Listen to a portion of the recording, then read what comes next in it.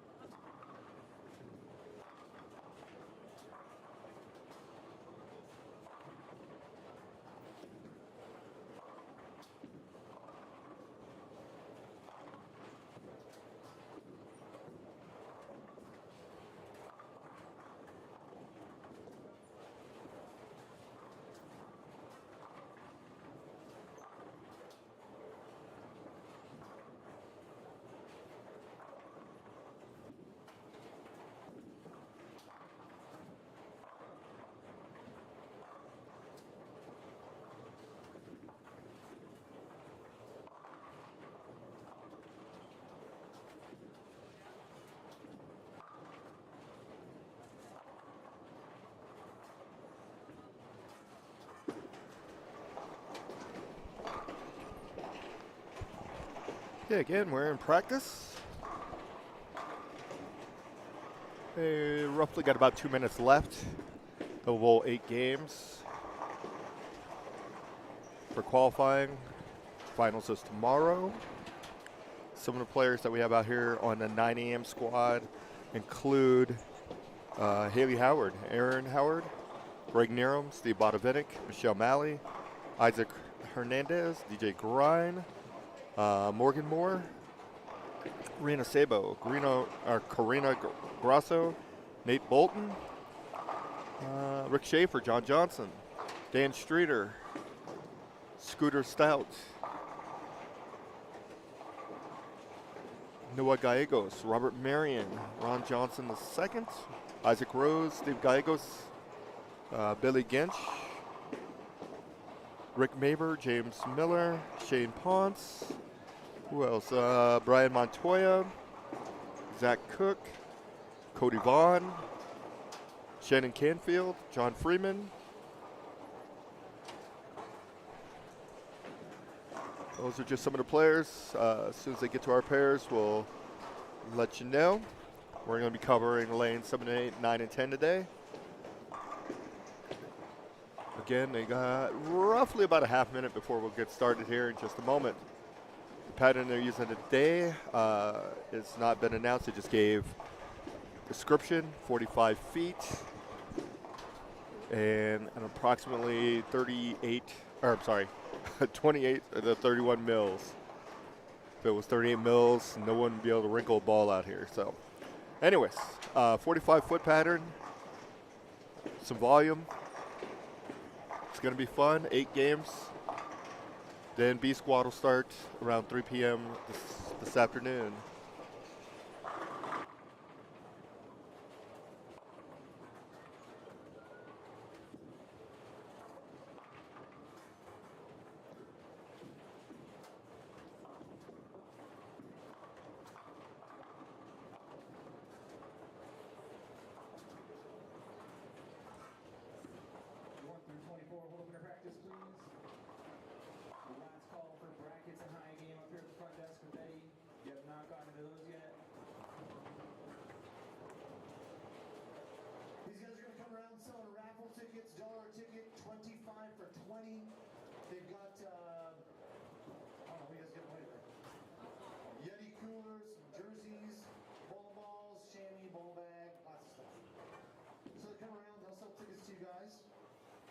If you need anything else, holler. Fingers crossed this rotation works. It's my first time. Thank you. But fingers crossed. Because it still is AMF. All right. Color bars are popping up. 8 games. Left going left, right going right. Skip 1, skip 2, skip 1, skip 2. You guys, big hand. Thank you for coming out. Megan was a big staple up here in Northern Colorado bowling. It's great we get to host the event for the first time. Make sure you shake Ricky's hand. He does a hell of a job. Let's go.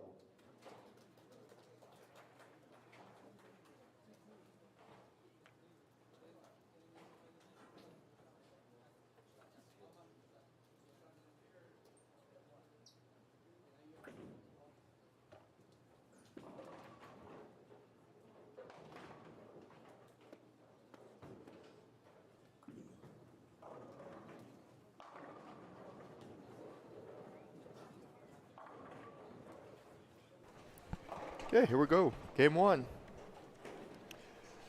Right now in our pairs on 7 and 8, it looks like we have John Johnson, Rick Schaefer, Al Wolf, Dan Streeter, and I do believe that is it. Someone I'm missing. I'm waiting for him to come down. Then on lanes 9 and 10, we got Aiden Van Bieber, Scooter Scout, Cade Van Bieber, Noah Gallegos, and looks like Robert Marion is on lane 11. Okay, so it looks like our crosses right now for game 1. Then when they do move, the left's going to go left and the right will go right. And as soon as I get an update on who's coming to our pairs, we'll give it to you. We'll have our updated standings on our website as normal. It's Neil Prism Media. You go to the live stream link and scroll down. You'll be able to find the standings as we're going along.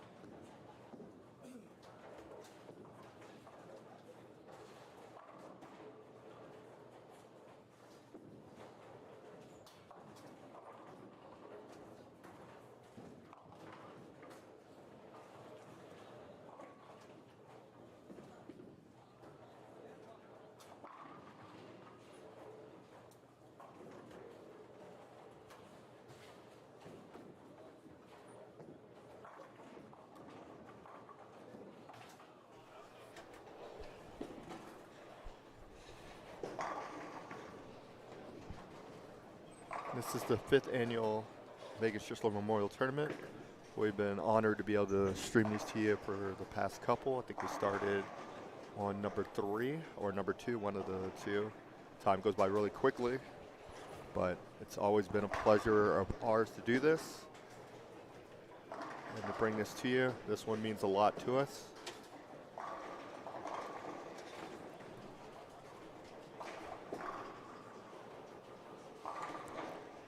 Okay, it looks like up on lane 7 we have Rick Schaefer. He's got a big split that he's working with there. Unfortunately, only gets one.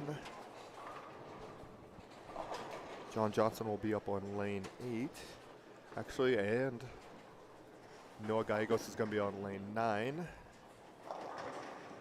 Unfortunately, he just left the split, so he leaves at 210.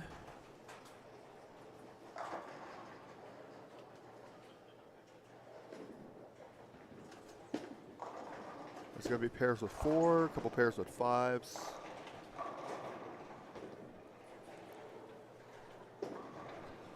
Then we do have Alfred Wolf on lane 7.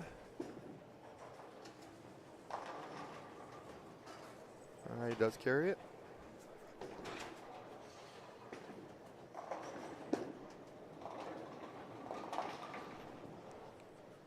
Noah gets 1.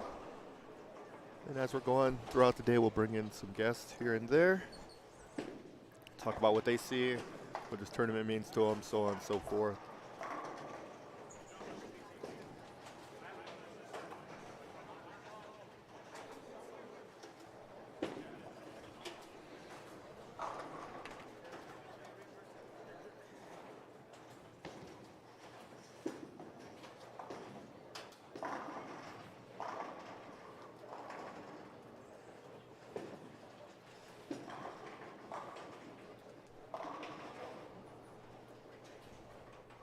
Okay, Dan Strader does strike there.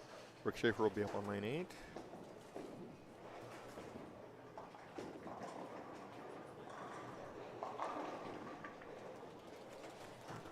And Cade will be up on lane 10.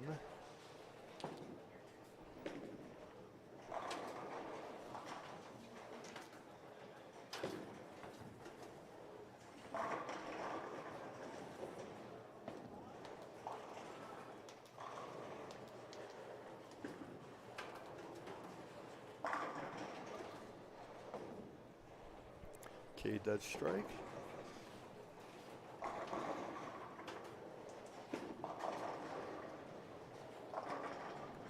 Schaefer comes in a little light and leaves just a 7.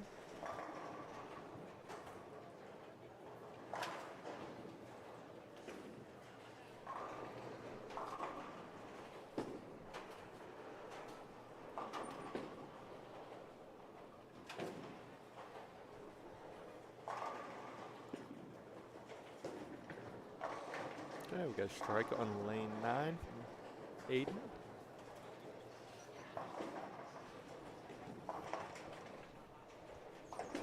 We have Noah up on lane 10.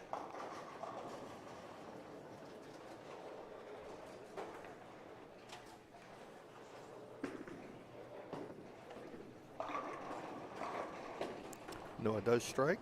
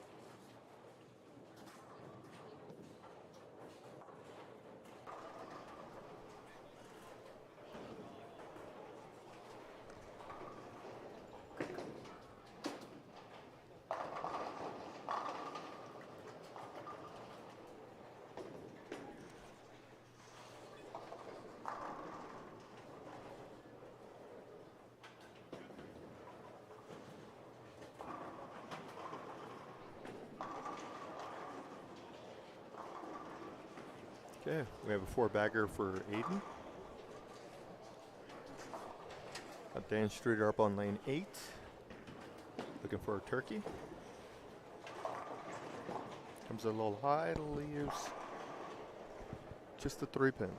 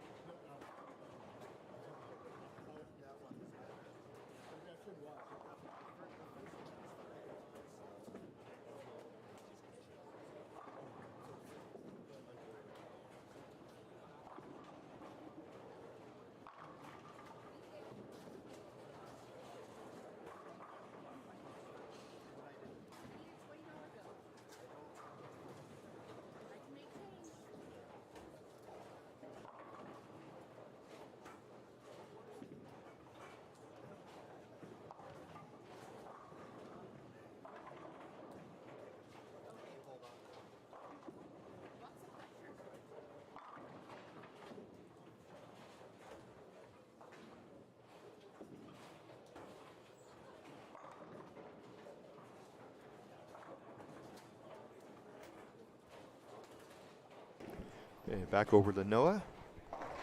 Lane 9.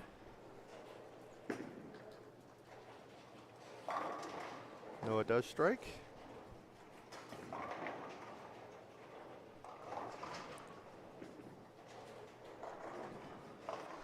John Johnson on lane 8.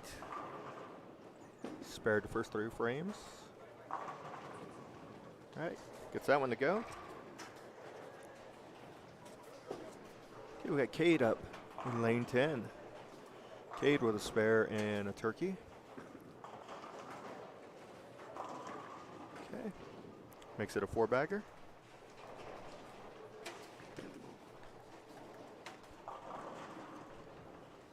Okay, Dan Streeter's back up on lane 7.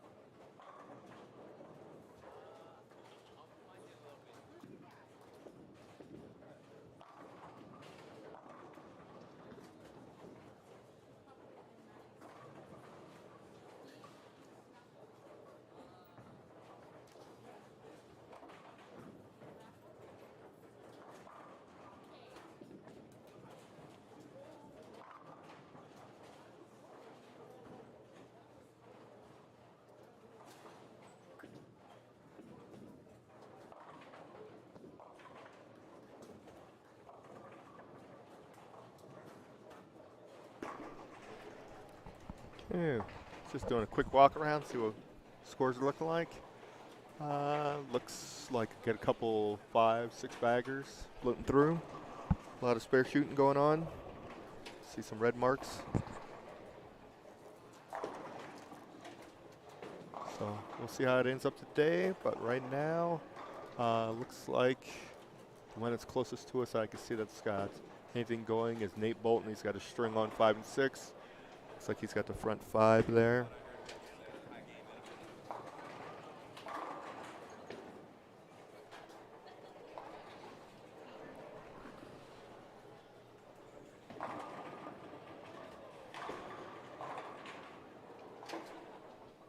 Nice messenger there, lane 10.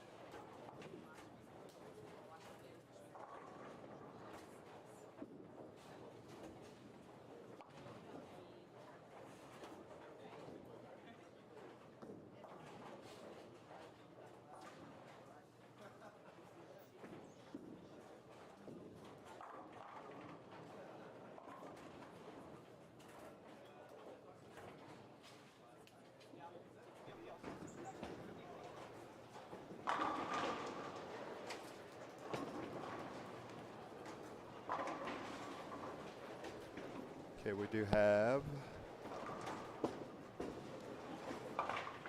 the guest of honor in the house right now, or one of the guests. One that is honoring the most is Ricky Schissler. He's going to join us for a couple quick seconds here. He's bowling later. Oh, You're fine. yeah, I am bowling later.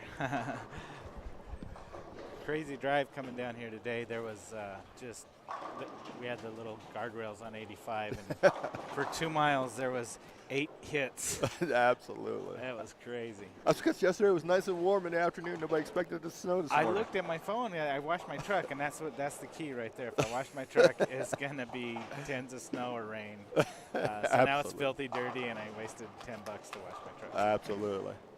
Again, it is a pleasure for us to do this. Yeah, An honor I'll more tell than you, a pleasure. Anything we else? would be nothing without Neo Prison. I mean, they've been supporting us from the very beginning, and the technology is just improving with these guys. They got more screens now than a sports bar. Absolutely. But it's really good. So what are you seeing so far?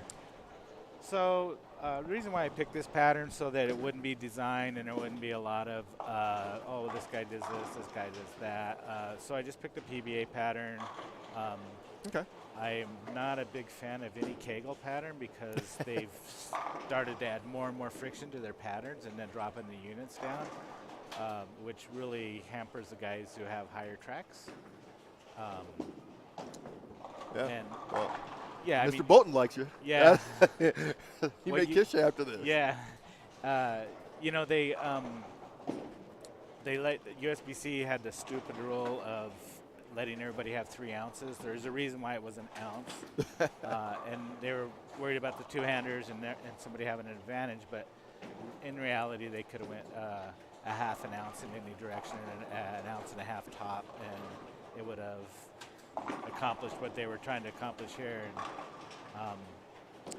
I just really feel like the balls are too dynamic to allow 3 ounces on the side or top, or they're just too dynamic to give them that much help. Absolutely. Balls are getting bigger and bigger. Yes, they're not, and patterns are getting shorter and less volume, and I'm not really sure how they get the correlation. But if I had a bowling center and I was trying to protect the lane surface, I wouldn't let these big balls go down there without plenty of oil to let them, absorb the shock and the wear and tear that a cover would do to the front of the lane. And I just think the longevity of your lanes are determined by these balls going down there, and they're not putting enough volume on the front of the lane, which is where it's supposed to be in the original wood days. Oh, absolutely. Those days are long gone. Long gone. But yeah, I mean, I see a couple different guys, look like they're doing pretty good to start. The transition will be what gets them. That's always a key. Keeping up with that. And sometimes you do, and sometimes you don't. That's whether you can overcome those or not. I think that the guys that are playing in shouldn't be there right now. I think they should have started way more to the right and then burned up a spot and then moved in after they kind of carried down a hair. And you kind of create a little friction in the mid lane. But this is 45 feet long and it's 31 mils. Okay. So, which is high. It's hard to find any pattern that Kegel designs anymore above 28, 29. So yeah, just 8 games. I feel like with the balls, give everybody a chance where we're not trying to loft the gutters after 5 games. So Yeah. I think it'll be good. I mean, I see some straight players bowling good. I think that little Haley has got 8-bagger right now. That's incredible. Exactly. I'm just trying to see where Nate's playing to figure out. I know he's using the biggest ball they make. Yeah, he's going fairly straight. Yeah. There we go. Yeah. I'm telling you, man, he loves you. Yeah. Yeah. He hasn't seen his ball get to the arrows in months, I bet. At least not that one. That's a big piece he's got in his hand. For sure, not that one. That is a big ball. Which, a lot of people won't invest in a big ball or two because they don't see the oil patterns, and then they come out and ball a tournament, and it's like, I wish I would have had a bigger ball. True. They kind of serve their purposes. If you think about it, one ball cannot do it all, even though that ball rolls great for you on 4 or 5 different patterns. They just don't. The weight blocks are too hard to manipulate with your release. If the ball's designed to go 35 feet and start up, it's going to try to do it on every pattern, and if it's not there, it's just going to be DOA, dead on arrival. So. And of course, this tournament has a couple different, I hate to say divisions, but it's got a couple different extra prizes or cash rewards for women as well as the seniors. Yeah.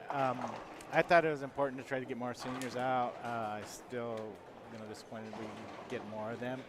I thought we'd do more ladies this year with having the money that's been put out. It's not coming out of their pocket. We've got $3 grand going out to the ladies. Awesome. Yeah, just to compare that to a lot of ladies were ball in the city, but if they won the city 20 times, they wouldn't probably get what the cash spot is. Just the last cash is going to pay in this tournament for them. But I just trying to promote scratch bowling. Megan was a great scratch bowler, and she would have loved something like this. So that's why I created the. Oh wow! Almost had a conversion. A 710 almost. So yeah, she was a competitor, and I just wanted to kind of continue that on for her and give the ladies something to bowl for. And they do have it. If they happen to bowl really well, they can switch into the men's division after qualifying. I gave them that. That's pretty unheard of too. So a lot of advantages for the ladies. And then we've had 2 seniors win this tournament, and 2 the younger boys win it. So it's been pretty good there. But I still want to see more seniors come out because sometimes they don't feel like they can. We need a lady to win. Yeah, that would be amazing. And it could happen. We have some good ladies bowlers here, Karina and Carrie and Michelle and That little Haley girl throws it really good, and Yes, absolutely. Harmony Trend's really good. Yep. So it could happen. Yeah, I have no doubts about that. Yeah. That would be fun to watch for sure. I guess it depends on who she's bowling in the finals. Yeah, unless it She's was bowling me. you don't want her to win. I mean, I got to be honest. I'm not. I'm a pretty good guy off the lane, but on the lane, I just want to win. So I guess that's probably how I've gotten where I've gotten, is just having that want to win mentality. Sometimes I don't handle it the best. So yeah, but I'll own it. That's who I am, and love me or hate me, it's just when I'm on the lanes, it's a different enemy. And unfortunately, that's the way you have to be. You have to be, when you're bowling, it's you have to have a different mindset. You can't be friends with everybody and so on and so forth, because you're out to win. It's a competition, and you're out to compete and win. Yeah. And you shake hands afterwards. Yeah. We go out afterwards, whatever. Yeah, it's pretty incredible. Nate, front 8. Nate Bolton, front 8. Cade he just smashed a 10. In the 5 years of this, or the 4 years prior to this, has anybody shot 300? Or yes, there has been a 300, because I know. I think there has been. Now I can't think of his name.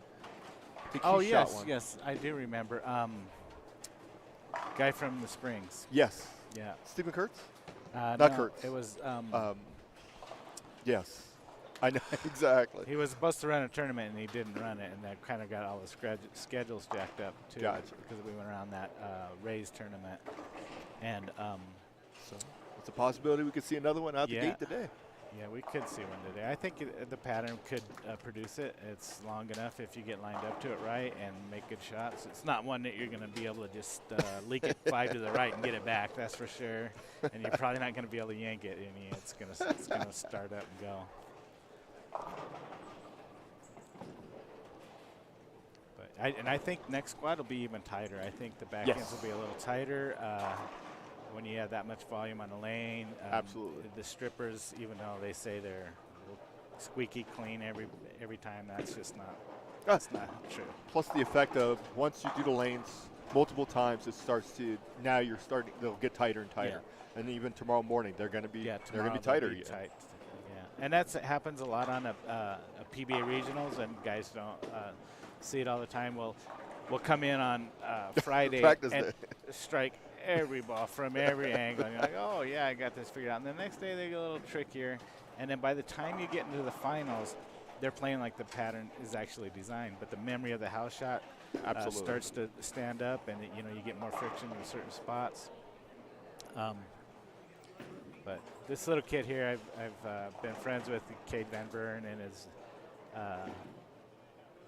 his brother, Aiden. Great little two-handed bowlers, and good kids. I've had them over to my house for barbecues and stuff. They're just they're like my little buddies. I don't know, but yeah, they're just good. They work here too. The staff here is amazing. Absolutely. And Highland Park is the best center in the state of Colorado. Yeah, it's a great center. And we have some really good independents. I mean, up north we have Sweetheart here. Centennial's a good center. Holiday. Uh-oh. That one. Wow, he almost left the 8, 9, 7, 8, 9. But yeah, Holiday's a great center. They've done some remodeling, got some new lanes in there, which I'm so happy for them. I heard Centennial's about to do a massive remodel too. Yeah, and that's been a great center, kind of a hidden gem out there, for the people in this area. And then we've got Arapahoe, which I work at the pro shop there. I manage Total Bowling Dynamics now. That center is just crazy busy. It's hard for me to get practice games in because there's never a lane available. Exactly. And, I mean, we have some really nice centers in Colorado. It's nice. Agreed.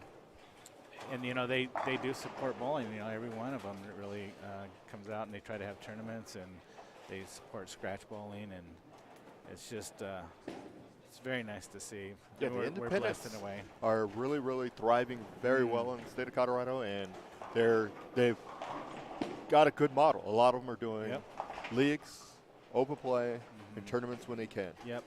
instead of saying, well, we're just going to do open play or we're just going to do this or that. They are diversifying and getting everything they can to keep it full. And you're seeing the rewards. Like you said, Arapahoe's packed to the hill. Centennial's packed every time I'm up there.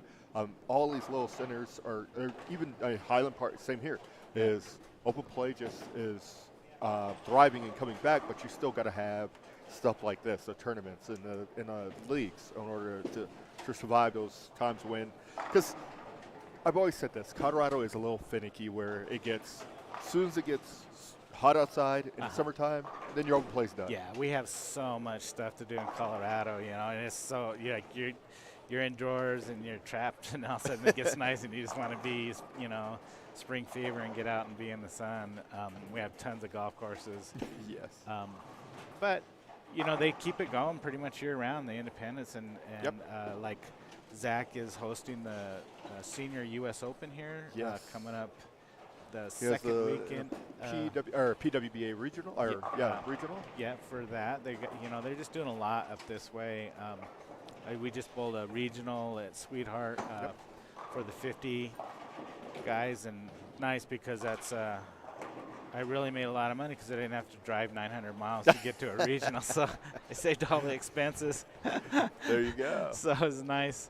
But, yeah, we don't have enough of those things in Colorado, but these guys are working on it. They have a tour stop in the Springs. I think it's a regional. Is it a regional? Yeah, I think it's a regional. Yeah, at Peak. I'll be right back. I'm getting called right now. Okay. Let's go. We'll recap some of these scores. Cade Van Buren, 229. Aiden Van Buren, 279. Scooter Stout looks like he's going to go 240. Nate's on a 270 pace. Karina, she can go 269 here. And Rick Schaefer's figuring him out a little bit. He can go 210.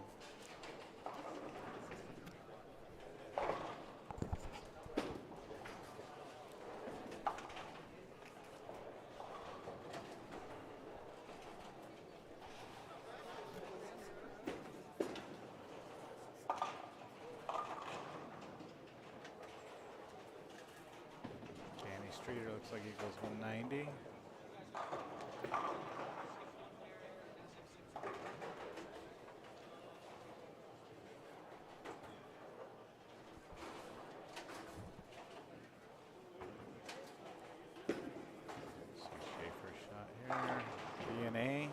That ball looks really good. Billy Ginch. He's got strike open, 5-bagger.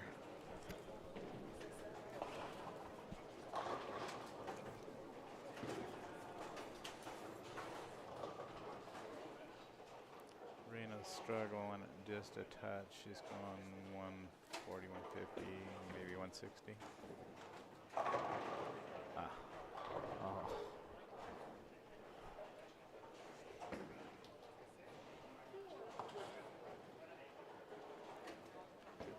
Rick Schaefer, last one on this lane 8. Switching to a gym and looked a lot like the DNA. 216.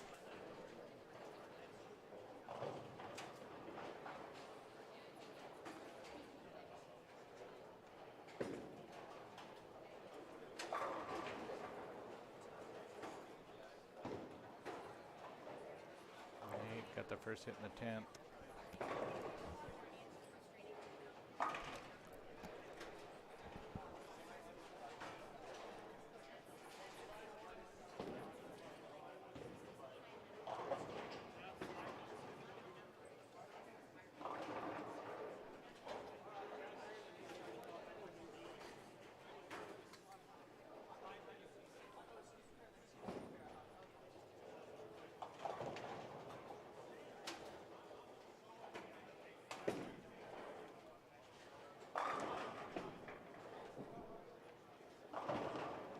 Nate, 279 out of the box if he gets this next hit.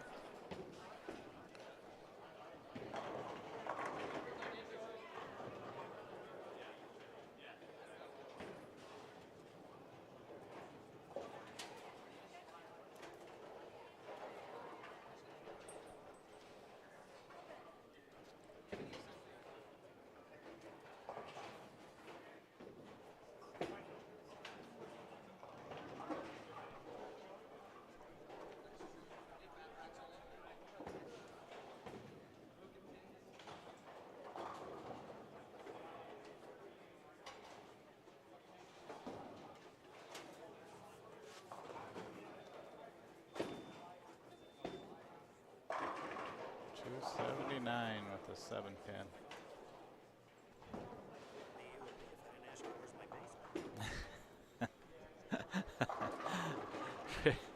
Rick Schaefer. Funny guy.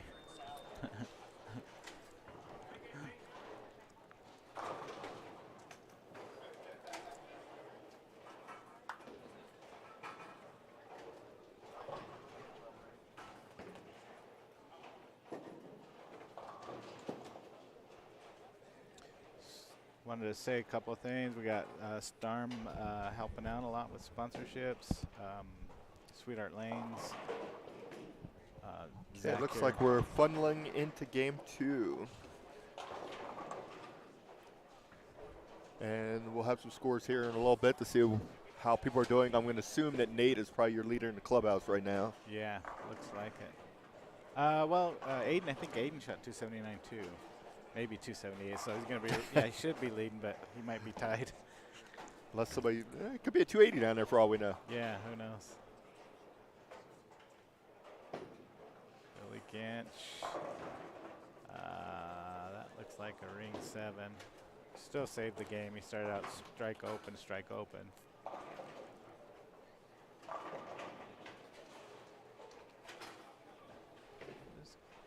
Some low scores still. If you don't get right on top of it early, I think you're gonna have a lot of issues. Once you kind of get your eyes and your feet in the right spot, I think they'll be pretty playable. But you're not going to be able to leak it in the front, especially if you don't have a big hand to get it back. Excellent. And getting comfortable. You just got to get yourself comfortable and Yeah. start bowling. Robbie Marion from the Springs. Interesting, Robbie throws a 16-pound ball. I didn't realize that until I bowled with him One of the few. last week. Yeah. He always seems to find a way to get there.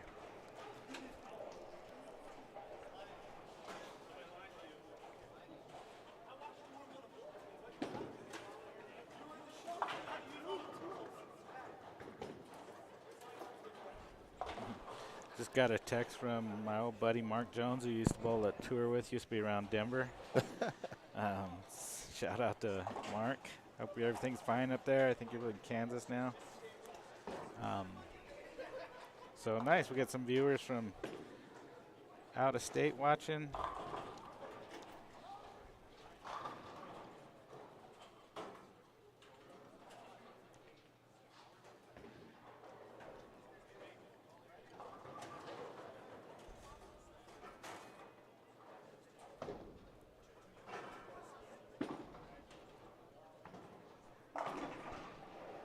Streeter going Brooklyn. Yeah, he must have saw that bad rack. That's what I always say. Playing that bad rack, you got to hit him there. We got Ron Johnson the third. I always want to say junior. He's fairly deep. Using a DNA. Recently signed with Goebel. So congratulations to him.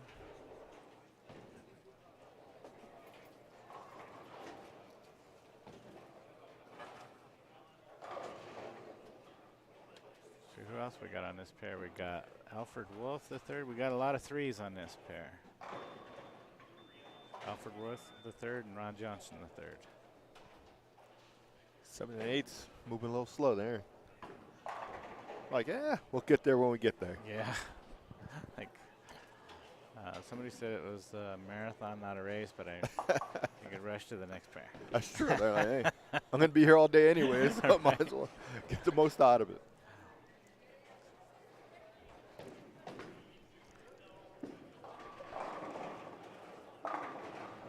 There we go. Yep. Robert Marion. I bet you he's probably the only person in here throwing 16 pounds. Yeah, I think you're right. There's a few guys on the senior tour still do. It was Barnes and my friend Michael Haugen. Yes. Who I room with every now and then. And I'm trying to think. I don't think there's anybody else. And it's funny because they hook so much on that tour that I think the 15 actually helps them keep the ball from jerking off the spot so hard. So, and Hal can throw that thing still 19 miles an hour. He likes to throw it firm and at him. And you know, Chris is always, he could do a lot of stuff, but he likes to go pretty firm at him at times too. But other than that, if you kind of spin it out there, you're golden. Well, there's some players on the regular tour going to 14. Yeah, and you know, I thought of that myself because I've been working on getting my speed up. And I'd throw a 14 and the ball would scoot to the front, but it would slow down twice as much as a 15 down lane. So at the down lane, it was actually within a couple of tenths different. And I'm like, well, that ain't gonna work. But I've been getting it around 18 off my hand now, which is pretty firm. Absolutely. I'm pretty sure that's close to Belmo speed. I'd still like to be able to throw it 20 off my hand, but I don't know if I can physically do that. But I definitely am throwing a lot faster these days, and it's really helped my ball reaction. Plus, I had a really good lesson with Del Ballard Jr.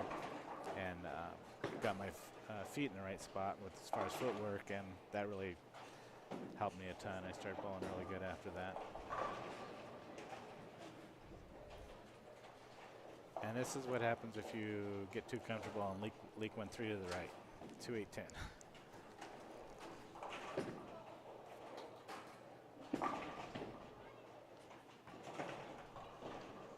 Get two and move on. Yeah. My motto has still always been, if you're going to open early. Yeah, absolutely.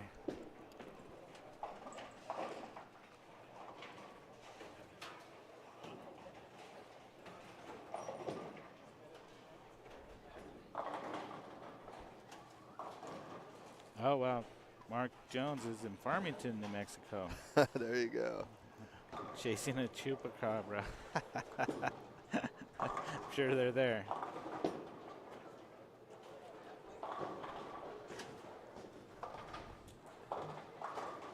James Jackson's asking about James Miller's score. Once we get the scores from the first game, I'll give it to you. They are printing them as we speak, so it'll be just a couple minutes, and we'll go over some scores of what was it like after game one. Yeah, they'll probably get those out pretty quick. They're really quick with that usually. Alfred Wolf playing him out a little bit. And I think that Alfred's in the right part of the lane. I don't think he's got the right ball in his hand, but that looks like the right part of the lane to me.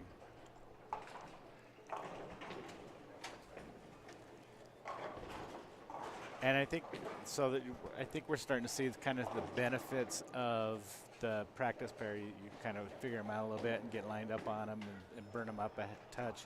Absolutely. But then the pair to your right or left is burning them up in different spots. So as you go to the next pair, it's going to be, there's going to be some adjustments. They're not, they look like, oh, they're going to be really high scoring, but then you watch their first few shots here and see some balls laboring, some balls not in the right part of the lane. And it's amazing how quickly you can burn a pair up, just by yourself, and then you get other people doing it, and that's when makes them tougher. Absolutely. Yeah, if you can hit the same spot, you're going to put a hole in the lane pretty quickly. Yeah. I think Rick Schaefer just lost an insert, and I'm thinking it was about 30 foot in the air. It was a pretty good toss. I think it's in the gutter, right, in 7 or 8. I think you threw it on 5.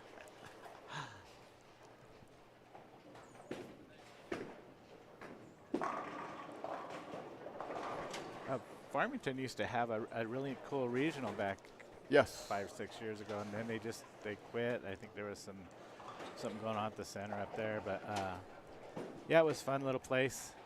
I shot a 300 in there, one of the PBA events that they had. They used to have the regional Albuquerque too, and the casino was upstairs. Mm-hmm. Yeah, I wish we'd get more like that closer. That wasn't a bad drive. That was at least maybe 6-7 hours for us from Colorado to get over to Farmington. Just far enough to know you're going somewhere, but not far enough that it's a trek. Kind of like everybody in Texas, they can get bowl all of them and not hardly spend any money on hotels and this and that. It's kind of unfair, but that was Rick's ball that lost the yeah, insert? yeah. You would think he would know to glue. You would think a pro shop, a guy that works in a pro shop would know to use glue on those, but apparently that's maybe he didn't check and see if the fingers are all right. You know, Kind of like being a mechanic. Yeah. You work on everybody else's cars all day long, you forget about yours. Yes, that's probably true.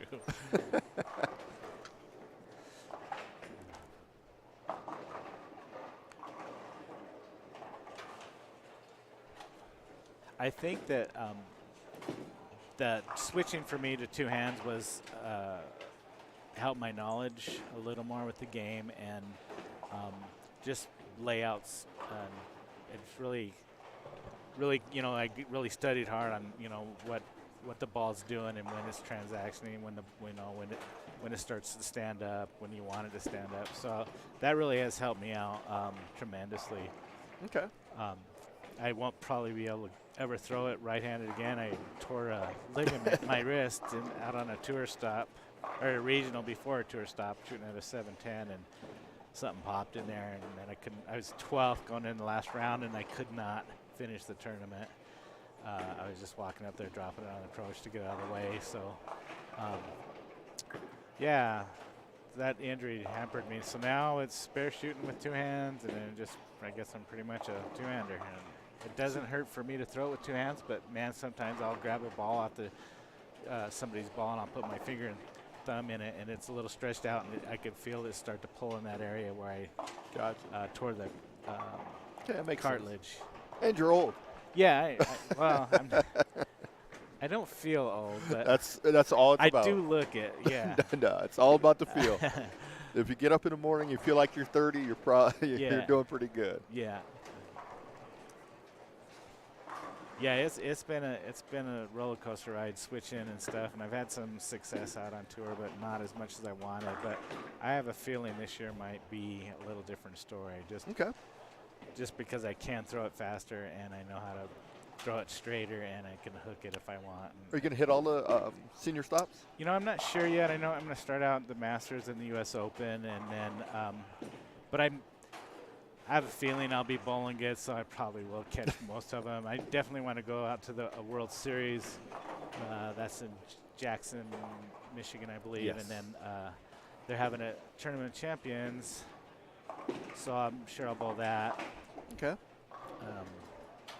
That was one of my bucket lists, is to bowl the TOC a couple years ago out on the boys tour, and I made the field. I had to bowl. Obviously I had to wrap it, but yeah, I made it out of there. But the way the boys break down a lane is about as bizarre as it gets. The whole field's standing to the right, like up the gutter, and then by the second game, they don't even throw another shot up the gutter. They just move in and throw it from the corner of the lane on the, you know, like, was that 45, and throw it towards the gutter. And like, don't you just bump in a little? And they're like, nope, we just stand in here and slow hook it now. I'm like, holy cow, all right. Strap on, because Yes. it's going to be a bumpy ride. But even though I had around 450, 460 rev rate, I couldn't slow down and hook it like that. Just something that I never really needed to do. I could always rely on Young guys are good. my hit, and so that's what those guys do. And so I've right now, if I throw it around 16.5 on my first shot, I could move in and throw it at like 14.3 consistently and hook the lane. And so that part of my game has really gotten better. Actually, I would actually kind of like to throw it softer and just lean on it and throw it to the right anyhow. But yeah, you have to kind of do everything nowadays, especially with the balls, the way they tear up the lanes. You have to almost invent ways to play the patterns, because around town it's really hard, because you have so many straighter players that when I move in, they'll jump on top of me, and I'm like, what are you doing in here? And they'll start burning my fronts, and I'm like, oh, it's crazy.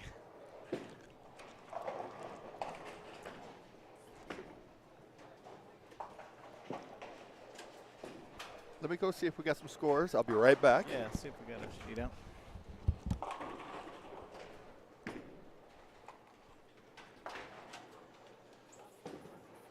And looking back, so we're watching Scooter Stout, a great player. Gets that one a little to the right, and the ball just digs in late and takes the 3 out of the rack, the PBA washout. Sean Rowe, now that's one of my students out of Arapahoe, and he is working on his game very hard, and he's starting to catch on. He's a hard worker. He's starting to learn it, and he's just a good student, good guy. Robbie Marion still in there really deep, and I'm not sure why. He went through the face and almost struck.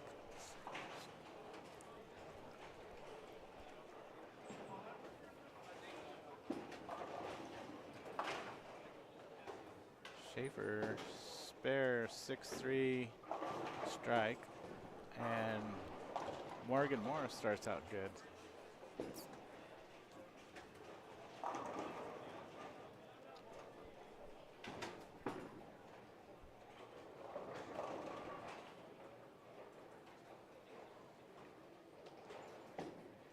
Noah's struggling a little bit, and it's surprising because he likes to play him straight, but right now he looks like he's trying to hook it. Not really probably the best place.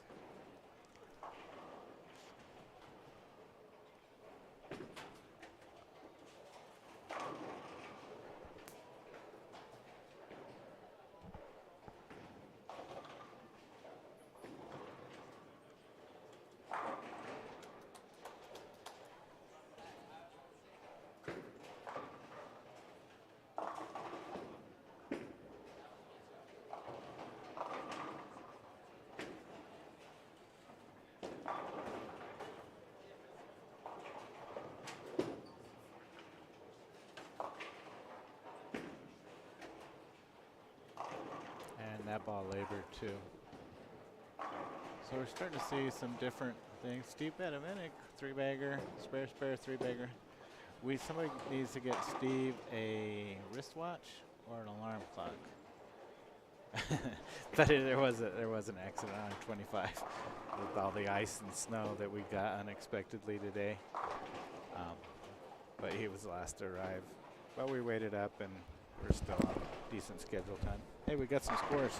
All righty, we do have some scores. For game 1, Nate Bolton and Aiden, 279s. Yeah. Haley Howard, 257. You did call that one down there. Yeah, she was throwing it good. Scooter Stout, which is right here on our lane 7. Greg Nerum with a 245. Karina, 237. Good for her. Perkovich, 230. Yeah, good bowler. John Johnson, 224. He's been working on transposing numbers for a little bit. 223 for Montoya. He's down yonder. So I'm just trying to get a general feel whether it was higher here or down there, but it seems to be consistent across the board here. Schaefer up in there, 16. Cody Vaughn, 219. Gallegos, 203. Right. Steve. Noah shot 194. Krista I forget there's 2 of them. 199. Not bad, Krista. I told her just to fill frames, and she must have listened. Then we have, who else? Steve Bodovinik, 188.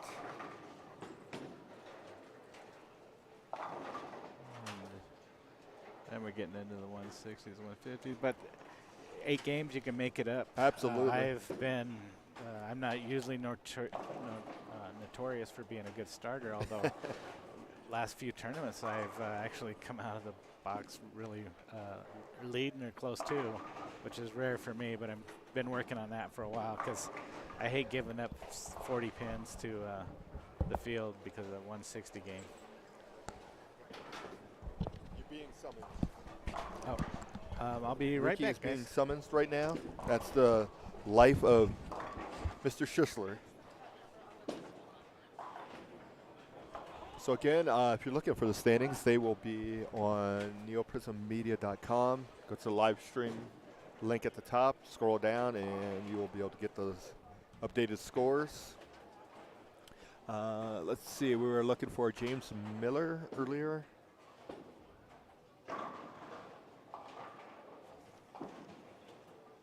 James Miller, unfortunately, shot 164.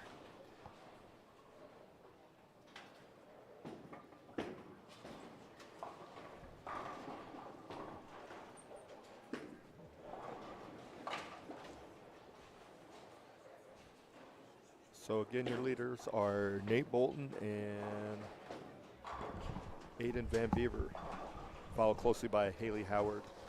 So we'll see what it's looking like after game 2. Nate's struggling a little bit this game. He went open, strike spare. That one he got to go left. He used a 310 or 310. So the second game, second pair is a little trickier for him.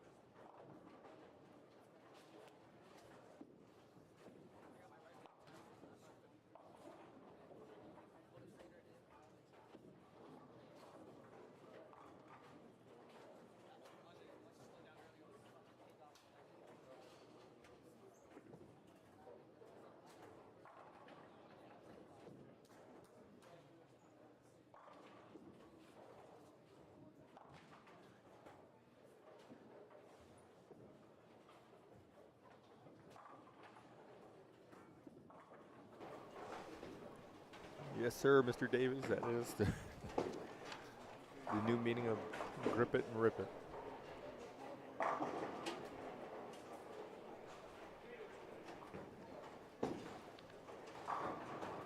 So again, we're in game 2. We have 8 games qualifying for 2 squads.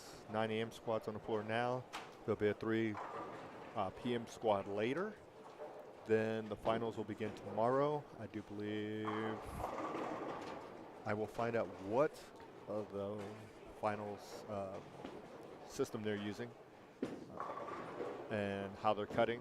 I know they're going to take some off of each squad. I think the guarantee is if you're in the top 4, you automatically make it to the finals tomorrow of each squad, and then the rest of the field. But I will double check that to make or to find out for sure. Okay, we got Nate Bolton up on lane 8, coming off that split on lane 7.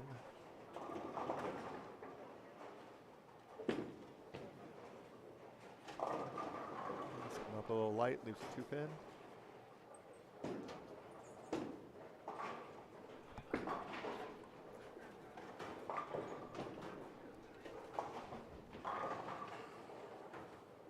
Actually, it's up to 2-8. We have a DJ Grind standing in front of me.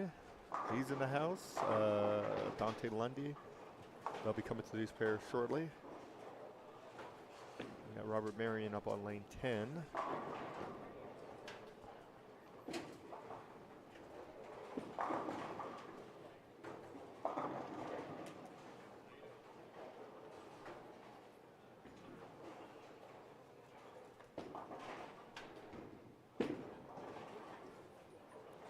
Okay, Nate does make the spare.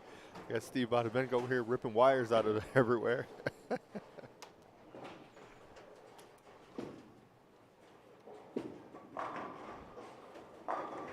Al Wolf does strike on lane 9.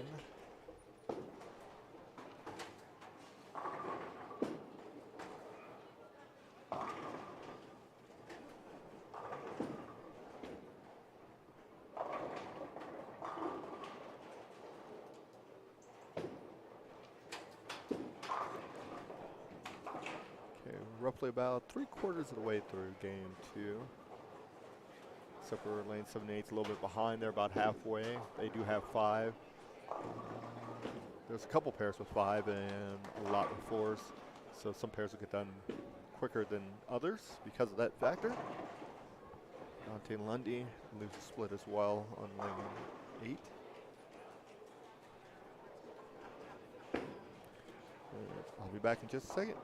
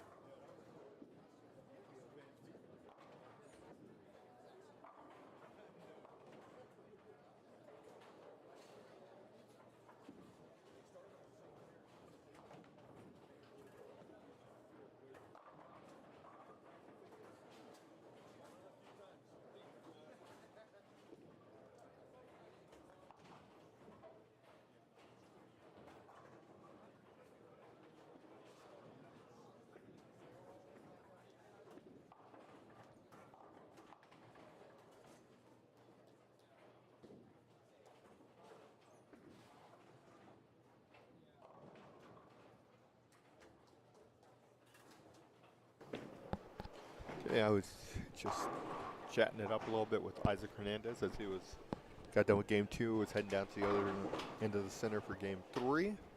And he just said that game 1, he played him a little too far to the left.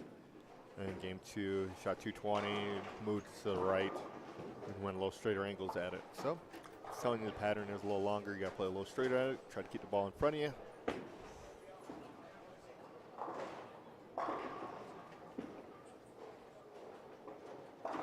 And try not to avoid a super steep angles.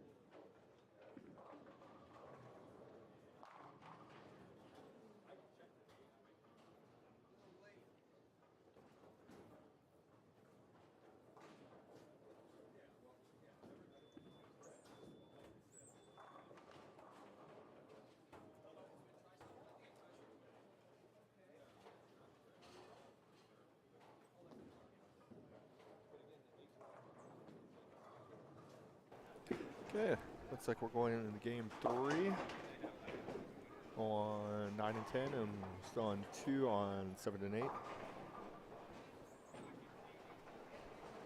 So we'll go back to 7 and 8, watch them finish out, and then we'll get to game 3.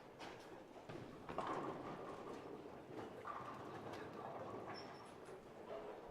appreciate all you guys watching. Greg Davies, Bobby Nelson, James Jackson, Keith Koger, Jeffrey Delaney. If you got any questions, just hit it up in the chat. We'll see if we can answer anything for you. It's 8 games, so I'm sure I can find the answer to a lot of questions. As soon as 7-8 gets done, we'll have scoring updates for game 2.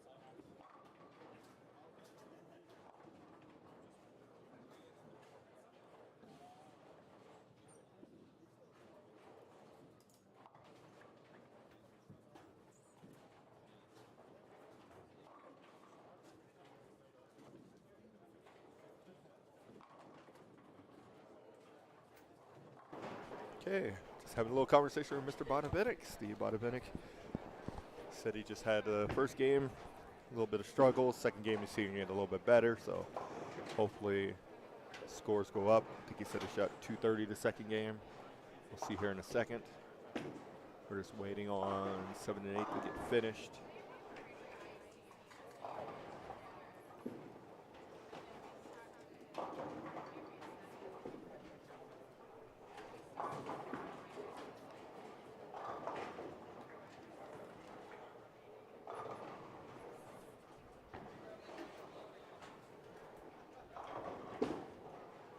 And then coming to the pairs for game 3. On lanes 9 and 10, we have, looks like James Hastings, DJ Grind, Morgan, Moore. And I'm trying to find out who their fourth is. So that'll be on 9 and 10. As soon as 7 and 8 gets done, we'll switch over to them, actually.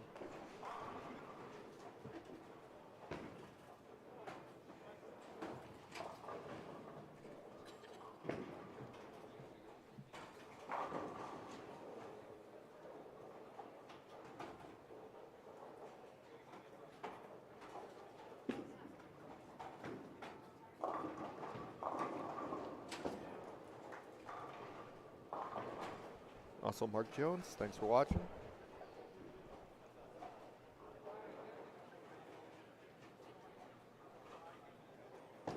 He asked how the lane's breaking down. So far, again, it's only been 2 games. Looks like you do need to be a little bit further to the right. Some pairs, they have created a hole down lane outside, probably around 5, 6, 7-ish. So you can get it to that spot down the lane. They'll come off of that and golden. Or if you're a little rev challenged, you're going to play straighter at it to get to that spot to get at the hook.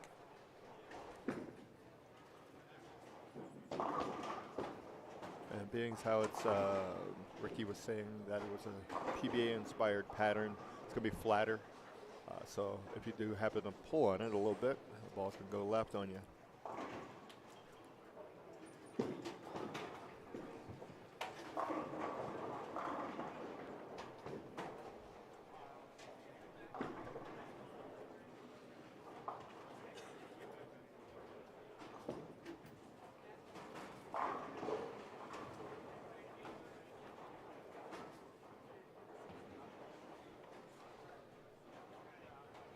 Okay.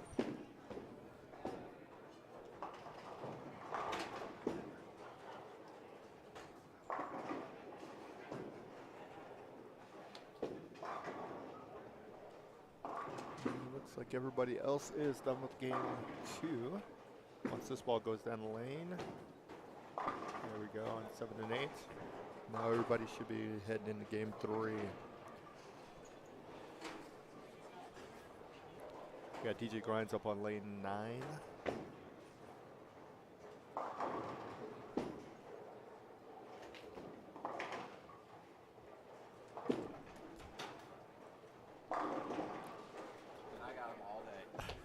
Exactly.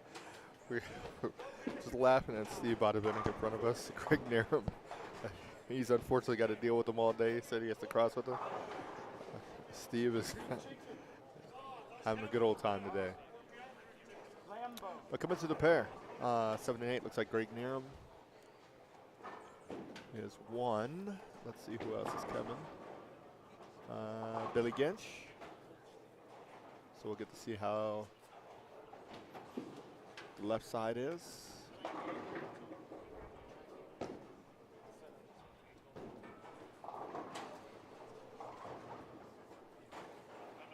do believe probably Steve Bodovinik is there too. Now we've got the guest of all guests coming to the house. One Zach Enders. I didn't even go on any kind of social media and pub this. I just walked by and grabbed a headset. There you go. So we'll see. What you got? Oh, No, man. This is, that's no, it's the paint splatter on the shirt. It looks good. Get it. It's good. So who are we watching here? Who am I talking about? You can talk about, they're just starting on game 3 on 7 and 8, and Okay. obviously they're about halfway through. So we do have, looks like what? Vince has got the front 4 over there. No, DJ. Or DJ. Sorry. Grinds. I see Grinds and Vince comes It's to my okay, head buddy. immediately. It's okay. So okay, these are our camera setups. Okay, Yes. 7, 8, 5, 6. There you go. Okay, Oh, so how about 7, 8, 9, 10? either way, it's all good to me. You're getting All right. scores. Yeah, I'll Scores let after you do game this. 2. I just printed those for you. There you go. Your current leader is 1 Cade Van Bieber, followed by Aiden. Brothers. Cade's the younger brother. Aiden's the older brother. They both work here with us. Alrighty. Aiden is just gone to the adult leagues this year. Cade is still pounding out in juniors, winning Mile High Tour. They're both great athletes. The younger one's playing baseball for high school still, but Cade, that is, he's your current leader. What was his first 2 games? 227, 247. Okay, and I saw Aiden had 279 game 1. What was game 2? 190. Slight Okay. little drop. He told me he had a couple 10 pins there, as long as he's rolling well. Absolutely. Aiden and I had a wonderful practice set yesterday. We had a good talk, good game plan, good practice session together. Good to see he's putting that into action for me. Absolutely. And Now, are you going to put it into action later on? I might be shoeing up today. That's what they tell me. That's what they tell me. That's a rare treat for us here. Let's not get crazy. The viewership will go down. I got a pin in the gutter on 8. You do. Let me see if one of the boys is paying attention. I'll let you Absolutely. keep reading. Then we have third, Greg Narum. Shot 213 that game. He is at plus 58. Sean Rowe is in 4th. Morgan Moore's in 5th. 6th is Cody Vaughn. 7th, Nate Bolton. 8th is DJ Grimes. 9th, Mason Robinson. And rounding out your top 10 is Scott Ross Kelly, who shot 258 the last game to put him at plus 29. Yay. There you go. So scores are looking pretty good. Yeah, for now. For now. This is a 45-foot, higher 20 milliliters. I don't know if they got to 30. Okay. But it's definitely 45 feet. Everything in this house that plays 40-ish feet that long is usually going to skate for the most part down lane. But the other part of that equation is that boards 1 through 5 in this building like to hook. So if you can get out there, I mean, I don't think he's probably watching, but Duran can attest. Jason Duran has won more titles in this building playing 1, 2, 3, 4, 5 than anybody that I can think of, regardless of what pattern's out there. The gutter's always in play. Gutter's always in play here. So we're going to see a lot of that right now. Boys are up against the gutter, which is good. I've seen some migration left. History tells me that this pattern probably doesn't want you to get left that fast. Absolutely. But we'll see. Like, I don't know. If last week we had a sweeper on a 45-foot pattern. Okay. And not this one, a different one. Okay. But just to kind of give a little heads up, Edge played good, but then as soon as people started getting into, it was a 6-game sweeper. As soon as they got to like game 3, 4, you could tell where the uneducated were playing with sandpaper at like 15 early in the day, and the mid lanes were just non-holding. I had a hard time getting a ball up 15 through 20 to stay on the right side of the headband. Great shape from Badavinik right there. Absolutely. So, you know, as long as you stay right, transition left, I mean, in this day and age, it's all about how big and how wide is my pocket, right? And if you're going to be playing super tight like that, well, your pocket's going to be really, really small and really, really thin. As opposed to if you're playing up the edge and the ball can work its way all through the pocket, you're more apt to get favorable carry as opposed to maybe a 2-8-10 or a light 10.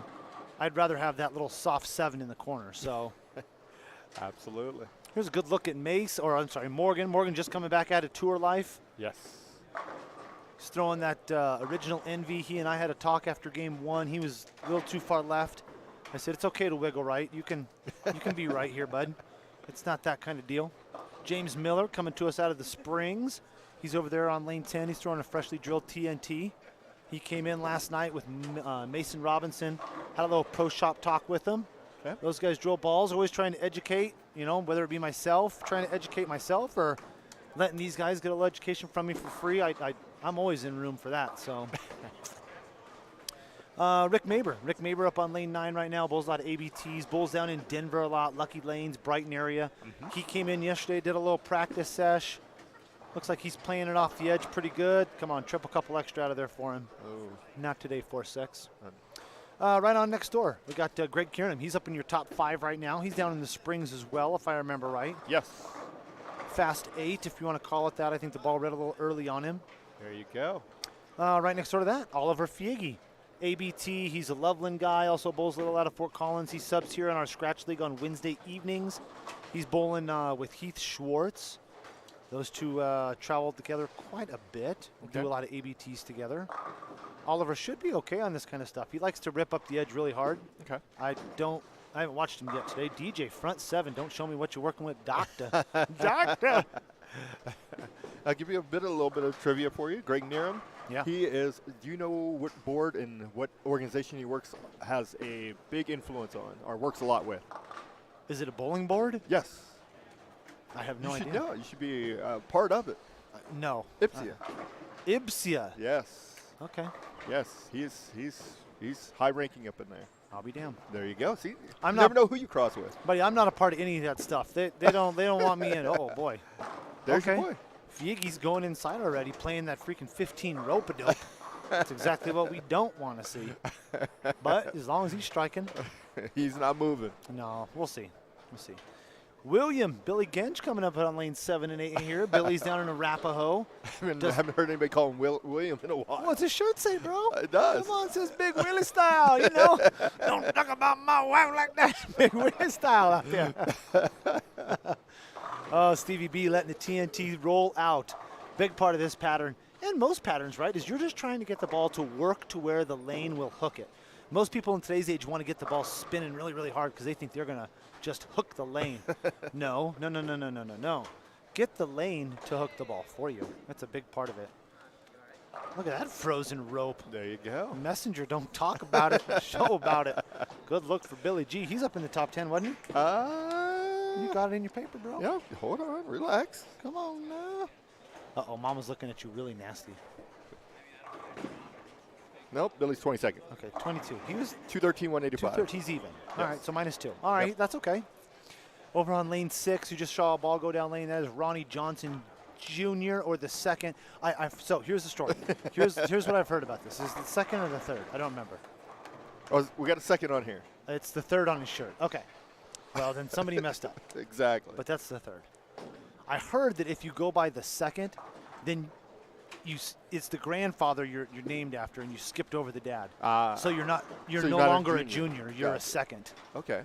There's your educational who cares today. And then if they skip over, so if you have a kid and you name them the same, or don't name them the same, but then your grandkid's named after you, there would be a third? Buddy, yeah. I'm just asking a question. Sure. I didn't know you know. You're talking about 6th generation at that point. You're getting a little goofy. All right, Morgan working on a quick little 4-bagger, 5-bagger. He's up in the 8th frame. DJ still killing it through 7, 8. Over on lane 5, Ronnie Johnson's getting ready to go walk down there again. How's this ball look? DJ's showing go. the fist. Uh-oh. Dwayne Steinmetz just walked in the door. He's in the next squad. There you go. A couple guys I didn't know today. I didn't know Sean Rowe. He's over on lane 11. He walked in, fresh face. Do you know him? No. Okay. That is a fresh one. Okay. I did not know Sean Rowe, which is rare. I mean, I've been here as long as the dirt's been underneath the ground of this building. So That is true. I think they found me buried in an egg like Dinger when they dug up Coors Field and Dinger was buried under home plate. That was me. They dug up lane 14 and I was hiding under the pin deck. Exactly. I got a pin in the gutter on 12 right here. Uh-oh, that better hurry.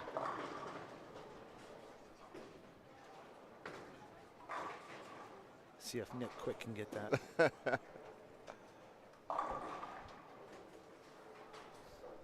Yep. There it There is. you go, man. Your staff is good. No, they're good. They good. They're are. good. Absolutely. They're good. I've been all over the place, and these guys are pretty good. I give them a hard time, and I ride them only because, well, in order to be the best, you got to work like the best. Absolutely. We don't take days off. If you're going to take a day off, There is good. if you're going to take a day off, let me know about it. And I'll make sure I work twice as hard that day. All right, May recovers up his 6-pin down lane. He does. He needed an extra spare after a couple of those red bingo circles.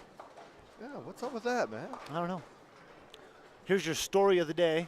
So young Noah walks in today. Gets checked in, does all of his work. And tells me, oh, Jackson's already here. And tells me, Zach, I forgot my spare ball at my practice session last night. And that sounds like a personal problem, Noah. So I said, okay, well, I have a Columbia white dot, as he's wearing his Motive shirt. Absolutely. How about an Ebonite T-zone? How about, something good? How about good? No. So we run to the back, and I had a Visiball back there. So we just plugged the thumb real quick here and cut and cleaned. And there he is. He's down there throwing a breast cancer awareness Visiball. And the reason I know this is because I just watched him shoot a split down here on wherever he's at, 17, 18, 19, 20. He was the only pink ball in the house. That better hurry. Yes. Yeah, so that is what we're talking about when we're talking about closing our pocket off, right? Because you've now gotten yourself to the left of the head pin, which means that your pocket is half the size as somebody standing on the opposite side of the head pin.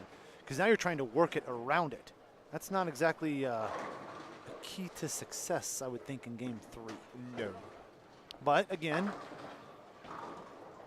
I'm standing here with some tennis shoes on. I'm standing here with some J4 cements on today. Old ones, not that new retro crap. This is 10 to 12-year-old. I ain't that dude. This is come on. Your feet haven't grown in all those years? Dude, I'm 42 years old. 10 years You're ago, old. I was 30-something. If your feet are growing at 30, ask Barry Bonds. You're probably taking some clear. Why is your head growing? I don't know. It's probably the gel I'm rubbing on. Your rev rate will go up. It's rev rate. No, I think they called that his eye-hand coordination, sir. Absolutely. No, I'm talking about in the I know what you're talking about. in the but bowling it's world. eye-hand coordination, sir. All right, Morgan. Working on a little 280 clip right here. Yes, he is. What was his last game? Yes. Yee. Oh, he's looking on page 2. Come on, guy. What are you doing? He's up near the I top, know, son. 251. 251 last game. I'll just give you Yeah, a hard nothing like time. going plus 130 for 2. Ho-hum. And game 1 was 190 or 2-0. Yes, sir. Just trying to – he was waiting for me. We had a little talk in the back office after game 1 when I went down and gave him a little ball talk. He said, you know, if you have spare time, you got time to go on tour with me? I thought to myself, well, Yeah, you do have a lot of free time on your hands. good Lord. I have no free time. So next weekend, ABT will be here. You guys Yes. are going to be up here hanging out again with us. Absolutely. Then we have an open weekend, and then we have. What is that? Well, that's usually when we try to escape to go on vacation, but it ain't happening this one. So then we have an open weekend, I believe. That would be the. What weekend is that? The 15th, 15th, 16th. 16th. There's something going on that weekend. Oh no, we don't. We have the Junior Teen Masters qualifier on Saturday the 15th. Okay. Sunday the 16th. We have the Mile High Tour in town, so it's Junior weekend.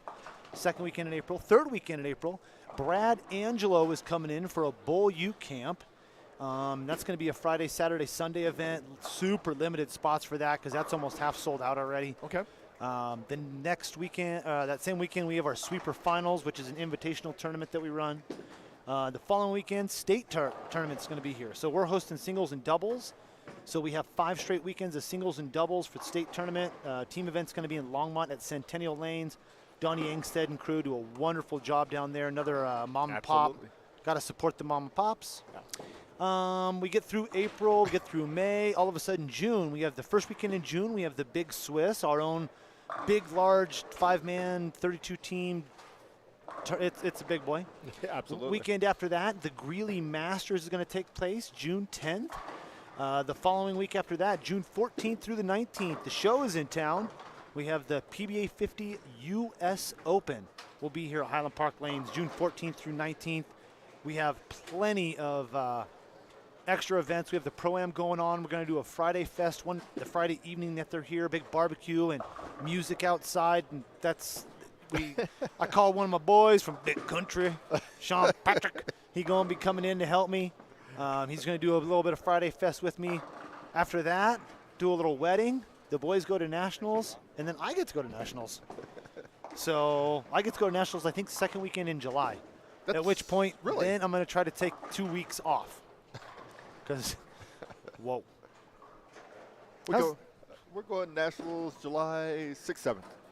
Okay, you're there right before us. I think Yes. we're 10, 11, 12. Gotcha. 10, 11, 12. All right, these boys are rounding up in the 10th frame. DJ 255. Here's a good look at Morgan in his 10th frame, first ball. Right next door, Maber 156. Millie Rock, James Miller. He's going to have to punch for 180. Yep. Oh. 7-pin off the side wall. Don't mind if I do. Maybe gassed it a little bit. That was a 17. Greg Kieranum, he's looking at a 7-10 down lane. Don't thank you at all. Just get one and move on.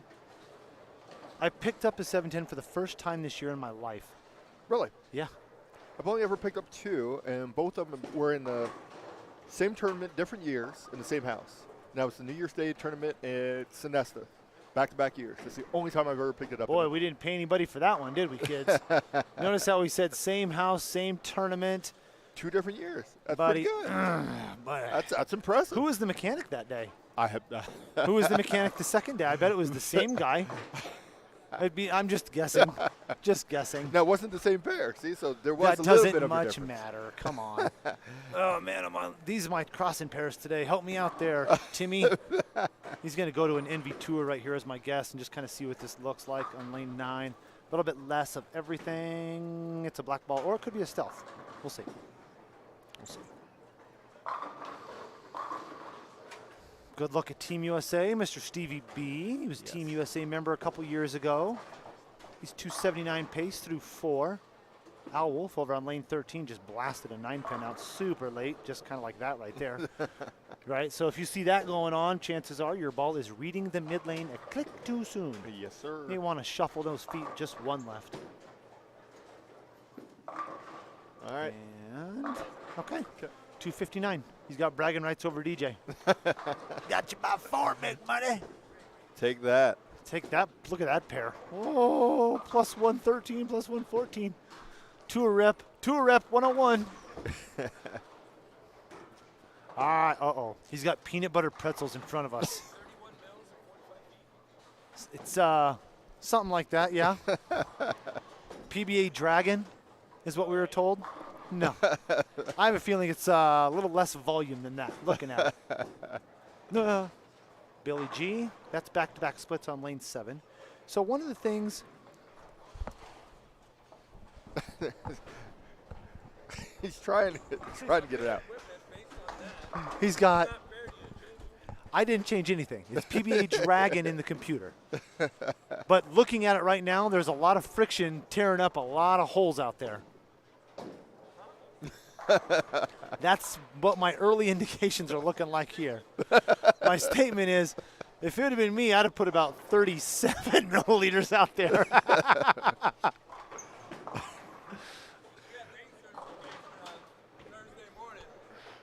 Well, I'd have put, oh.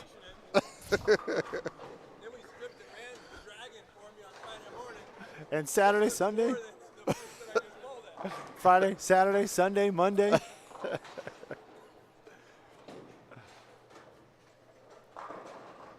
Isn't he on a 279 pace? Yeah. Well, Oh, he'll only be happy if he shoots 300. buddy. Buddy. You gotta remember, he's a bowler. We're all bowlers. Yes, that's true. Bowlers have a certain Mindset. Oh,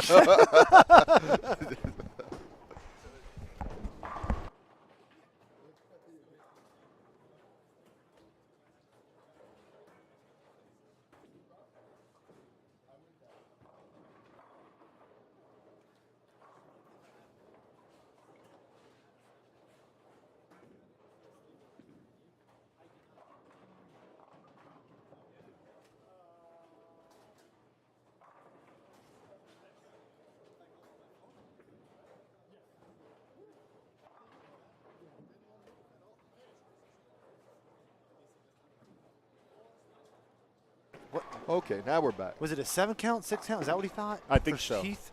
That's Heath what right he's there trying in to front of figure out. us? That's what they're trying to They had some determine. score questioning going on. Oh. Did anybody in the chat see that? Heath on his spare. Heath Schwartz, he was over on, going to be on lanes. He was on lane 7. He thinks he had a 6 count, but he's trying to figure out what exactly happened there.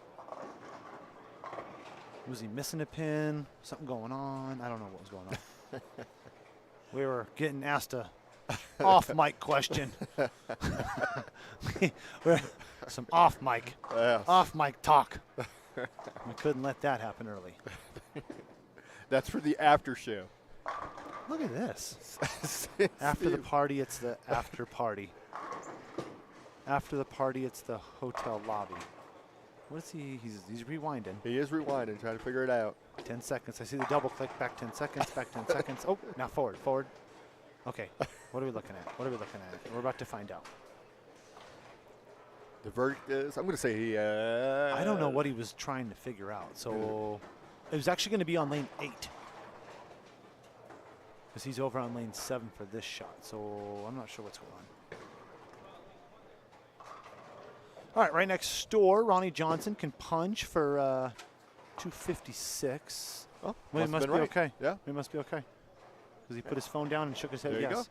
Okay. You want to know something? What's up? Hold on. Brought my club. Your golf clubs are here? It's because we have 2 golf simulators here. There you go. He wants to go down and rumble. Well, I'm here all day. So how you feeling? Huh? You bowling well? Yeah. Yeah, if you don't know, Morgan's behind us right now. He just got done. They're waiting for a lane transfer. Okay, what happened first game? I was just in the wrong part. Okay. Wrong part of the lane. Yeah. Ball rep, bro. Ball. I buy in something like 2 weeks. It's not like I was in a week option, but I was in something a little bit weaker than I should have. Okay. And then, I have my ball rep with me. You know. Oh, yeah. I've already heard the story. According to So him. now we're 100 over and we're good. Buddy, he was even. He just went 100 over for 2. You think that just happened? I Yeah, mean, you he had did- nothing to do with that. No. Here's the story. He has all the talent in the world to have done that by Yes, himself. absolutely. I just sped up the progression. Okay, there you go. See, that's usually what I do. I struggle for the first 4 games, figure out how to go 200 over, and I'm 150 over, and we either make a cut or we don't. Okay. But now I'm 100 over, and now I have. See like what I 6 just did? But you just like to give yourself, make So- yourself think after those first 4? I just like to make it harder on myself. Okay, let's do this. I'm going to tomorrow when he's making money.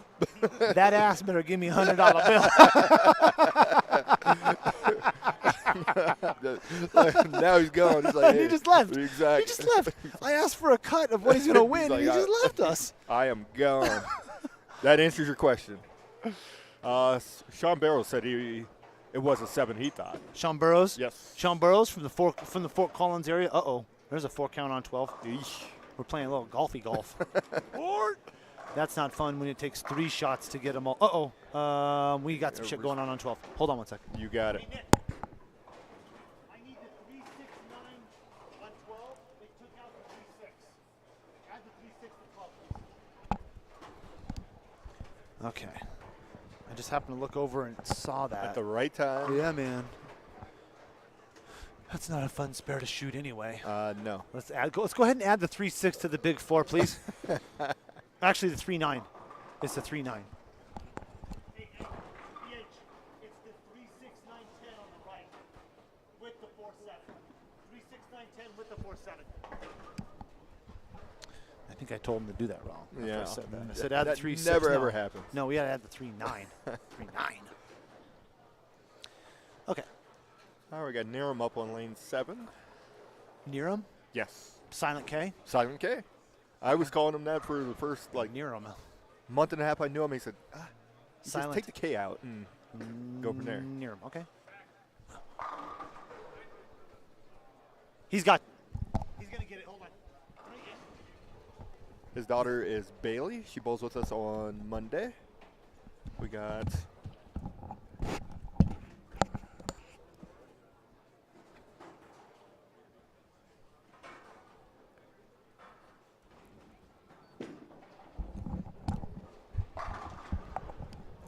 Okay. we got Had the dump and run.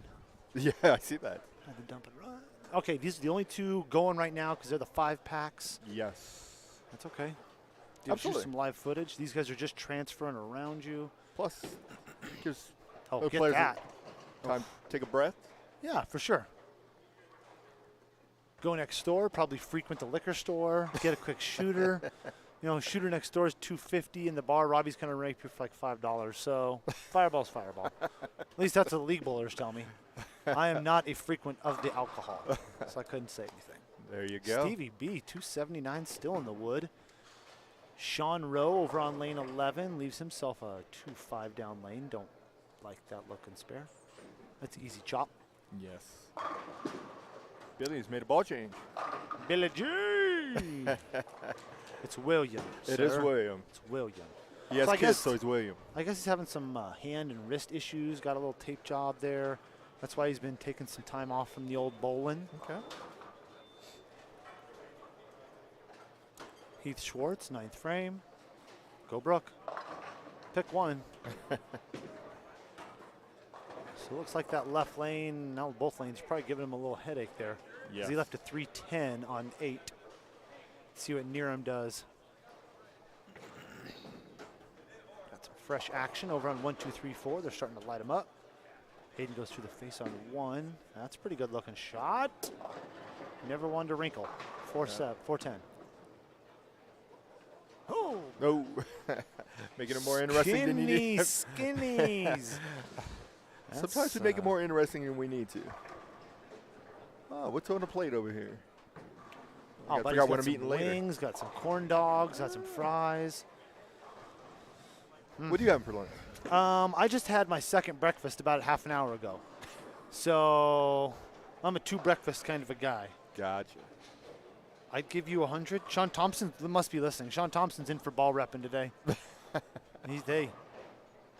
Sean Thompson, I'm going to tell you right now.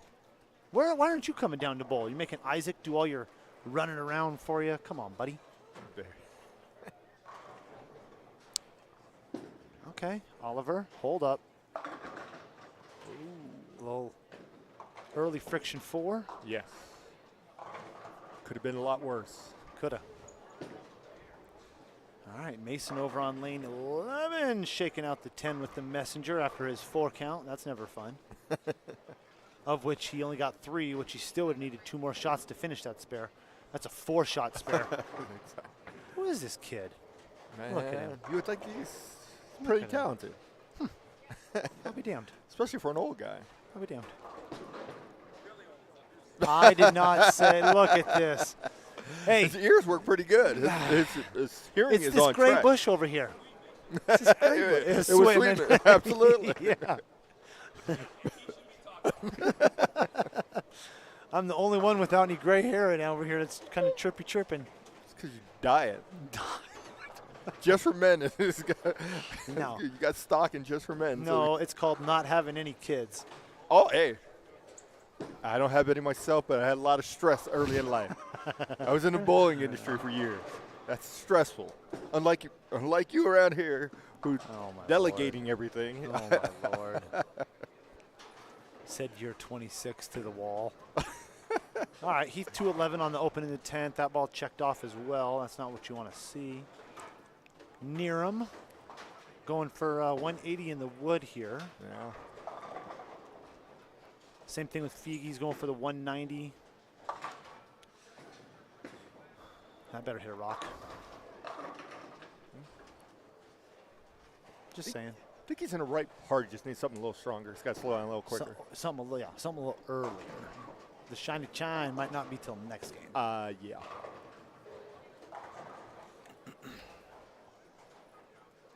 Oh, look at Lexi Thompson missing that putt. What? How can? What the heck? What the heck? All right, Oliver. Oliver twist, looking to twist we up go. some pins down lane, and that ball stopped at Yep. about 42 feet. Yeah. So I'm going to go out on a limb and say he's still a little too deep. I might want to move one right. Yeah. But he struck on that. He has not. He struck on that the last 3 times. So who are we to say? Maybe he don't- just missed it. True, but I'm Right going to part assume. of lane, wrong. We'll find out here in a second. Lanes never lie. They don't. They tell the story. Yes, they do. Sean Rowe, back door. Oh, the killer head pin over on lane 12. Took out the 2-4 late. Oliver, twist. That's a little right. Going to catch the friction a little bit better. There we go. See? Told you he was in the right part of lane. You completely lost your mind. I can't wait till you put your shoes on, boy. I don't think I'm on this pair. No, I think I start on 9 and 10. There we go. That's Oh, great. that's perfect. Great. That'll be the only time your viewership gets 100 today. The I'm gonna have entertainment factor, The absolutely. entertainment factor. I'm going to pub that so hard. That's the entertainment factor. Everybody Like, wants to listen, everybody. Everybody No. likes to see a train wreck. No, shit, they'll tune in to watch my wife beat my butt like normal. So, does he get this one out to the right as well? No, this is a flat 10. Oh, Got it to the right. There you go. I'll be damned. Okay, let's see what Billy G does. 0.36912 for Billy G. 229 in the wood. Stevie B still doing Stevie B things.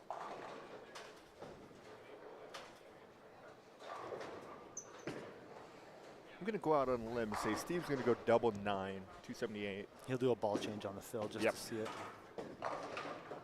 That didn't suck. No, that didn't. All right, Sean Rowe over on 11. Scared of the head pin that time, went Brooklyn. That's okay. He's got a game going. If you can keep it, just marks Absolutely. clean. Stay in the game. So what are they taking tomorrow for finals? It's going to depend on what this second squad has for a head count. Okay. I'm not too. I was just back there doing numbers.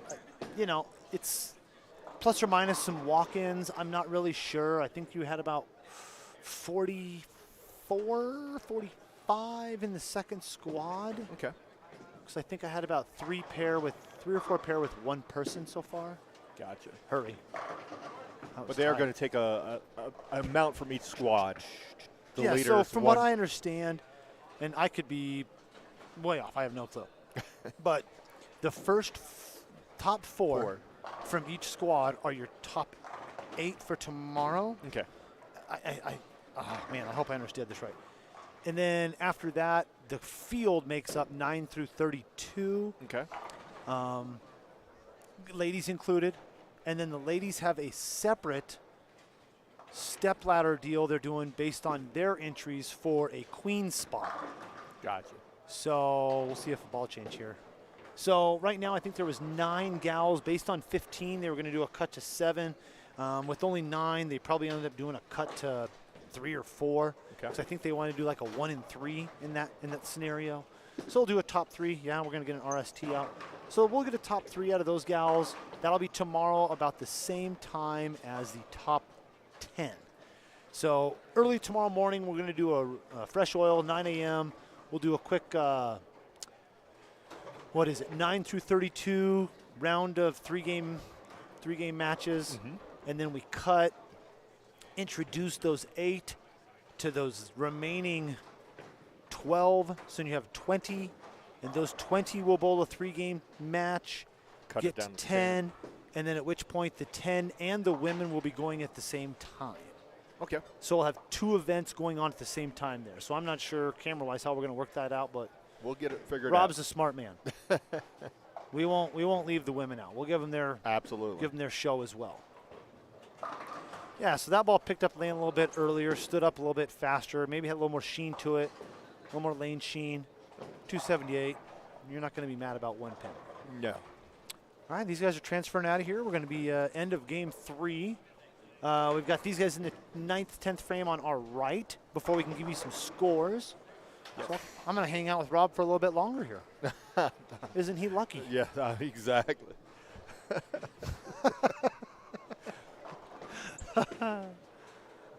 Oh. Slide. Slide to the left. Slide to the right. So we get some more, Mr. Bonavini. Crisscross. Crisscross. Cha-cha real smooth. You know the song. That's before my time. Lies like a dog. Lies like a dog before my time. Aren't you on the senior tour yet? I am old. How old are you? Realistically? Yeah. 51. 50. You are on the senior tour. Well, almost 52.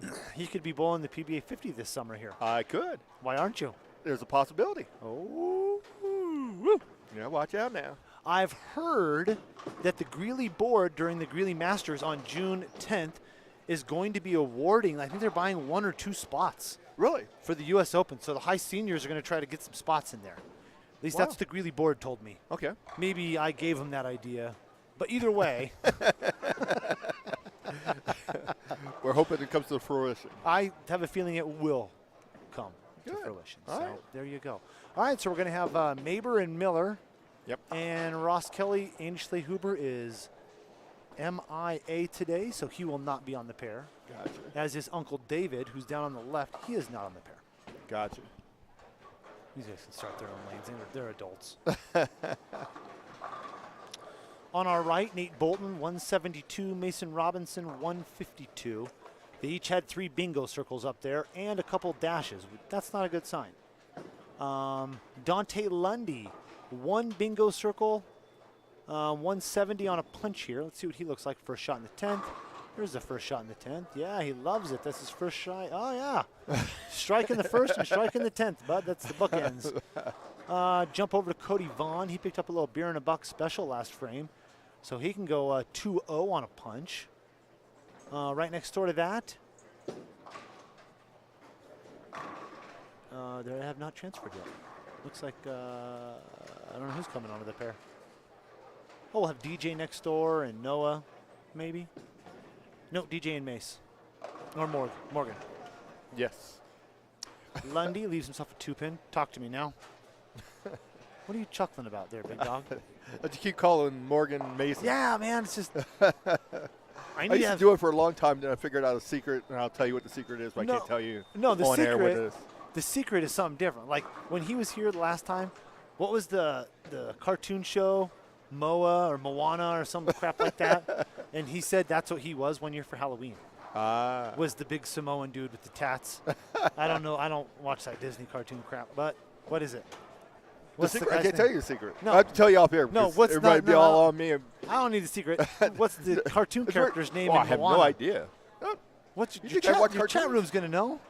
Chat, what is Moana's main character, the big Samoan guy, the one that Rock plays?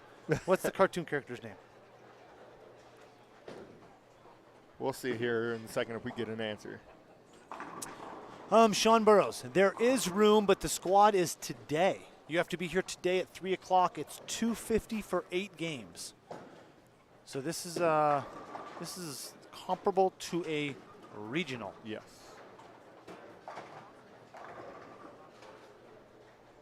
Now I'm gonna have to go find out what Moana's character's name was. I don't know.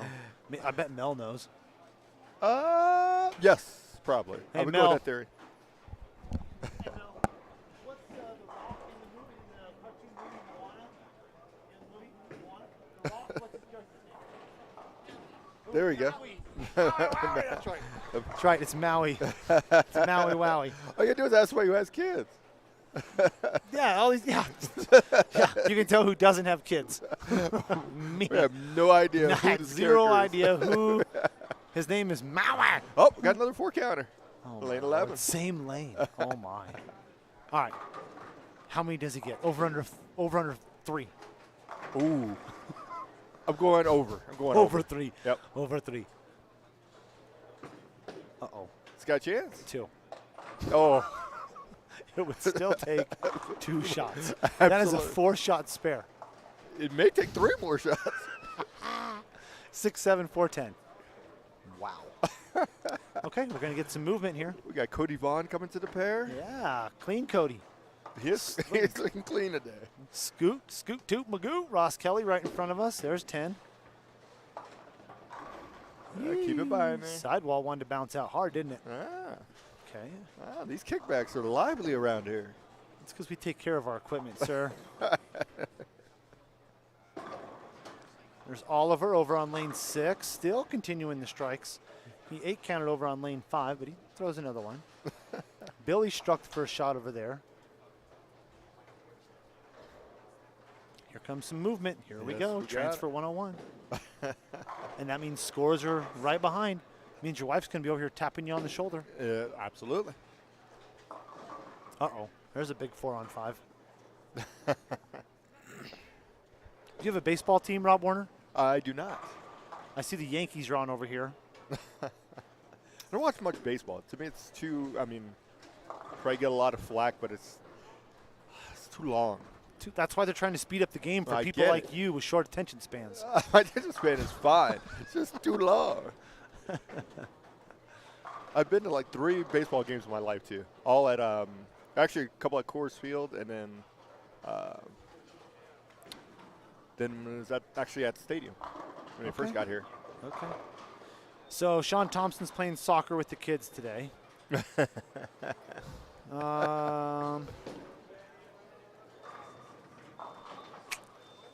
Answering all my text message questions. They also, I didn't know I was getting them, shooting them off at me. Oh, we have Mason Robinson coming. Yeah, Mason's right in front of us. And who else is over there? Okay. His ride-along partner was Cody Vaughn. Yep. That is correct. We got Millie Rock over on lane 8, leave himself a bucket down lane. Here's our first look at Mason, coming to us out of the Springs. He's been lighting it up down there, lots of friction to the right. Stephen Kurtz balling? Stephen Kurtz is not here today. Gotcha. Past winner, Stephen Kurtz. Yes. Oof. Washout. Actually, you know what? I'm going to go out on a limb and say he picks this up. Okay. I'm not. Yeah, that's all you on that one, big dog. I'm telling you, watch this. Gotta have faith.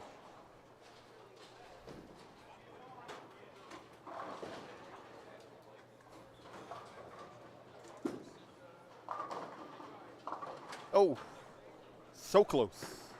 So close. So close. If he just had a slightly better kickback on lane 9, he would have got it. What? Rule of thumb in the building, and it might be everywhere, I don't know, but rule of thumb in this building is you go away from the ball door. Yes. Oh, That look is at Rick Maber. what I've always heard about AMFs. That is correct. Let's see if Steve still maintains. He went back to the other ball. TNT had a better look than the exotic gem. Kicks out the 10. lights. Yep. Okay. Avoids the 7-10. Where's Cody playing? Cody was a little bit left. Looks like he's moved back to the right. Scotty Myers is sending me the old chat messages. He's in our next squad. Yes, he is. Oh, no. I see what he's It's doing. 20-10. And that pocket is about the size of a needle. That's a super shape. You're just trying to super shape that ball in there. Yeah. That's a no-go for this kid. Yeah, that is not working out so well. Stevie B, Makes the spare. don't mind if I do.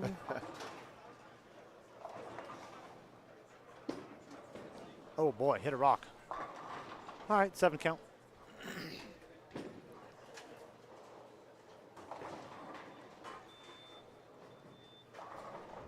All right, game 3. We have a new leader. Our new leader is Mr. Morgan Moore. This is my surprise face. 103 over. Followed by Steve Bottavinik at 102 over. This is my surprise face. Third, DJ Grimes. Fourth, Aiden Van Bieber. Brian Montoya's fifth. Ron Johnson the third is sixth. Scott Ross Kelly. You think they call him RJ cubed? It's a slight possibility. Scott Ross Kelly is seventh. Cade has dropped down to eighth. Cody Vaughn is ninth. Rounding out the top 10 is Al Wolf, who shot 222 that game, and he is plus 37. Billy Ginch is plus 26. Greg Nearham's plus 31. Rick Schaefer, 225 that last game, got him up to plus 18. Nate Bolton is down to plus 13. Robert Marion shot 238 that game, put him back at plus 4. Isaac Hernandez, after the 159 start, has made his way to plus 3, along with Noah Gallegos, who went 194, 192.19. Let's see who we got. Karina Grasso is minus 17. Mason Robinson, who's in front of us, he is minus 17 as well. Shannon Canfield shot 213 last game, put her at minus 21. So, taking out the top 3, 4, scoring pace is pretty decent. And they're just whacking it. The top 4 are just having a field day out there. And Steve, Look at this. Trip. I'll be back.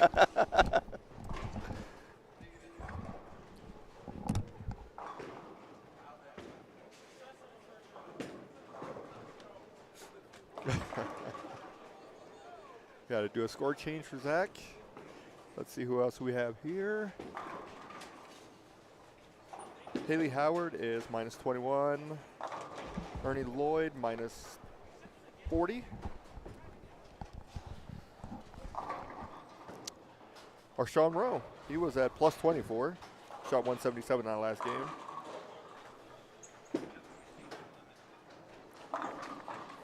What's Grosso? The wife just texted me. Minus 17. Yep. What's our cut at? Ish. Front page is like plus 20. Think it's going to be plus 20? Well, right there is like 15, 16. I'm just looking at the number. Just currently.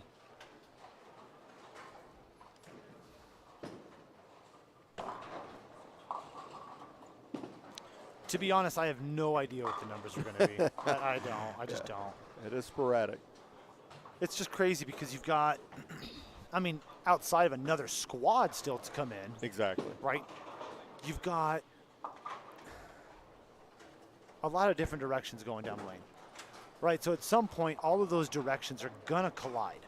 Yes. So is it going to be right now? Is it going to be game 4? Is it going to be game 6? Maybe game 7? It's hard to tell what's going to happen, right? Because inevitably what happens is that the next squad's going to come in and say, I'm going to watch that squad. And they're going to come in here and see these guys all playing third arrow. And be like, oh my God, look how deep they already are. Oh, criminally, we got to start at third arrow. And these dummies will come in here and start at third arrow. And then by game 3 or 4, be up against the ball return thinking, where am I supposed to go? And I'll be out on the 5 board still playing with 500 grit. At least that's my prayer.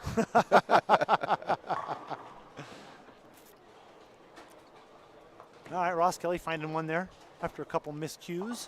Yes. Miscues are easy. They are. Percolate. What's Percolate at? After his 2 spare strike to start this game. There he is, middle of the field, 11th. What's he at? Plus 37 for Richard Perkovich. We call him the Percolate. We're going to let him percolate just a little bit. Oh boy, Cody, catch a rock. Like that. Broke that all up. Yes. Cody is, right now he's a little all over the place. Yeah, that one was 10 right of where he started. Exactly.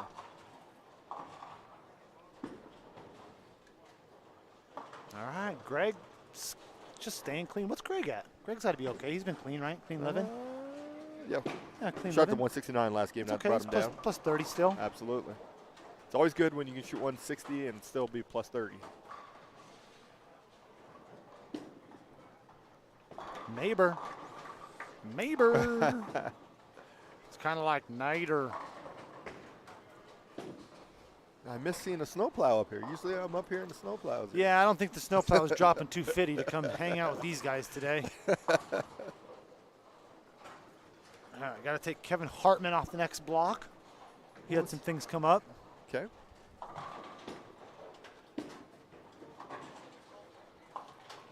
Cody's going to give himself a little score change down there. Had a little hopper popper. Stevie B, 3rd frame. That's further right than he was at all times on 7 and 8. There you go. Good luck. Perkovich right next door on lane 11. Ross Kelly through the face on 7. Let's see where James Millirock is. Looks like he's moved right and changed balls again. And walking left. Okay, 12 out to 10. That's a better shape. See, Steve's not been tempted to move in. He's just hanging Well, out. you don't need to if you play him right. Absolutely. He's not falling for that. Well, he's watching Mason, though, trying to figure out, oh, boy. You don't want to do that. No. Even though I was watching the show last night, EJ Tackett threw one in the gutter. I didn't get to watch the show last night. I had to come back and help some boys with some bowling balls, and I cooked a little dinner for the wifey. What'd you make? She got one of her favorites are some, I'm trying to remember what the stupid sauce is. Bulgogi sauce meatballs with some fried rice, fried vegetable, fried green beans, and a little side salad. Okay. You can never go wrong with fried rice. It's like my favorite food ever. Buddy, that's why I look like I do. Because you got to, watch what you put in the temple. Yes. That's better. But that ball checked in red, 9 spare. That's actually a gutter spare. So you got a spare. But looks like he needs to go about 3, 4 left. 1 left with his eyes. Let that ball roll. Yes. He's figured out to play the outside. He's just got to get the right Rock in his spot. hand. Exactly, and the right spot to be in on the gutter. That's right. Oh, no, see, they had a He's thumb playing with problem. some thumbs. Yeah. So this week, I practiced. Get out of here. I did. And I practiced a couple times. And Not once, but twice. well, maybe in one day. And my thumb actually grew. I had to open my thumb up, which is that never happens. That's because you never practice. It's because I never bowl. Usually I come and bowl my 3 or 4 game set and put it away, give it a good clean, see you next week, ball. But they told me, we're hosting this event. You may want to at least put your shoes on and go down and hang out a little bit. There you go. Okay. I can't at least, I can do it, but I don't want to look like a dummy doing it, so. Oh boy, I at least practiced once. That was not a good shot. No, a little foot issue there, a little off balance. Yeah. DJ going for, he's got a redder. Okay. Shocker, Morgan. Now got the front 3.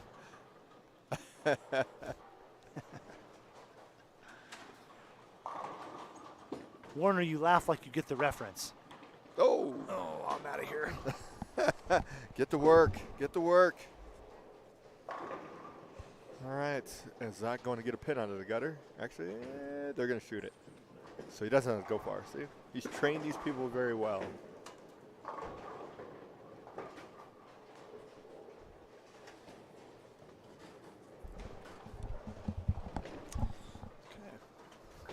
We have disabled all the scoring on the reset buttons down low. So you can just tap the button and it won't score you. You just throw a gutter ball down there and clean your own mess. There you go. Save some wear and tear in your body.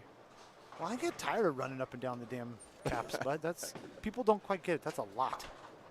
Minimum, 60 45 feet. to 60 feet, Yeah, exactly. man. In one direction. You come back, you do it again, another 45 to 60, and then you got to come back off the approach. There's 15 to 20. You got to run back across the tile. There's another 15 to 20. That's how you get your steps in. I'm not going to need help today. No.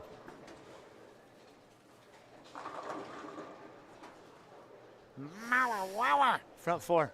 Yeah, I don't know about that last one, though. What? The You're- shaker 7? You mean he has room? Oh boy. Percolate. You got to get one of those 3. Yes, you do.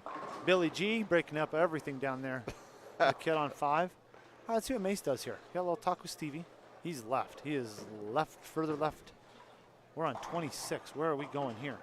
Sliding into 23. So we've got about a 3-board drift right. Okay. As long as you do the same every time, you're okay. That's one way to look at it. The other way to look at that is you're walking in front of your ball swing. Yes, that is true. That is true. That's not what we want to see, No. especially not by 3 inches. That's half the ball's diameter.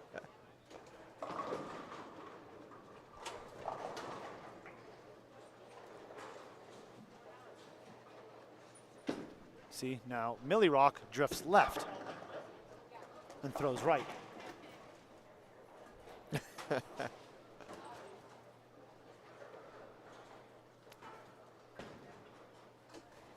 Ross Kelly, 710, get 1. No. All right. I'm going to go push some buttons on the computer, Rob. All righty, It's sir. always a pleasure. Absolutely. We look forward to watching you later. We won't say anything negative. Yeah, right. I think, you know what? I think I'm going to predict game 1, you're going to shoot 230. 230. 230. So last week on the 45-foot pattern we put down, I put myself in with 3 minutes left of practice. So I got 3 minutes of practice last week. I came down here and I went double, gutter spare, double, gutter spare. 10-pin punch for 230 on the number. There you see? Let's not try to do that today. Let's not, no gutters, no gutter spares, no gutter spares. But it was 230 on the number. So it's funny you say that. It's funny you say Can I that. call him or what? And You then I look went, like a 230 guy. Shh, you're going to need 230 a game at this pace. Shoo-wee. These guys aren't playing around, but this No. is, it might only get a little bit higher scoring as we get going here. Yeah, I think the top 5 are going to just take off, and then the rest, the middle of the field is going to settle in. Yep. And I'm going to predict for the tournament, even without seeing the B squad, the number is going to be anywhere between plus 20 and minus 20. Okay. Because the second squad's going to get tighter anyways. Well, it's going to I mean, it's going to have oiled a couple times. Oh, boy.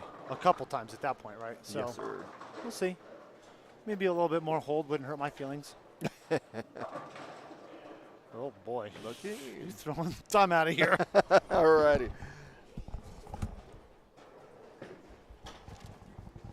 Thanks to the lovely Zach. It's always a pleasure. Okay, we are in game 4 of 8.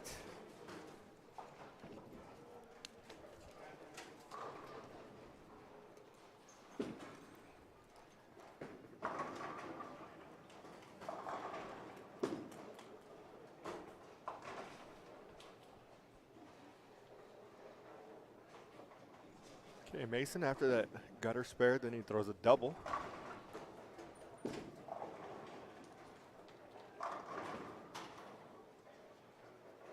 Gonna have Rick Maybeer up on lane 8. Greg Nerum on 9.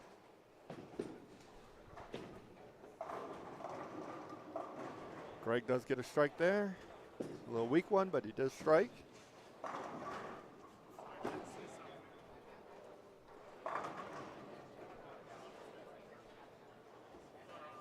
Hey, Rick strikes as well.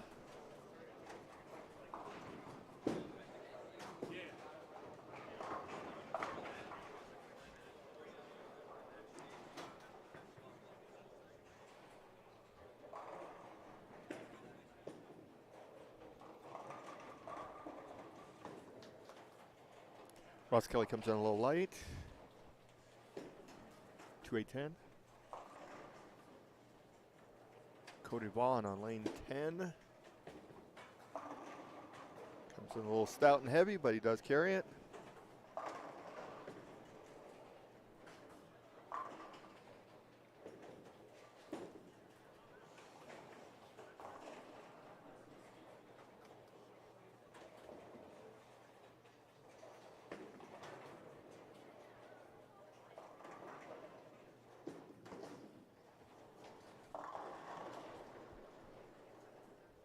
Steve Botovinik up on lane 9. Looking for a double. That one crosses over, leaves 310. Ball's starting to pick up sooner for him.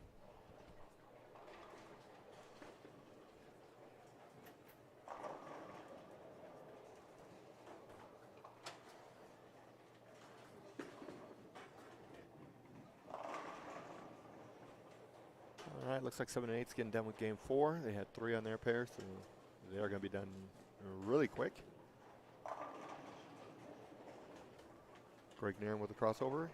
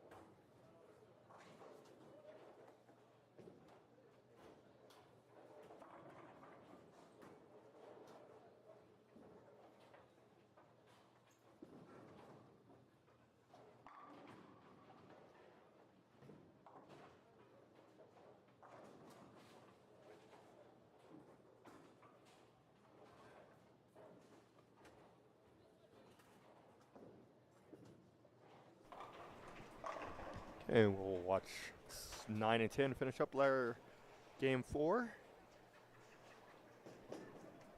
As we're getting people that are moving every which way. Left's going left, right's going right. So you got some 5s, you got some 4s.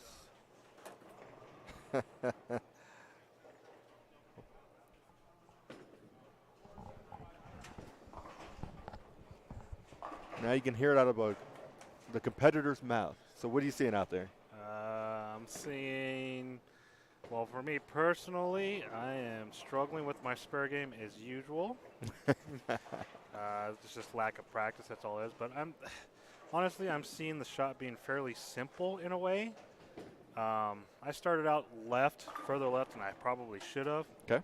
And I fought it. And then about 8 frames into the first game, I said, you know what, it's not there no matter what. So I went outside about 10 and haven't looked back since. So okay. And when Mason stopped by and we were talking to him, me and Zach were talking to him, same thing. He started off too deep, too quick. I mean, in practice, you guys see a bunch of hook or something? Seen a little more consistency, but once the lights came on, I started seeing some over-under with the ball I was using. So I decided to make a ball change, and lo and behold, the shape was there, and I was like, okay, now I see it. Now I can make it work. So, no excuses. I've been fighting a couple of knee injuries lately for about the last few months, but it takes me a little longer to get a little looser. So, it's rough, but I do my best, and absolutely. I'll give it everything I always got to try to make the cut, as always. So. Well, at least and from me and Zach, we were looking, talking. At least you're made, in our opinion, the right decision to move back out to the right instead of just trying to, okay, I'm going to just use more surface and stay here and grind it out and becomes a disaster. Yeah. So. And it's funny because I just heard about what the pattern was. I've never seen a lane graph, so if I could have seen the graph, I probably would have started outside. Okay. But, just kind of to see where that little cliff of oil starts, that would have made a big difference. So.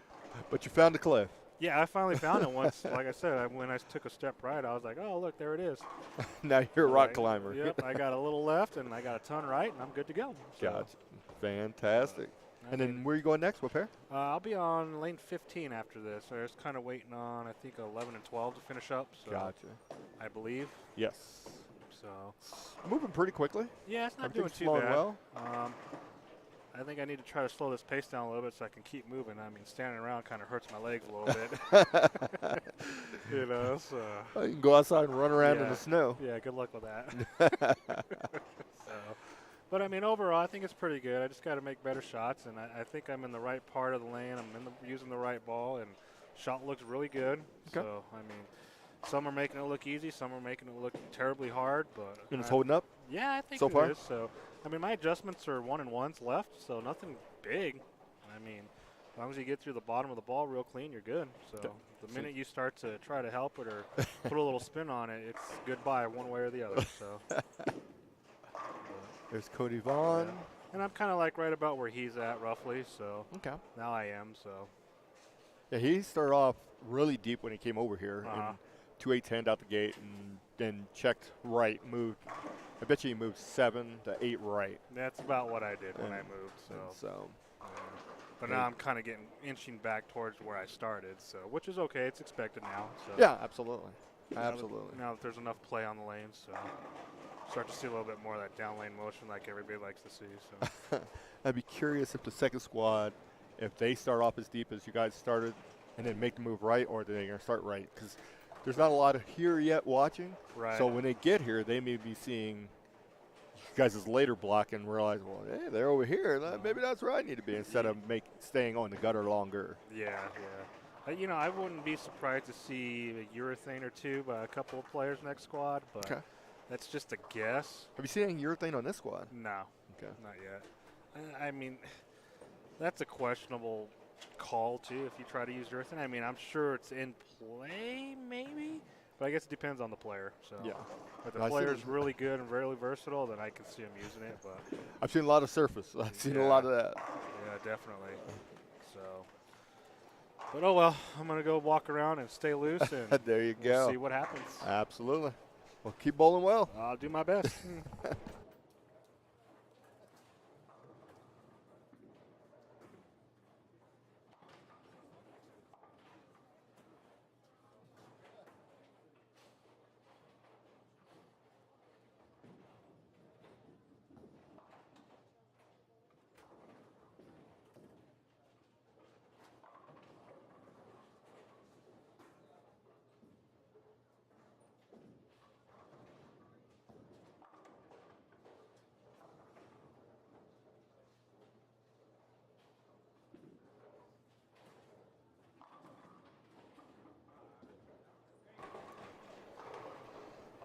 finishing up game 4. And we'll be getting game 5. 8 games of qualifying for both an A and B squad are 9 o'clock and 3 o'clock. And then once the B squad gets on the floor, the 3 o'clock squad will have a better idea of what the cuts are going to look like going into tomorrow.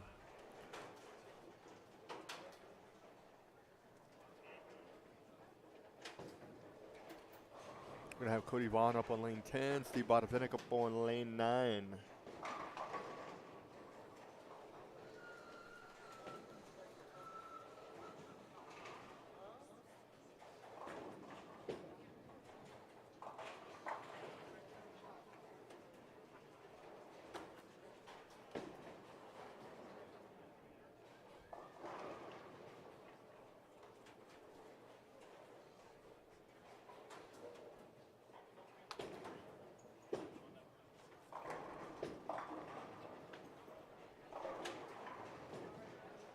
Green leaves a 3-6. Got that in. Pitch it a little bit too far to the left.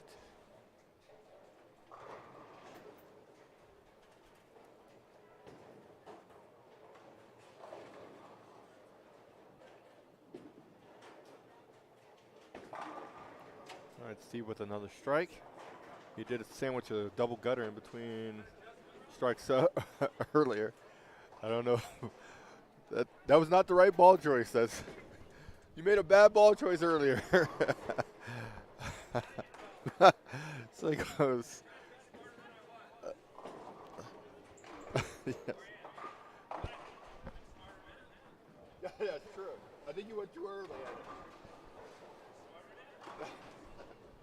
So Steve went strike, double gutter, strike. Then struck again, looking for another strike on lane 9. So he gave away some pins there, but he took a risk. It didn't pay off. Did a ball change. And that ball never picked up. Just went in the gutter twice for him.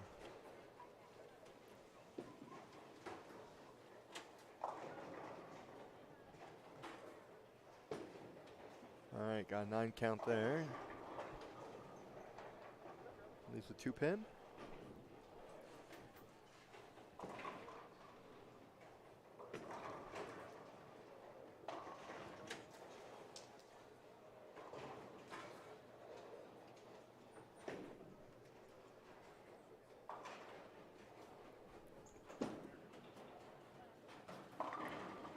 All right, Cody Vaughn finishes with the 7 count there.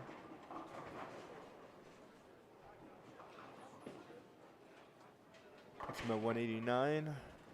Steve with the spare here will put him at 188.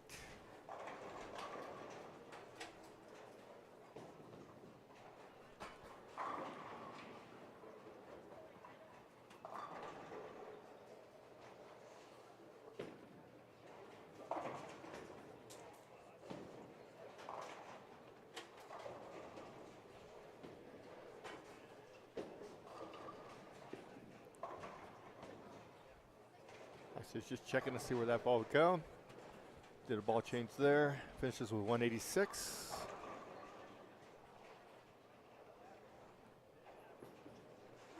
All right, we'll be starting game 5 here shortly. I'll have game after game 4 scores in just a moment.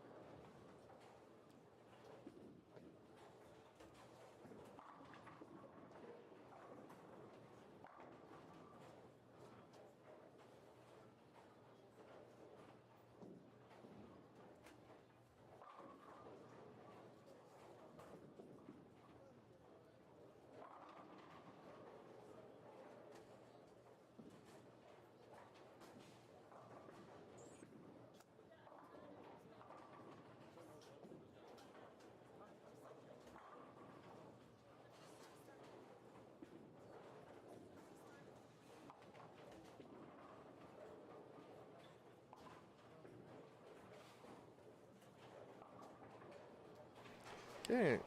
After game 4 scores. 4 scores and 7 years ago. It's an old reference, old joke. Anyways, after game 4, Morgan is plus 139. Shot 236 that last game. Brian Montoya jumps up into the second spot. Actually, he's tied with Steve Bodevenik. They're both at plus 88. Then we have Adian Van Bieber. Is at plus 76. Ron Johnson the third at plus 72. Robert Marion at plus 51. DJ Grinds plus 50. Billy Ginch is 49 over. Cody Vaughn is 29 over. And Noah Gallegos rounds up to top 10 at plus 25. Isaac Hernandez is tied with him at plus 25. So Isaac and Noah both are at plus 25. They're in 10th and 11th. Right out of the top 10 is Cade Van Bieber at plus 21 and Greg Nerum at plus 20. Now Wolf is at plus 19. Just looking at some of the scores. Jack Jensen shot 227. John Freeman shot 233 to get him to minus 8. Robert Marion has shot the 247. I do believe that's probably your high.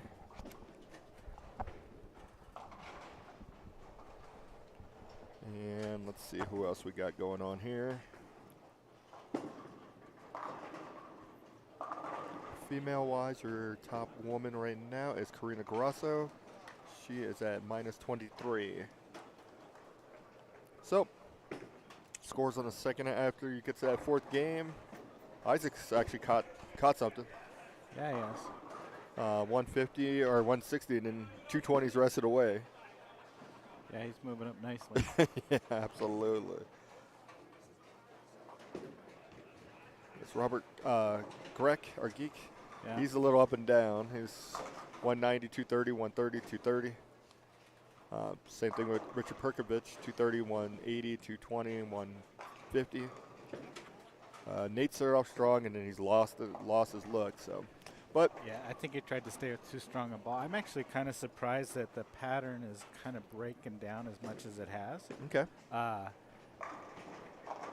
Usually I don't see that in this pattern. I don't see the fronts start to go as quick as they have right now. Maybe a little bit of memory from the house shot. Gotcha. I think next squad should be tighter. In Longer. the front, yeah. I'd be curious too, and yes, that is usually the true effect. If this squad came out with much surface early. Yeah, and really you should, with 31 units Yep. and the way that pattern is, you should be able to throw surface all day. And it should blend it out pretty good. Of course, the thing that I saw too, I saw a lot of guys trying to get really deep early. Exactly.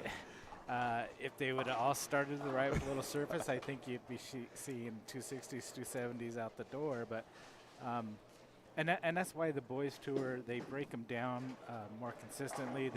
They'll all start to the right and then they move in.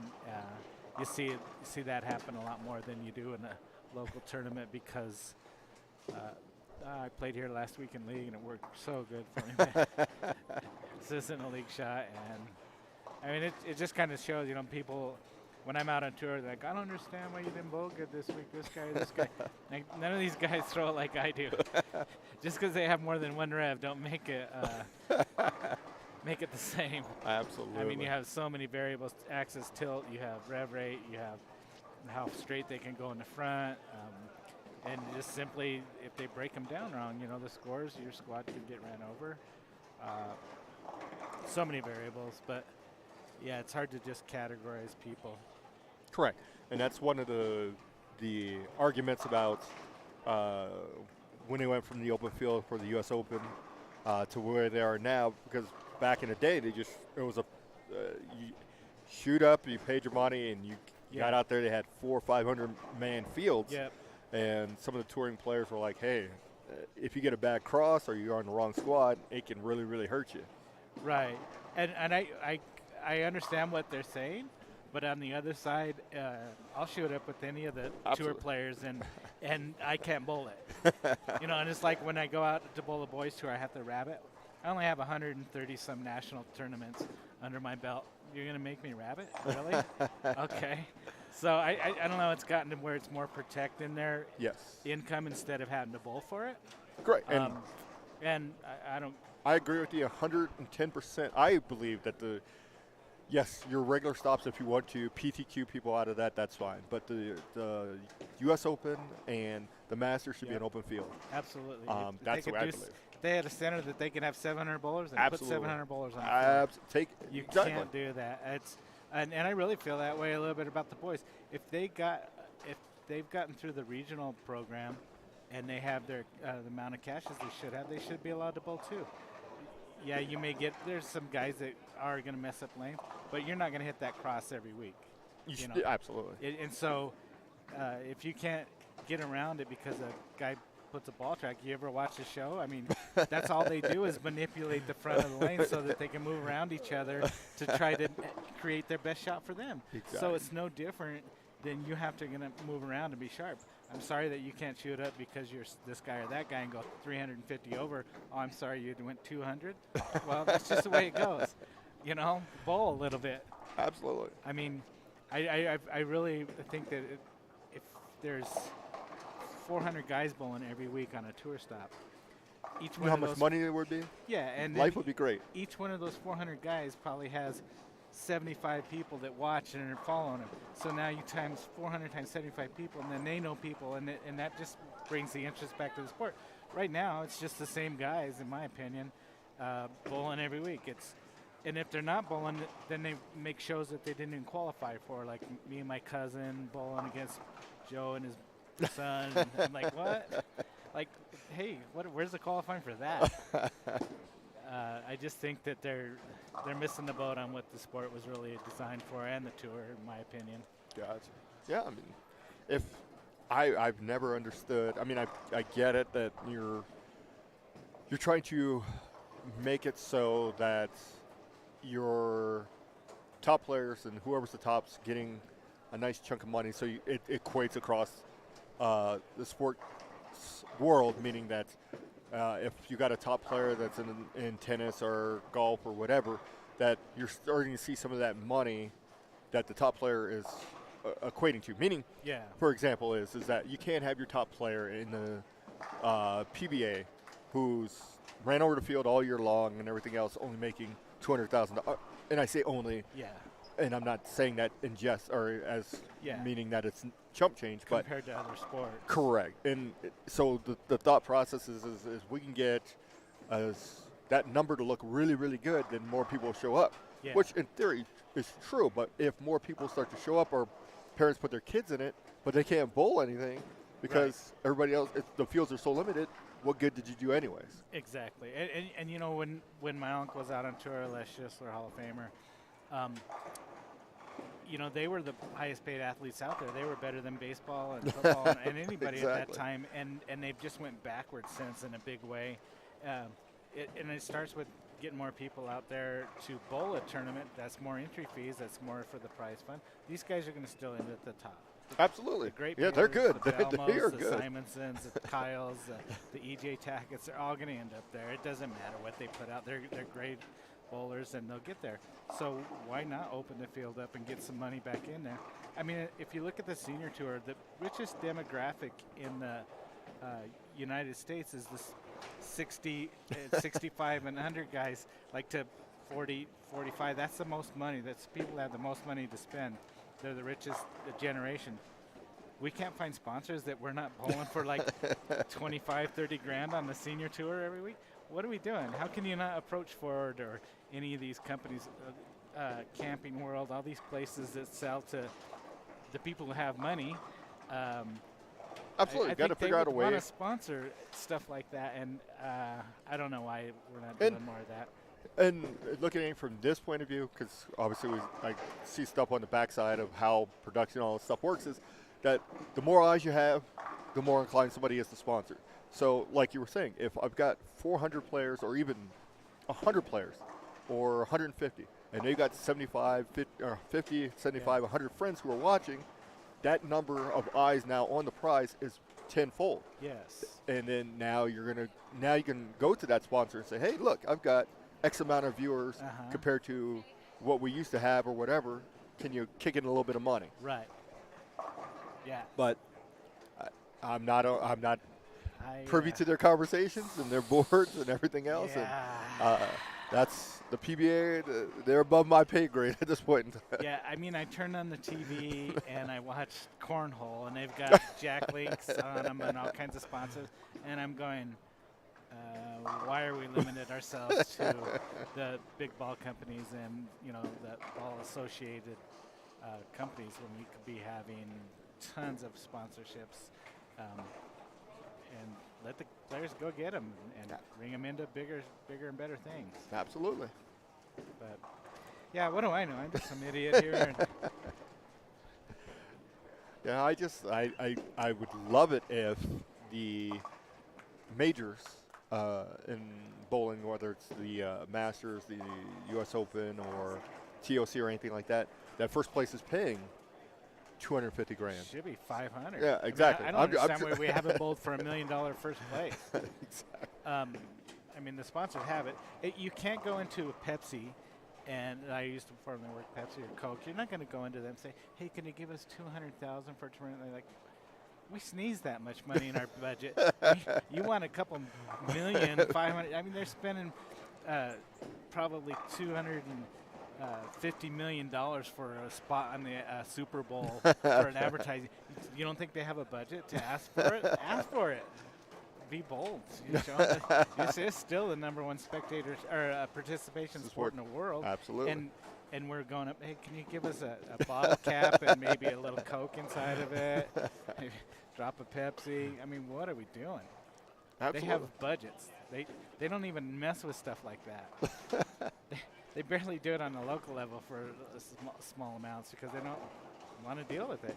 They'd rather cut off a big chunk of cheese and say, "Go get them." Absolutely. This thing you're gonna put on a mousetrap.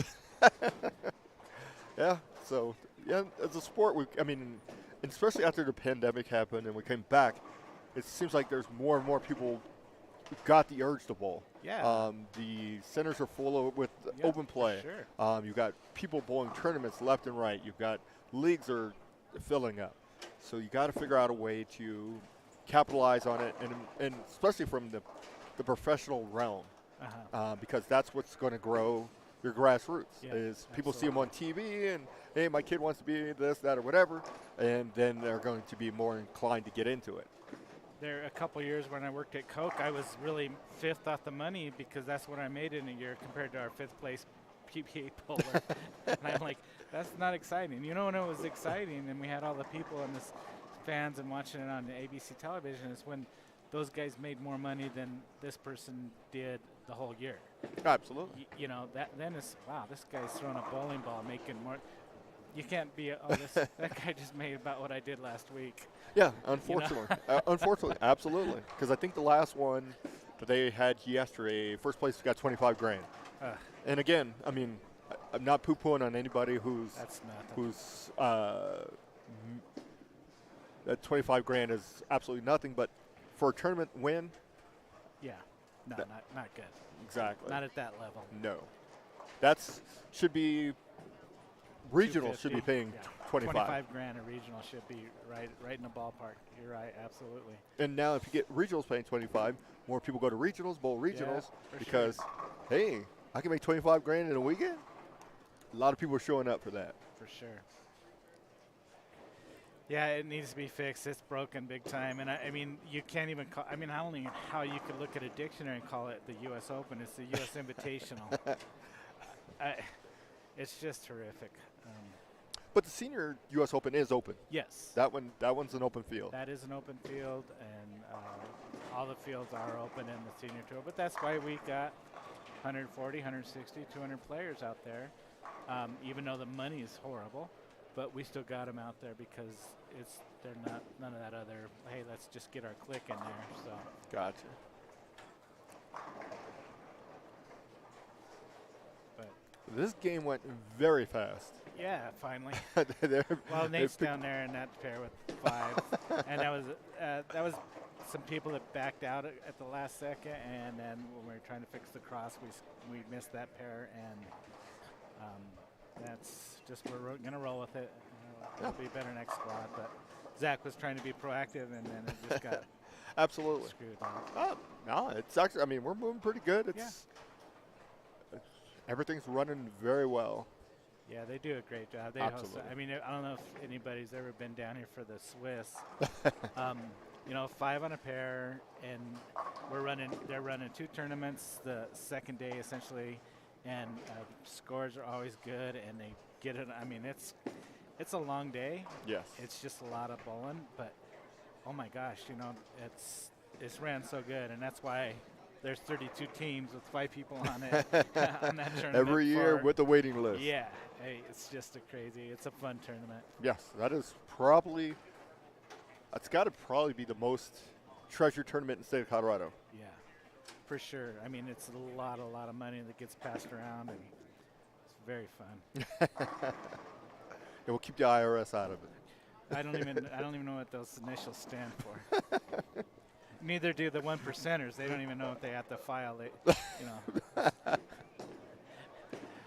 I imagine everything would be like that if you took the the richest people and have them make all the rules for income taxes. I imagine everything's like that.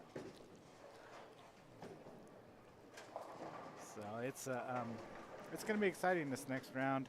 We'll figure out then you what got to the put cut some is. shoes on. Pretty soon, yeah. I'm excited about this. Oh, we got a bald-headed Gachonia now. Yeah, we sure do. He's got fancy pants on too, so he must be bowling. He looks a little bit like death warmed over. He's a good player. Yes, he is. One of the most. I would tell this to anybody who's ever willing to listen. That dude, in his prime and peak, he had the best physical game I've ever seen from anybody. Yeah, he got out of it. Nice. Yeah. Nice. But that goes back to trying to get break in on a tour because they manipulate the roles so much. If you don't fall into that role, that tilt, it's tough to make a living out there. He made a show, and he had some success, but yeah, I thought that he would have 3, 4, 5, 6 titles by now, and Yes. just didn't pan out, which is a shame because that was a lot of talent. Oh, absolutely, absolutely. And last I talked to him, he's planning on bowling some senior stuff because he's old now. Yeah, he's up there. They should actually put him in the super senior just by body look. He has been struggling with some issues in his back and his wrist and his elbow and shoulder. And I've been fortunate because I've had a lot of injuries working in the pop industry, and I've able to come out of it. And to do what I'm doing now is pretty crazy because to just change a game where I practically won everything in town and competed on, at 20th on the points for the senior tour and regional titles and stuff like that. And then to say I'm going to throw it two-handed and come back and compete like I have been, it's pretty tough. I wouldn't recommend it in retrospect, but I think there was a reason why I did it, and I'm glad I did because with the injury, looking at my x-rays of my wrist is probably going to happen sooner or later, and then I may have just quit, but at least I had it in my mind before I was forced to go that route. Gotcha. And we'll just see how it looks for today. I'm excited about the Masters and the U.S. Open here, and I feel like this could be my year. Well, you got to win this one first. I got that penciled in. Not real sharp, but I mean it's in there. Exactly.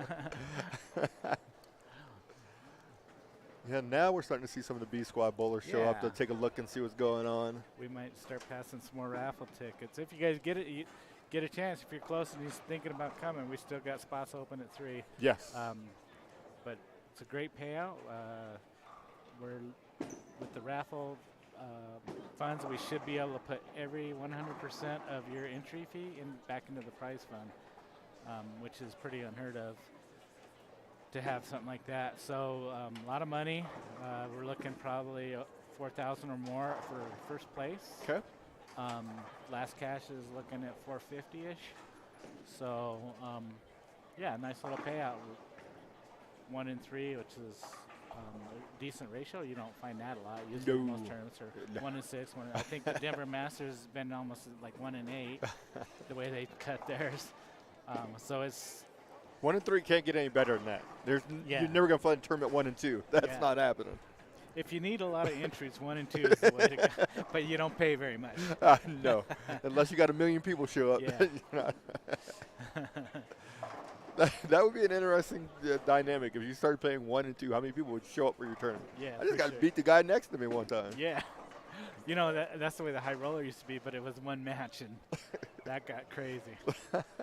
Because you can lose to anybody in one game. Absolutely. That is the amazing thing about this sport is that anybody can get hot for one game Yeah. and then win. Yep. So that's why you have qualifying and semis and brackets and stuff like that, so you can kind of have the best player, the cream rise to the top. Because if you put all 96 people out there and you just kept cutting the field in half after every game, Yeah. I would love to try a tournament that way. Nobody would ever enter it because you're like, well, I'd only bowl one game, be out of it. But it would be an interesting concept to try it. Is that you're gonna bowl one game, cut the field in half, bowl another game, keep cutting it in half the whole way through to see how it would pan out. Yeah, it would be interesting. Some guys get more games than others, that's for sure. Yes. Unfortunately, the majority would be going home with one game, and that's where you would have your problem. And people wouldn't. You'd have to find the entry fee to make good on that. Yeah. So. I bowled the Hardys one year, and I was in the cut between 128 and 64. And I bowled this guy, Hans Franz from England, throwing a house ball. And he shot 254 against me. And I don't know if he hit the pocket once, but he went Brooklyn and through the nose enough to strike. Absolutely. And I could have beat him, and I stone 8 in the first ball in the 10th for 238. And I beat everybody in the house except for that guy. Exactly. I was just a touch bitter. And I was using a yellow dot up 5th arrow. That's the unfortunate. The eliminator, when you use an eliminator format, that's the only downside to it is that, or actually, if you're using a true eliminator format, it actually works in your benefit because you're only beating half the field. Right. But when you're bowling one-on-one, Yeah. especially if you're just doing one game, then yes, you could lose you could beat everybody else in the house and lost that one guy, and you pay the penalty. Almost got it. Yeah, I did. But that's why we love this sport so much. Anything can happen at any time. Just like you throw a ball very good and get a 9 count. Kevin Sweetman's figuring him out a little bit. Yes, he is. He bowled good in the regional up in Loveland. Yes. I was pretty happy for him. I bowled with Kevin a lot up in the Brighton area. Okay. Good family. Really good family. Now we got people running them out. See, it must Yeah. be getting easier out there. Yeah, they're starting to see a little bit of hook now. They're like, hey, my ball hooks early in league too. I'm lined up. That wasn't good. Oh, it Good worked out. enough. If you're gonna miss like that. Absolutely. It's really hard to plan that though. Yes. And that's another thing about the sport too, unfortunately. If you miss a little bit, you usually don't strike, or you may tickle something over, but you make a big miss. If you miss it big enough, you might reap some reward. Right. So Mason Robinson throws it really good. Yes, he does. Young kid. Yeah, I Ryan heard he's from Montoya the has been Springs. steady all day. Yes. And I was talking to About him when he was coming 230 by, and he was like, yeah, I'm just treading water and not putting anything gigantic up, but not throwing anything bad either. And that's how you make cuts. Yeah, it truly is, because you know one game where you'll find something, and then then you're there. So Minimize your losses. it's so hard to do. Sometimes you can start to press. That was probably some of my biggest issues. Sometimes is I'll press a little bit and I don't need to. But yeah, good for him. He's never really going to get himself into too much trouble because he just don't have the rev rate, and he's really straight. So his ball's not going to do anything crazy. It's always going to be fairly predictable. playing about 12 right at him. Absolutely. Using a gym. Yes. And the good thing about Brian understands who he is. I'm not going to hook the whole lane. I'm going to stay over here in my lane and make it happen. Yeah, for sure.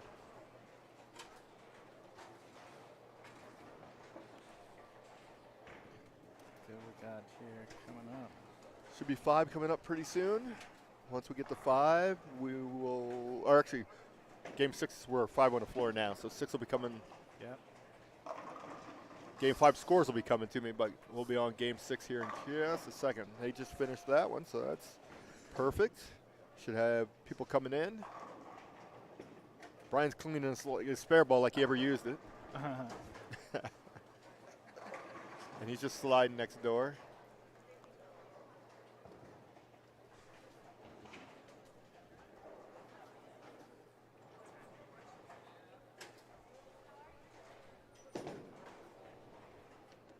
Ladies, it's going to be interesting. We're going to take 3 to the to a TV show format from the ladies, and they're scrunched up.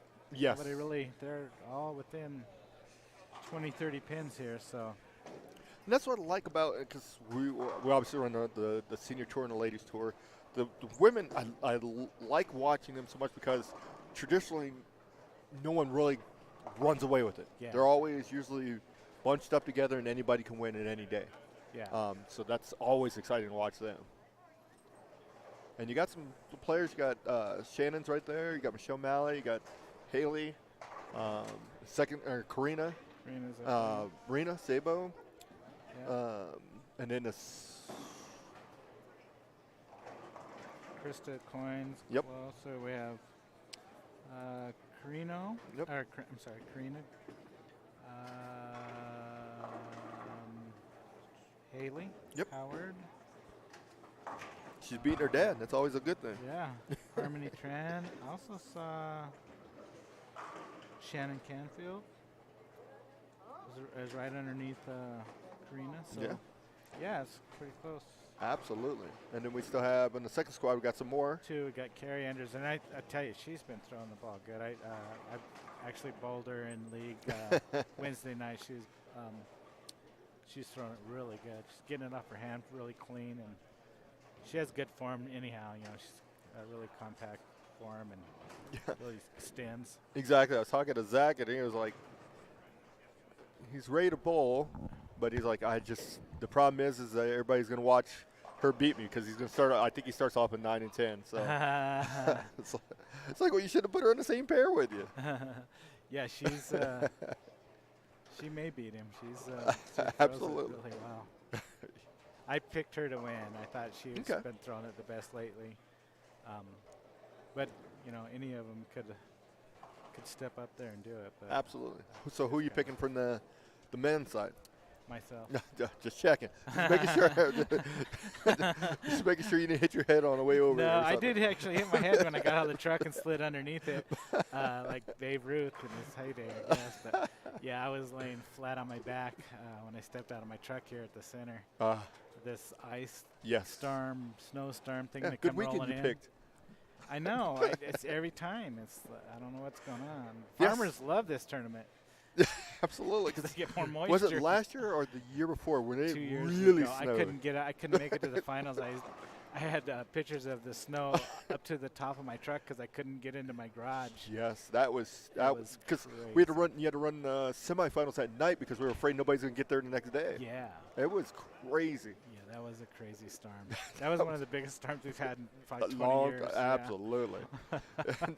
So whenever the Megan is on, you can bet there's going to be some moisture in there. Yeah, where's the farmers all at? Couldn't they throw a couple grand in this tournament? I mean, we're taking care of all these farmers. That's true. That's a very good point you're making right there. Absolutely. Of course, California, you just dump it back into the ocean just in case they get another rainstorm. Yeah, oh my goodness. They saved zero water that they got. They sent it all back out in the ocean. They could have filled up all the reservoirs. And then they'd be like, send some from the Colorado. All you people from Colorado, we're going to empty all your lakes. We got golf to play. That's important. So frustrating. So on our pairs on 9-10, Zach Cook, Shannon Canfield. 9-10, I'm trying to see who we got over here. They're slowly dwaddling in here.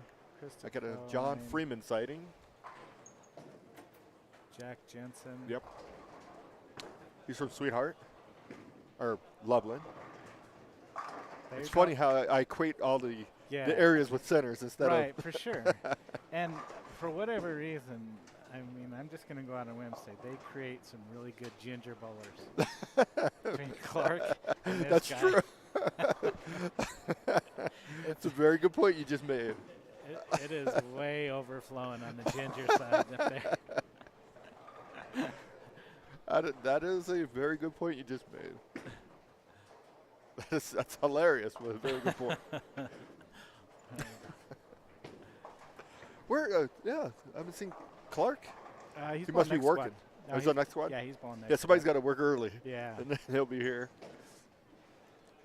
And that's the good thing about Shannon and Clark and them is they support all bowling around the state. They show up to a lot of events, Sure give a they lot do. of money, as well as took their center and transformed it into Oh, yeah, the way it it's is now. really It looks nice. It's absolutely, beautiful in there. absolutely. Yeah. Really beautiful. They are doing a phenomenal job over there. Yeah, they sure are. Just watch Mark Huffman just messenger a pin across the deck and leave a 9-pin. It was really good. I hate that. Again, welcome to the sport of bowling. And you know what's going to happen? I'm just going to go out on a whim here. The next time he's standing up there to go, he's going to watch two people go through the face and strike. Just to add a little salt to the wound. It's just automatic. You should have did this instead. See? Yeah. Don't throw it so good. We got Freeman up on 9. That is the full roller. Yes, he is. Schmack. All his life. I've known that guy for years. Chip 8-10. The only thing that's changed about him is he's got a little grayer, but his game is the same, and he hasn't gotten any taller. No, he hasn't. He's actually maybe shrunk an inch. The man's been holding him down.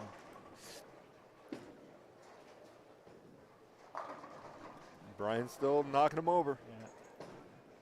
He sure is.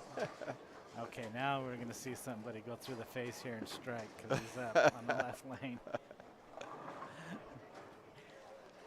Is it going to be Zachary Cook?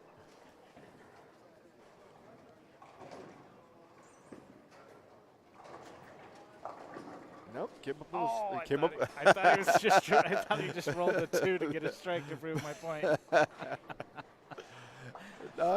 He got his just deserved. So he just left a 10. Yeah, that's nice when you can do that. There we go. Read a little bit.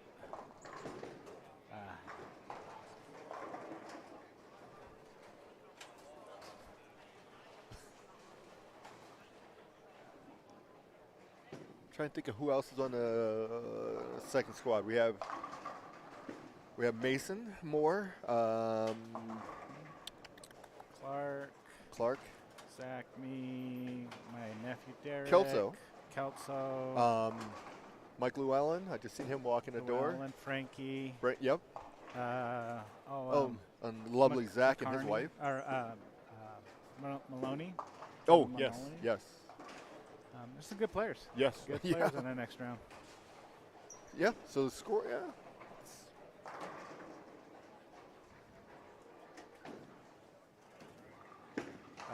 That's going to have to hook.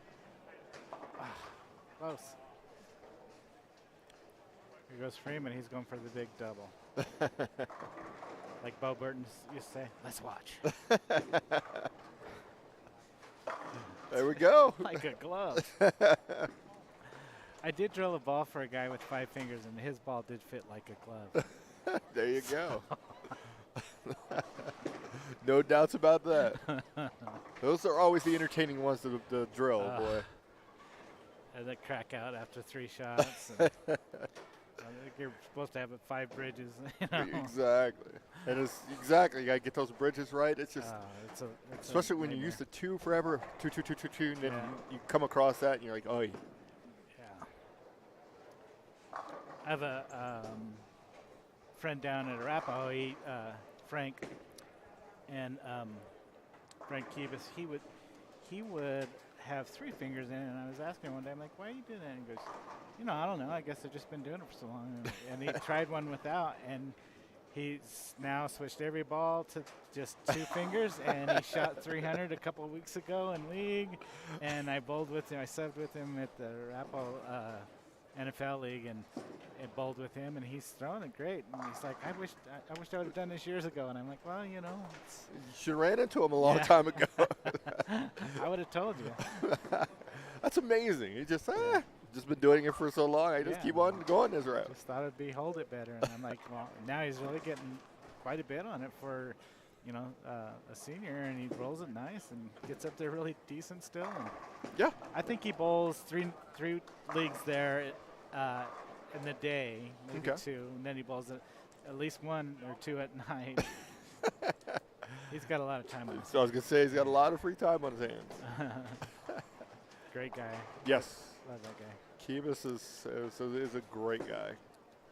All right, Mr. Freeman. Oh, shit. Uh-oh. That's a yank. There you go. I just found out his favorite ball team, the New York Yankees. Exactly.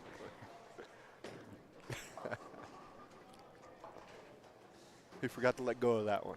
Yeah, I think he's got a rosin imprint on his left shoulder when he followed through. Hey, 3 in a row is 3 in a row. That is true. You're They never going to look back at it and say, They don't pay how, they pay how many. Exactly.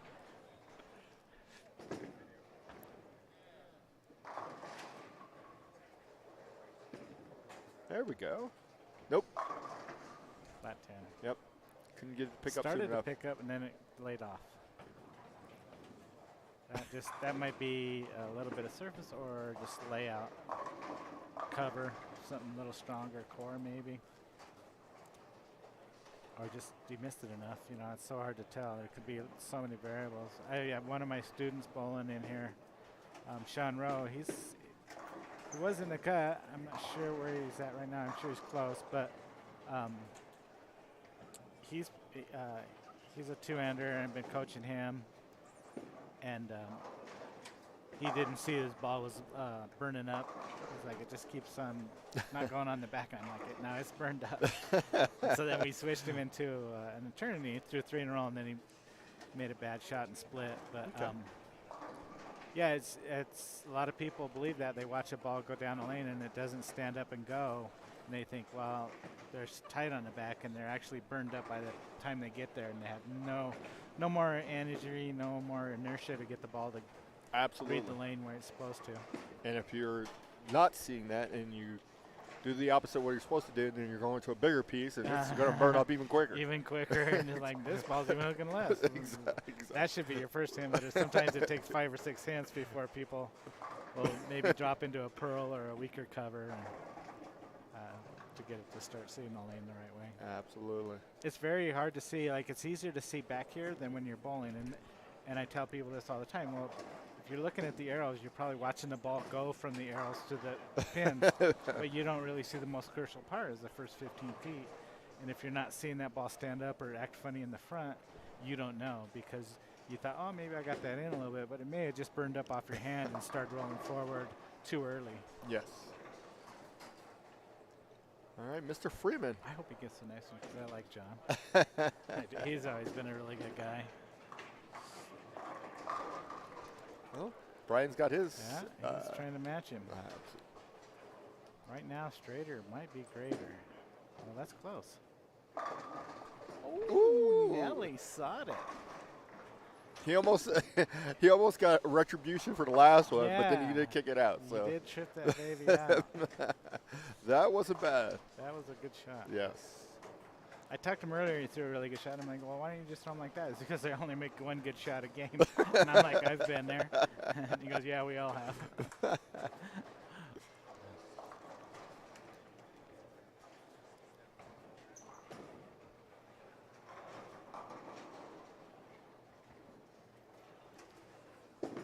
Uh-oh. Now he's doing some ball work over there. Hopefully he doesn't change. There you go. Just Shannon. Great shot there. Smash 7. Just couldn't get it to trip out. But I mean, it was 9 straight back and 1 right in front of the 7. the and worst didn't knock feeling. it over. Oh yeah, it was a really good pitch by her. Yeah, that ball is not seeing the lane right. No. He needs to get out of it.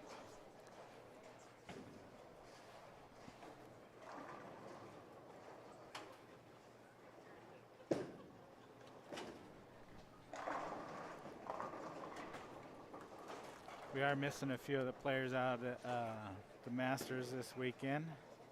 Oh, I, yeah.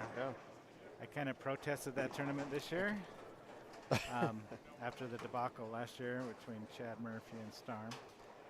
But yeah, the guys that are going out, good luck to you guys. Absolutely. You do well this week. Okay, so after 5, Morgan is still your leader. He's at probably 164 over. Steve Bodovinik shot 257 last game, got him to 145 over. Brian Montoya, 126 over, shot 238. Brian is steady, boy. Yeah. 23, 05, 45, 15, 38. Aiden Van Beaver is 102 over. Ron Johnson III is 90 over. Billy Ginch, your first left-hander, is plus 84. DJ Grimes is 65 over. And Robert Marion's plus 59. Isaac Hernandez plus 42. And Cody Vaughn and Noah Gallegos is tied at 10th at plus 40. And right outside of 10 is Mason Robinson. We were watching him earlier. He's plus 25. And our first female is Karina. And she's at 50 under. Steady, 237, 163, 183, 194, 173. Then we have Haley is 82 back. And then Arena. So the women, I mean, that's not trying to sound sexist by no means, but it's to be expected. When you have that much volume out, they're never going to shoot 279s all day long. Right. It's not going to happen. Yeah, absolutely. The only, if you pulled a couple off the tour, you're probably going to get maybe 5 that could do that, who have enough rev rate to be able to get the ball to consistently get to the pocket and strike. Yeah. Face up and go through the pins, right? For Yes. Sure. So no slight to them. They're bowling very well. Here's Sean Rowe. He's plus 9. All right. Stevie Gallegos is plus 5. And I think we only had we have 3 lefties this squad. I think so. I don't know where they all went. I think they thought that I would be like, because I don't really care for lefties too much, but I would never put a pattern to hold it, to hold them back. See, we were watching Freeman and he ends up sparing. What happened? And Freeman was at basically even. He was 1 under. So Yeah, this will making dig a him out the move. hole. Mhm. And that is the good thing about this is that with 8 games and pattern being a little more challenging is that you get a good game, you jump up several spots. Yeah, for sure. And the scores aren't horrible. I mean, No. you got 220, 232 at the leader. That's really good. Badavinik's right at 230. So it's not like they're impossible. No. But you have to be on your moves pair to pair just because of the way people break them down in front of you. So Absolutely. And even your 20th person, and this is what I like to see. You're always going to have somebody who just runs the field over. you could have Just them nature- stripped and somebody's going to find their way Exactly. to bowl better than everybody else. So I traditionally, when I look at a sheet, I take the probably the top 2 out and the bottom 2 because there's going to be somebody who, no matter what, it's just not their day and they just got anything. Yeah. But that middle of the pack is right around even to slightly above plus is where you want to be. Yeah. I was guessing 92, but after watching the guys break them down and stuff, I think it's going to be lower than that to make the finals. Yeah, I was telling Zach, I think the overall cut tomorrow will be anywhere between plus 20 and minus 20. Unless this other squad comes in and just has a field day out there, which I don't see. Again, it's going to be a little tighter. second application of the pattern out there. Now, if they get smart and they all start right, Yeah. story's a different story. Maybe I'll just keep running them out in practice, and they'll try to line up off me like they do when they're hooking. There you go. There you go. Brian's still striking. This guy's ball was coming off really good, and then now it's a little sharp, and I'm not sure if he's making it softer. But he left a really good 9-pin, and then last couple I've watched other than the strike, it just kind of checked a little bit. There we go. Good shot from Shannon.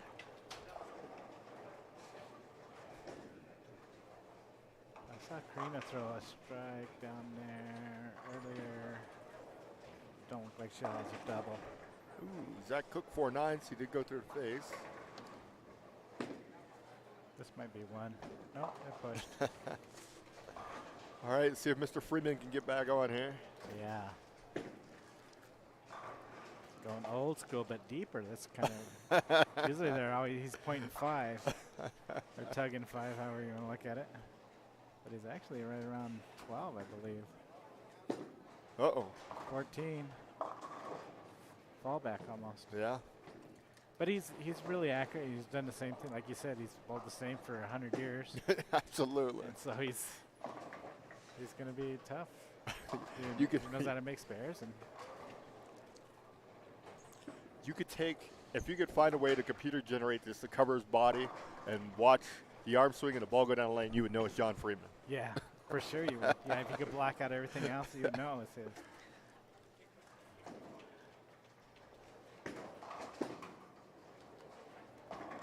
All right. Keeps chugging along, making spares now. And that's why he's 1 under. Yeah. Full rollers used to just dominate back in the day. You know who still, and I'm pretty sure he still is Bobby Nelson. That was full roller on Yes. 55 gallons of steroid. Man, did he revved it, and it was full roller, and that thing, when it hit the pins, it still does. I seen him bowl.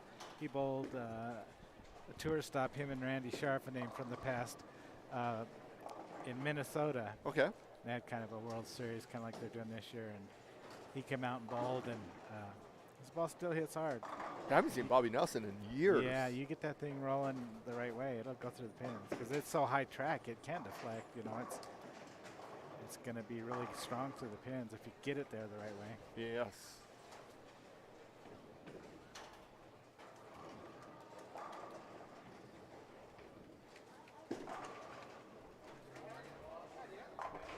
Oh, we got more and more Spare. people showing up now. Yeah. This is the way the crowd should have been when we started. Yeah, I know. Well, with the snow, I don't blame them. That's true. Maybe they went out and get in their vehicle and slid underneath it like I did when I got out of mine. Or they got up and seen that snow and said, I'll make it a little later once it all melts off here. Snooze. Exactly. I don't blame them. I don't blame I them. don't either. All right, Mr. Montoya. Front 5. I don't see. Oh, it's a couple. Will we have a straight down. 300 today? That's a good question. I hope I do.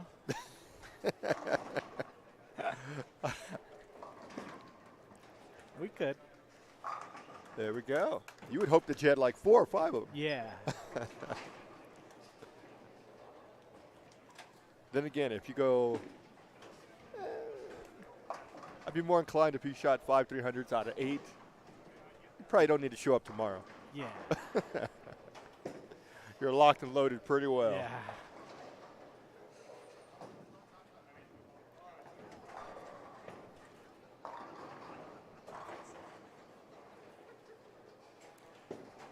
Did he make a ball change? Not sure. Is he still Can't in there? see it.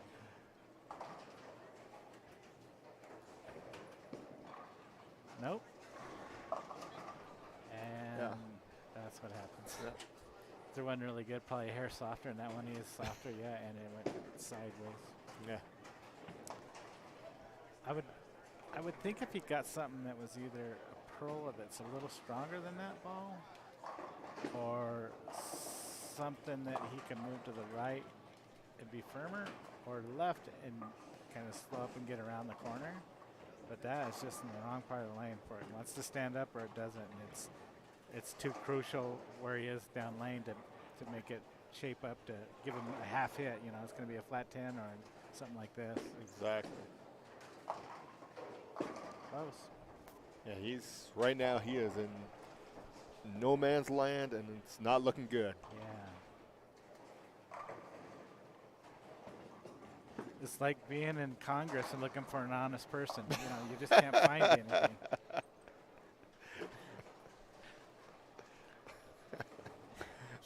When we're shut off tomorrow, this is exactly what happened. Just kidding, FCC. Yikes. All right, Mr. Cook. All right, threw that one pretty good. He's got a lot on it. He's pretty big rev rate. Yes, he gets on it at the bottom.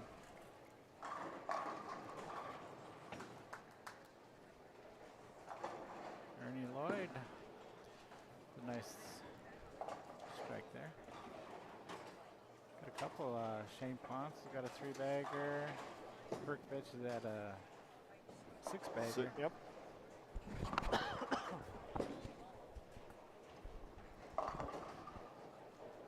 He's trapped too. He looks trapped. The problem is, and they seem like they're talking to each other about it, and it's not. Yeah. And neither one of them are seeing it. Right. Sometimes bowlers will tend to, and I think women are probably more inclined to do that, always blame themselves. Oh, that was a hair soft. That was a, you know, instead of moving with what the ball reaction is, and because they kind of always want to throw perfect shots. Absolutely. And sometimes it's good to have a huge eagle and just say, oh yeah, that's got to be the lane, and make the move. Absolutely. Because I've done it too many times too, and I think one of the best advice I got is like, don't always think you throw it bad, and move when you see it, you know, and anticipate something that goes on. Look at this, front 7. Exactly. Yeah, because I've always taught anybody who's willing to listen is that you've got to understand when you make a bad shot versus a good shot versus an okay shot. If you feel like you made an okay or good shot and it did something that you weren't expecting, it's probably the lane. Yes, if you made a terrible shot, Yeah. never adjust off of that. But if you made a good shot or what you felt was pretty good and the reaction wasn't what you're expecting, it's the lane that's telling you that, not you. But a lot of people get caught up in, maybe I didn't make as good a shot as I thought I did, and start overthinking it and making, and then you start making really bad ones. And I tend to, when I'm throwing it really good, I'm really sharp and I can do a lot of different things. I'll try to out-execute the bad ball reaction, and that does never work. No. I might get away with the first ball on the 10s or second ball on the 10 on a game where I'm losing the pattern, but I can't do it for a game at all. No way. No.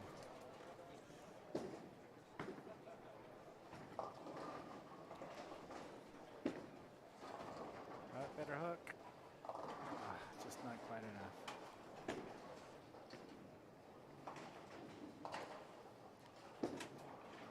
Yankee. Yes. Every time she's yanked it, she's 5'7" to 5'10" today. That's no relief. That's, yeah. You know, just give her a 5 at the end and let her move on. No, you gotta. I made a bad shot and I paid the ultimate penalties. For sure. He loves that. That gem, or that it's the idol Helios, I believe. I think so. And I've seen that in his hand a lot, which to me seems like it's just the covers maybe not be big enough, but he gets on it, so he could probably make it trick it a little bit.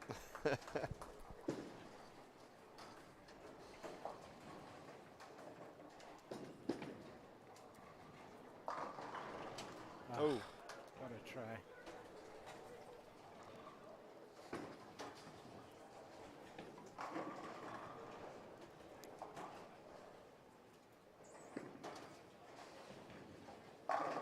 That one looked good. Yes, sir. He's got like such a linky body that it's like looks like a yo-yo at the bottom a little bit of the way he snaps through it. It's Oh, pretty good release. Oh, good job. All that, and he's gonna be under one Uh-oh. or 200. that was not good. Yeah.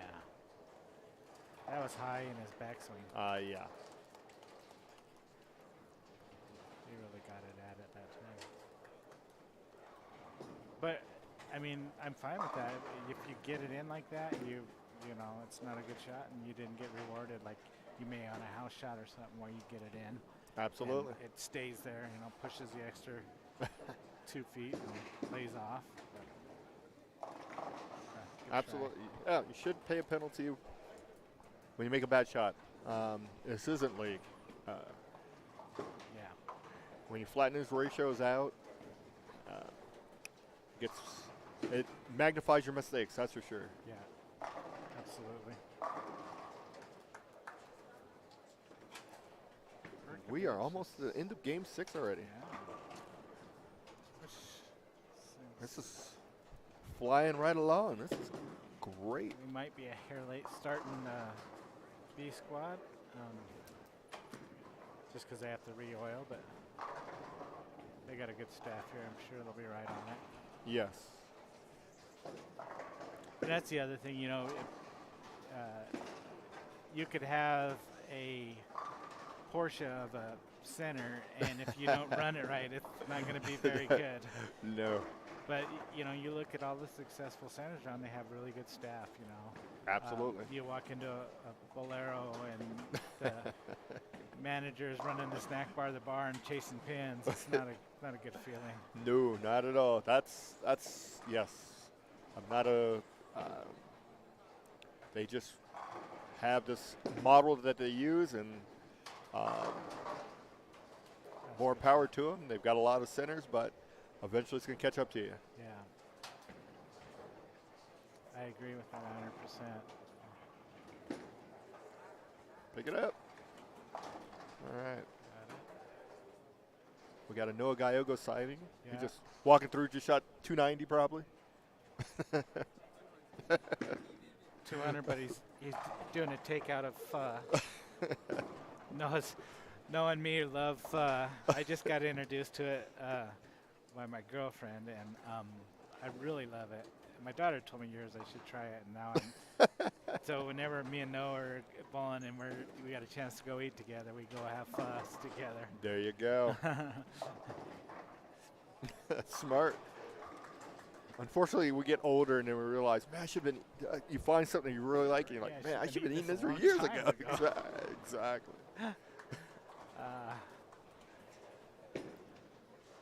That is. Yeah. And I think when we did that, we had sushi as well. It was nice. You don't. That is my biggest regret. I didn't have sushi when I was young. Thought it was. Oh man, I'm never it didn't eating that. It's sound good, terrible. right? Yeah.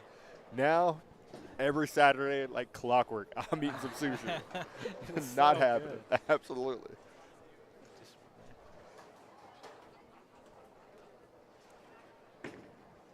And then I look back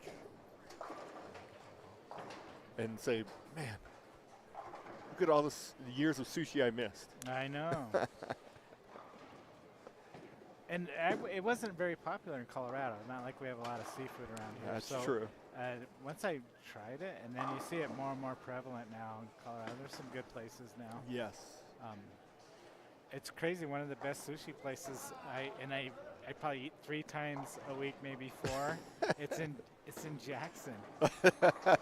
There's this little place, and I'm like, look at this sushi place, and it's just a really beautiful little place. And oh my gosh. Unbeatable. When you're in for $40 at sushi, you know you had a couple rolls. Absolutely. And everything's so good. I was like, I want to try that, And everything is so good.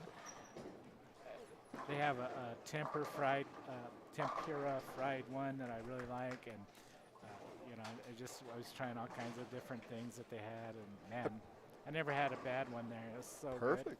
That's good. Have you ever in Reno at the Atlantis? They have an all-you-can-eat sushi upstairs. Oh no. Oh yeah, it's Incredible. That might make me change my mind about bowling nationals. Maybe I'll just go down for the BJ and come back home. Exactly. Absolutely. It is awesome. It is. And then same thing is, we've been to Reno for nationals, God knows how many times, in regionals or whatever. Never, because I've not eaten any sushi. So then once I started eating sushi, then we happened to, we didn't go to Reno for a couple years. Then we finally went there. I went there with the women, actually, because the women went when they did the remodel. And we went upstairs at the Atlantis and ate some, and I was like, oh, when are we coming back here again? Yeah. I can't even imagine. All you can eat would probably make me shake a little bit. Oh, I got my money's worth. I was there like, you go. just keep bringing what you got. Just keep bringing. And the guy, I mean, I was like, he's like, well, what do you want? I said, can you make something spicy? He said, do you want spicy? Your version of spicy or my version of spicy? I said, well, let's see where mine lands first, and we'll go from there. So he made something, and I was like, that's good, but I think we could take us up another couple notches. By the end of the night, I was like, okay, you know what you're doing. You know what you're doing. Yeah, me and Michael Smith ate at a place, too, in Fort Myers, which who knows if it's even there after the hurricanes. But it was a cover charge and all you can eat. And yeah, we had a ball in there. And we found it the last night we were there, and we were heading up to the villages. I was like, why didn't we see that place sooner? I'm like, well, we only drove by it 1,000 times. Exactly. Why wouldn't we see it? Absolutely. Look at Perkovich just shot 278 with a hole in the first frame. Yes, he did. That's That's the way to do it. Yeah. It's 2 bad shots on the lane for Brian. Yeah. Didn't trust neither one of those. Nope. Definitely need another one. Oh. Mr. Hernandez, is it getting better? You're just plodding along. You're shooting 230s every game. 220s. 220s? 220s. Try to shoot 230s, but I keep messing up on the nines. Take me out of that 230 frame real quick. I'm doing pretty good. You know, the legs are coming up, surprising. You going to be able to walk tomorrow? Find out. I might have to open the doors open. Oh, jeez. Stroll it in on my fucking walker. But, no, it's good. Looking good. Where are you at next? Brian opened for 9 and 10 232. and then 7 and 8. Perfect. Perfect. We get to watch the great one. I don't know about that, but you get to watch something. I think gotta shoot a spare. I think we're good. Just saying. Yeah, there's never really been an issue with your strike ball. No, not at all. 10 pins was an issue, but I've been doing okay. So if we take out the first 4 games on 10 pins, yeah, we're good. 100%. Everything else, yeah, good luck. Flip a coin. There you go. I'm going to take a little break. Yes, absolutely. You need to probably start getting ready. Yeah, deciding what balls I'm going to drag in. There you go. Well, bowl well. If I don't see you Yep. before you get started, bowl well, my Thanks friend. again. You got. Thank you. So we are ending game 6. Getting ready to head game 7.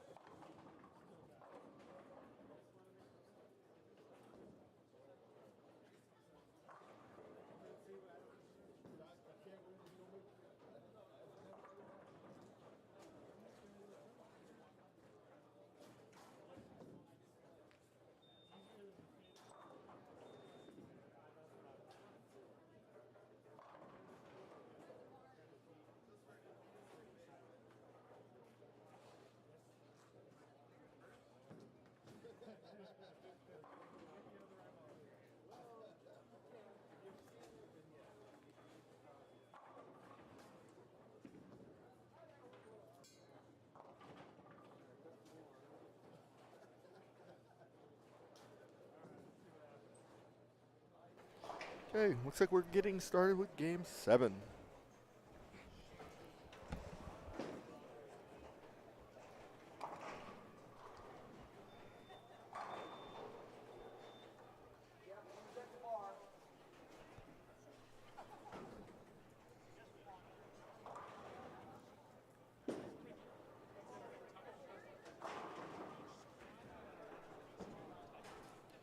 We got the Howards.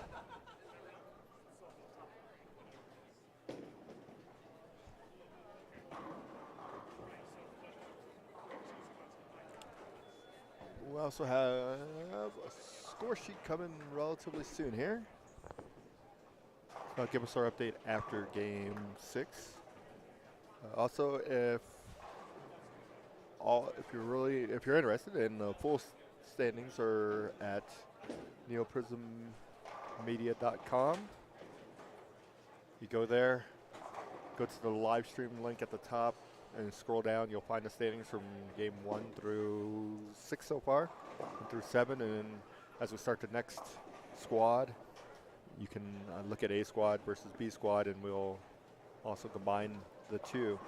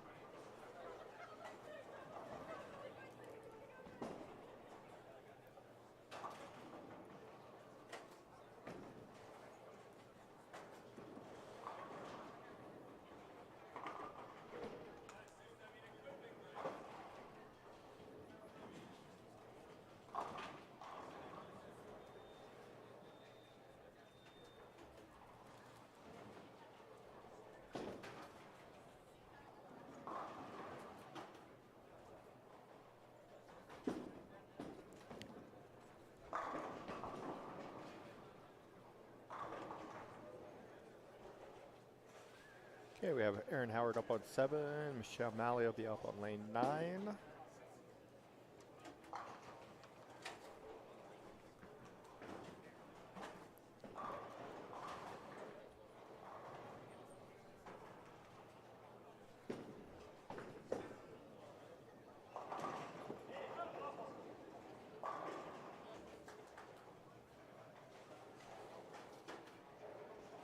Michelle comes in a little light.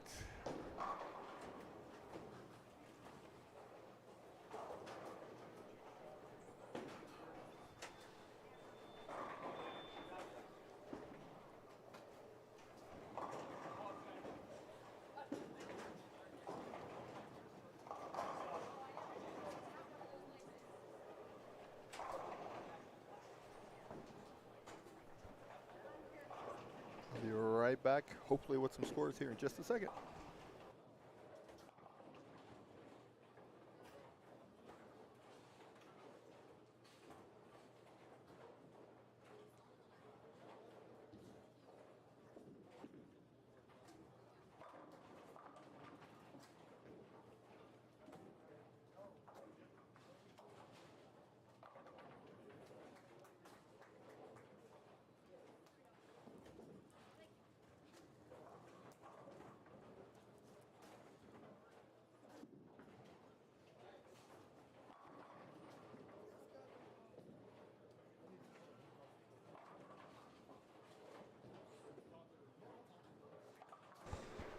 All right. Rob left. He went to go get scores. He wants to think he's fancy, and that's okay. All right, these guys are jumping into game 7 right here. We got this one plus one more left. In front of me, Harmony Tren, both the Howards, Haley and Aaron, Mr. Ed Thorman. Coming to my next lane, Shane Ponce de Leon, Michelle Malley, Big Ike Hernandez, and Robert Geek. I gotta ask Robert a question because I was going through the tabloids and I saw some dude shot 300, same name as him. So we're gonna find out if he was the dude that shot 300. I have not even looked at scores lately, so I don't even know high, lows. I mean, I have an idea just by looking at the scroll on the bottom, and I talk to people. But once it kind of gets going, I don't really start looking at anything until probably about now, 7 or 8. I was on about game 2 or 3. Rob and I were talking. He thinks plus 20, plus or minus 20 is going to be in your ballpark for where we're aiming. I don't know if that's good, bad, or indifferent right now. Miss Michelle Malley on lane 10. Looking for her 10 pin.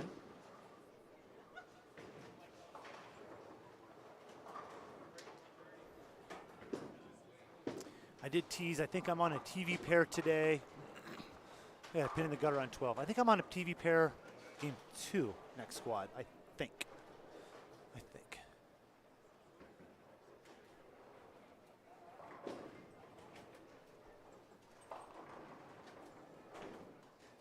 These guys should know how to clear this dead wood here. Hopefully, Grasso's not going to take, oh boy, we're going to have a score change on 12.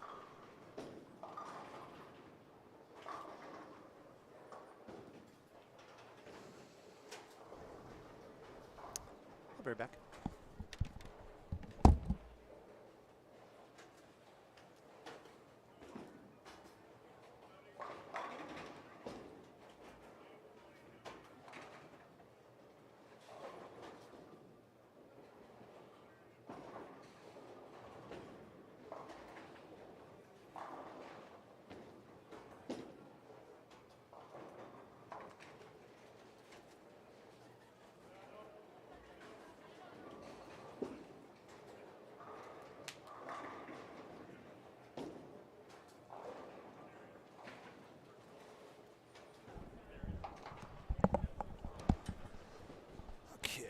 Clear some deadwood, change some scores, all in a day's work. Picked up some trash. And now I get to watch Isaac. I'm going to shoot. What's 250? 250? Okay. I like it. 250 looks good. We'll see what happens in the 9th. Okay. 9th frame killer. Oh boy. All right, we have scores. Watch out now. All right, after game 6, Steve Bodovinik is your leader. He is 194 over. Morgan Moore is in second, 175 over. Bron Montoya maintains third at 159 over. DJ Grinds fourth, 134 over. Aiden Van Bieber is plus 114. Ron Johnson in the third is plus 93. Billy Ginch is 77 over, 75 over for Richard Perkovich. Robert Marion is 72 over. And in 10th place, he's made his way up to 10th place, is Isaac Hernandez at plus 66. Just right outside of the top 10 in 11th place is Mason Robinson at plus 60. So, you got some issues. Steve did shoot 256 that game, or 257, sorry. Brian, 238, 235 from Billy, or William Ginch. William, Sir William. I thought you were done reading him. That's why you were kind of looking all crazy. I was like, let me see that. So while you're going over this, yes, right here in front of you, 9 and 10. Robert Geek. Yep. Okay. Where's he from? Denver. Okay. I'm going through the tabloids the other day, a.k.a. Facebook, and I'm scrolling through that BS, and I come across some dude that shot 300, Robert Geek, and so I asked him just now, because I teased it while you were getting the scores done. I said, I wonder if this is the same dude. So I asked him, I said, what's the story? I said, I shot 300 a couple weeks ago in league with this track archetype. I said, sick ball. And he said his brother and him got him. His brother got one after Robert did, right? So younger brother gets one after he sees older brother. Younger brother shoots 300 before older brother. Of course. Right? So then older brother says, you got to be shitting me. And now they shot 300. Now all life is good. Oh, there you go. So what do you got going on here, bud? That's one heck of a story you just had right there. That's a great story, right? It's a phenomenal story. It's a great story. You're not going to get that anywhere else. This is on the second recover. Where's Randy Peterson at? Exactly. Okay. What you got going on? What's over here? We're looking for the top lady. Whoa. It's Karina. Speaking of ladies, look, was that timing or what? Whoa, she just pinched me. In parts unknown. Okay. Top lady is? Karina Grasso, At? a minus 44. Okay. Okay. Then we have Rena, Miss Rena, yes. minus 58. Haley Howard is 106 under. Yes, sir. And Should have 2 more. Miss Shannon, 41st, yeah. yep. And then who else? Krista. Michelle Malley And Krista right there. and Krista. Okay. And then how many ladies do you have on the second squad that you know of? I don't. Okay. My wife. That's. There you go. I think that, I'm going to be honest, I think that was the only lady I saw, unless we get like a walk-in or 2. Ah. So we'll kind of see what's going on. Okay. There's 8 or 9 of them. I think they're going to cut to the top 3 and do like a 3-2-1 step ladder. Okay. So. Oh, Harmony Trend. We missed Harmony. Yeah. So there is 8 in that squad. 2, in 3, this squad. 4.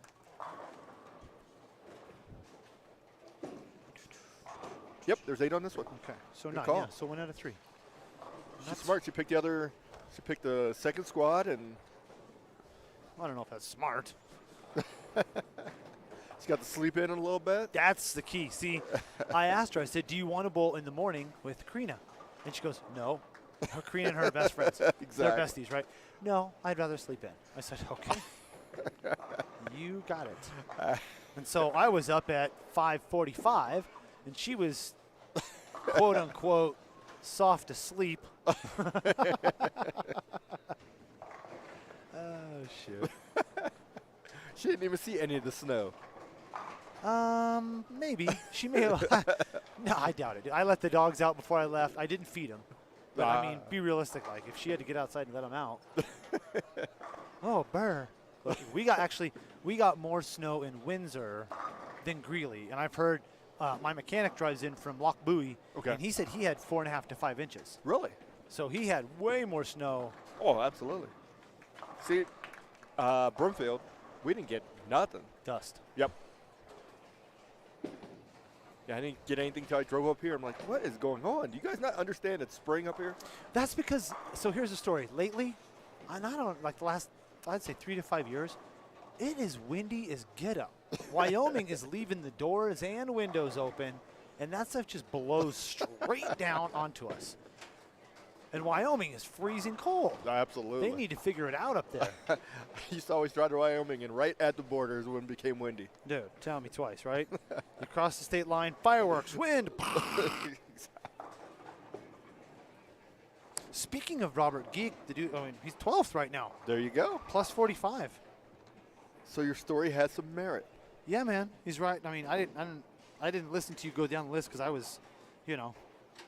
Enthralled in your story. You're trying to figure out how am I going to tell this story Yeah. that have people believe it. There was no to believe. You can go look it up. It's on like Track's website or Track's social media. What are you going to throw today, by the way? What is your plan? So I have 2 pinned down ball. I have an archetype Okay. that I have like a 35, 50 on. And I also have my old dependable Polaris. It's a 45-70. Both of them are really small pin to paps, right? Because I want quick wobble, and I want lots of surface because I want this thing to stop. I want this thing to get to like 32 feet and just kind of quit and roll uphill. So those are what I'm going to kind of give the look at, like up 5, 6, 7 with. Okay.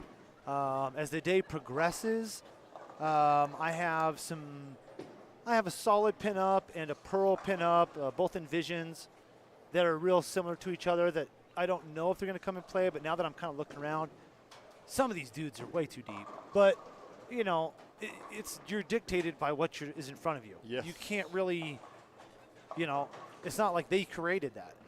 And we're in a world of bowling where, and I kid about this all the time, when they're virgins, the very first person to start shaping that will dictate the day.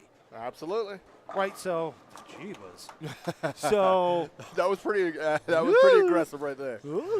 so, like, you know, if you get some dude taking sandpaper at 15 game 1, well, every time people get to that pair and they see a little bit of hook, they're going to move left off of the hook that's already there. That's why you want to start as far right as you possibly can, within reason, right? I mean, Absolutely. there are occasions where you're going to have lots of house patterns, where you're going to have lots of built-in friction, right? Karina gets the 7-10 out, or the 5-7 out. Funny story there. She left a Lily Thursday night on 1 and 2, and that was her first Lily since juniors. So she saw that and quivering a little bit. Did she get 2? No, I don't know. She was out on 1 and 2. She told me, now you're making me deviate from the burning up the heads program, but that's okay. She told me her last Lily, which is a 5-7-10 sour apple, whatever you want to call it. Okay, but her last one, she was 8 years old, and she did pick it up. There you go. Throwing some 7 or 8, 9 pound little ricochet rabbit down there. I will give you this as a story on the Okay. same topic. Okay. So, we're in Cold Creek, we're bowling a tournament, and somebody leaves a 5-7-10. Grown adult, left a 5-7-10. And then, so we're over here, you know, just talking, having a good old chat, laughing about it. Next thing you know, you hear this roar over there. The dude picked it up. What, he used a 7 or 8? No, he's a super spinner, and it just absolutely got Super it. spinner at 5 miles an hour. It was incredible. And So, so a grown adult I would was- get so much ricochet speed, I was in the building, and you didn't heard get to about see one, it. and never got to see it picked up. Absolutely. Here's another elusive So one. that'll never, ever happen in my life. The elusive 5-8-9. Who's leaving those in here? Well, I've seen them. You know, you don't see them very often, but that's just like a 5-7-10. Yes. Because you're asking yourself, what in the Sam? Where'd the ball go? Oh, Aaron Howard chops his little 3-6. It's easy to do. Pearl on the right side. Yep. Just wants to read. Not fun. Here's his daughter, Haley. Haley bowled really well on the Rocky Mountain Ladies Tour this year. You guys Yes. got lots of coverage on her. Absolutely. That ball quit on itself a little early, so it's either a move right or a move left. But kicks out the 4-5-7. She went to Midland, I do believe. Oh. Or no. Wasn't Midland. I'm sorry. I forget where she went. Scroller, my name's right. Is that what you were telling me would it be? No, on the printouts. Yeah. Yes. So when Robert Geek was doing the check-ins, when they did the names on the computer back there, his team name, because that's you have to put it under a team name, and that's AMF, another malfunction. Anyway, their computing system, his name in the computer was Robert Check, C-H-E-C-K, instead of G-I-E-C-K, because the letters all blended together. So we're seeing a name of Check on one sheet and Geek on the other. Oh, that's going left. Yes, it Hard. is. That's not a fun spare on this either. No. You can easily chop it. You can easily miss it. Yep. So, we'll see. I'm kind of, I still see lots like Jem going down the lane. Howard's in Pearl. I don't know. His ball rolls a little bit more. Access is a little bit higher. I'm just kind of looking at the guys that are still scoring, and I don't see a lot of shine. No. You know, realistically, Geek's in front of us. He's got the archetype. That's a piece of sandpaper. Al Wolf 1 and 2. That was an archetype. Let me see what Aiden's got in his hand. He's got a Game Breaker 2. Schaefer's got a Phase as well. That's, Phase 2. And they're all still right. They're super right, So you're still seeing lots of surface. So I'm not seeing lots of shine or Nope. pearl yet. TNT from Karina. That looks much better than that Eternity. Let's see what Mally's got here. So yeah, we're still seeing lots of solid bowling balls go down the lane. There's a Tank Carbide from Mr. Stevie G. That's got surface.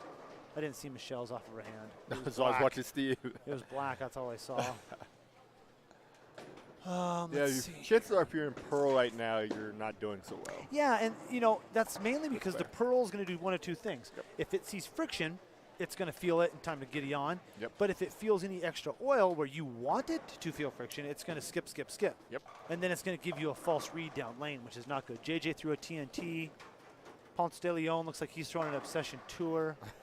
So,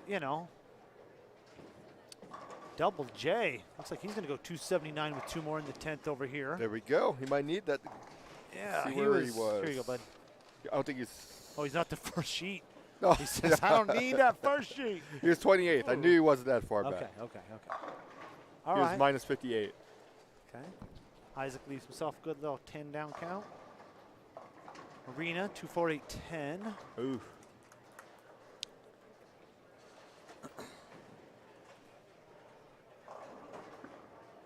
That's good. I When mean, you that can ball just gets see, there, it oh, it don't play around. no, buddy. no, no. It does not play around. No. Like, and that's the one thing I've noticed. Like, when I've thrown my Polaris and my Archetype next to each other, my Polaris is, that's just my thick, get it started ball, right? I mean, I just want it to get going.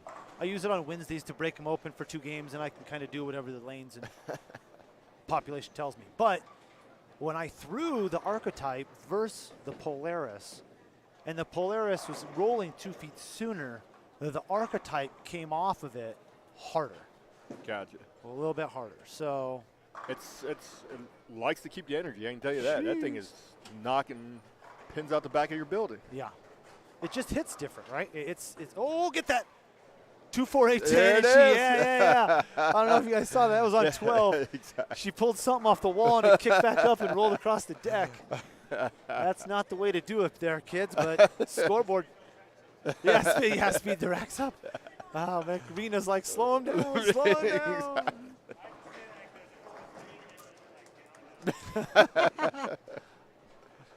All right, so Malley throws something out to the right. That actually recovered really good. Absolutely.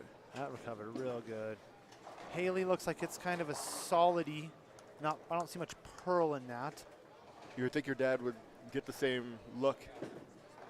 I don't know. Depends on who the ball rep is, That's a good point. Good point. Oh, your boy's doing pretty good. You get that $100 is. 100 still looks good. It still looks good. I'm going to recover. I need to go remind him. After this set, I'm going to remind him. I'm sure he'll forget. I'm going to remind him. You know who just walked in the door that should have a headset on? Who's that? Sean Patrick. Don't know who that is. Yeah, you do. It's just you two. Lies like the lies. Lies. I've seen some interesting people walk through the door today, so. And they all have a bowling shirt on. They do. Ooh, that's not going to do it. That was a little early. Too much China. Harmony, don't do it. Hi. I tried.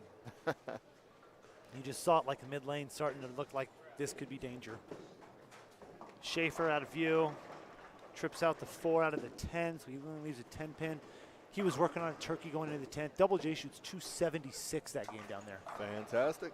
Last ball and the first ball both have red circles. Yee, chop, chop, chop. All right.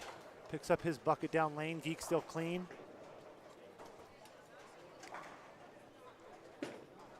Where is Sean? Where's Ponce de Leon at? What's his number? He's got a number this game. 230 if he punches. 34th. Okay. 93 back. Okay, so he's gonna need a couple of those. Yes.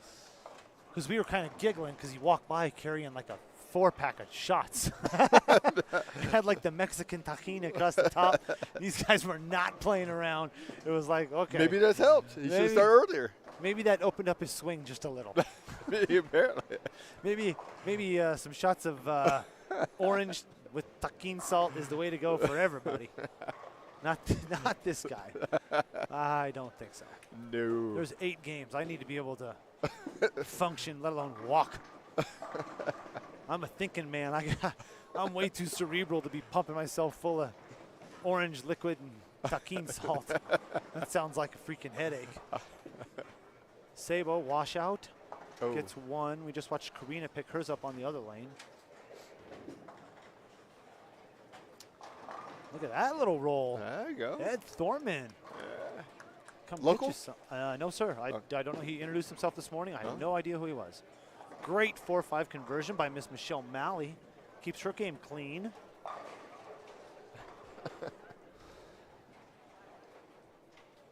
Oh, my. See? Right here, this guy. My little brother. It's my little brother. I got like 18 little unadopted little brothers. There you go. All from one night stands in Holyoke. Well, that or Dick, Colorado. We have Isaac up on lane 9. Oh. A little early. A little Yeah. early. Yep. Little clanker 10. Got a washout on 8. Haley. Grosso, speed it up. Aye. Too far down lane. Harmony, 6-pin.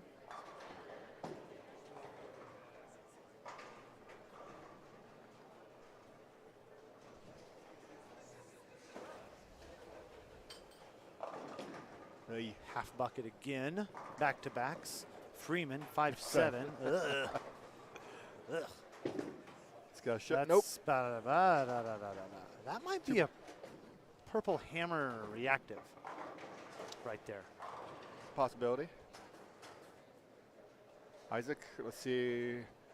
If he can clean this up. He's been having problems with shooting spares. He asked me if I gave spare lessons. He did ask me that earlier. He said he's missed a bunch of them today. Yeah. Oh, Grosso, shoot. putting a clinic on.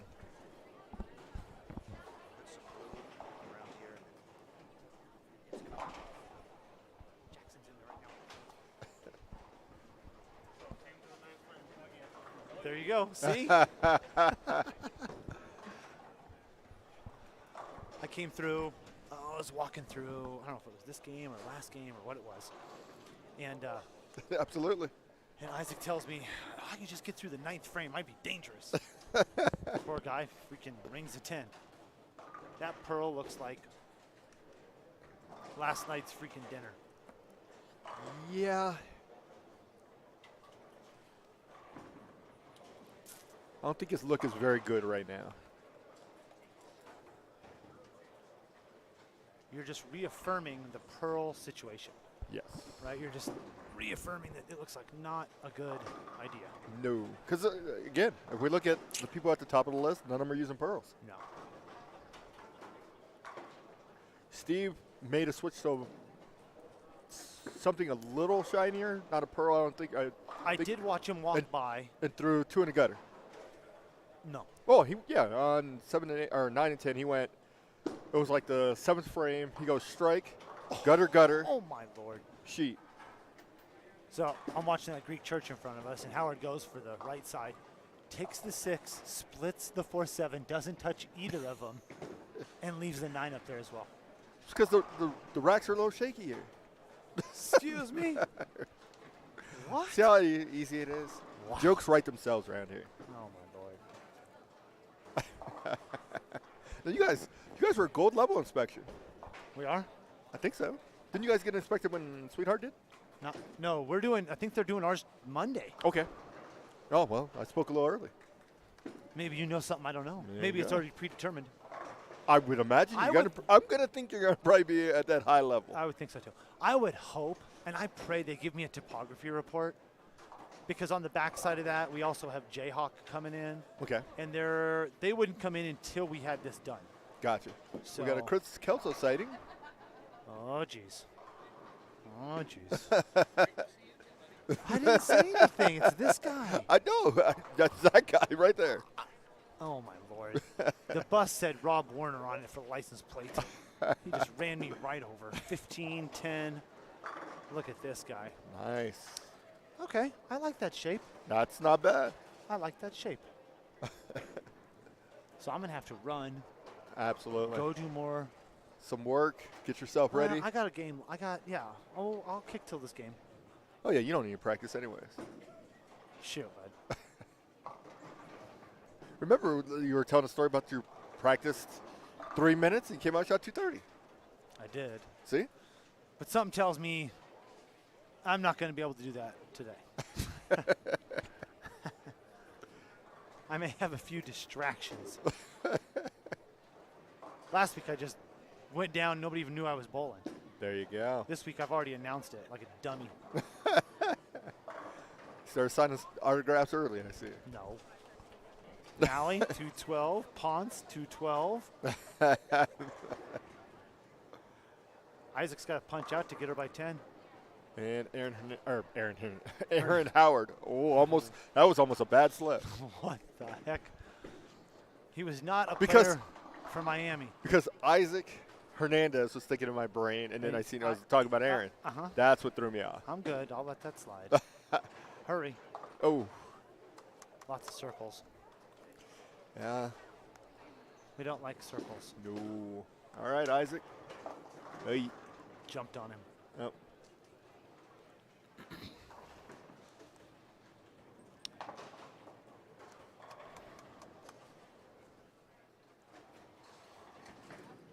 Well, the pair to our left does not look like they're having fun. No. I mean, the pair to the right, pseudo fun. Pseudo.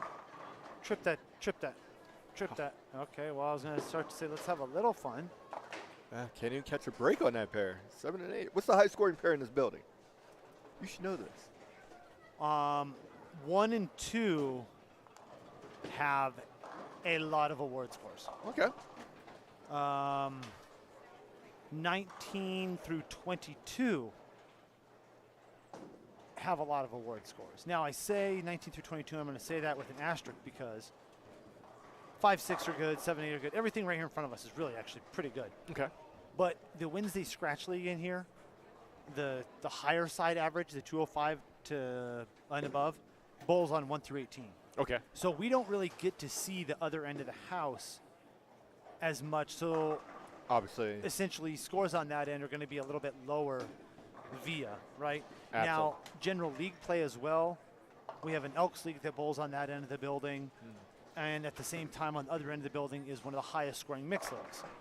So 1 through 18 gets way more high score lineage Gotcha. than 19 down nowadays. Okay. I've never really thought about that until we just did that.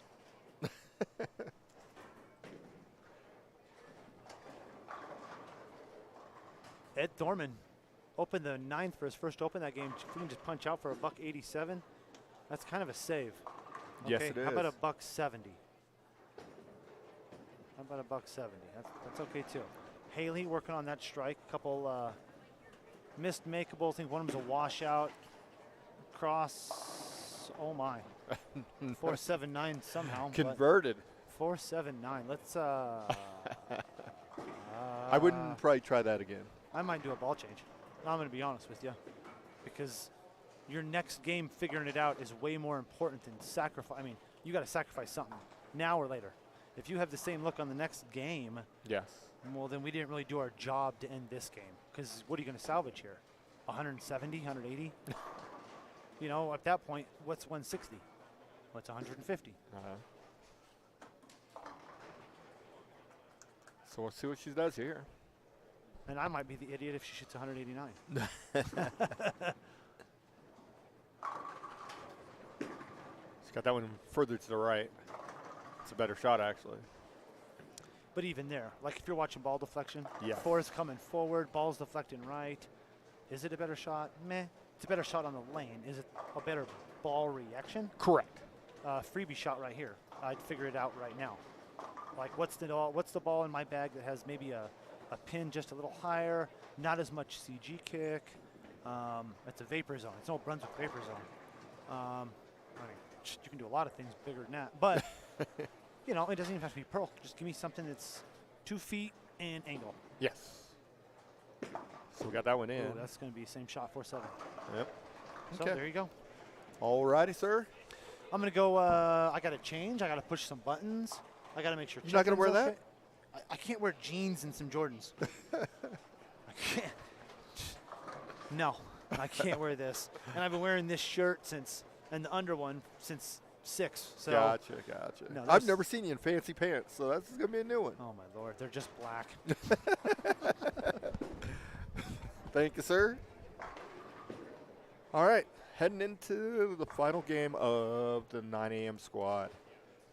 So that's game 7. As soon as we get some scores, I'll update you, figure out where we're at.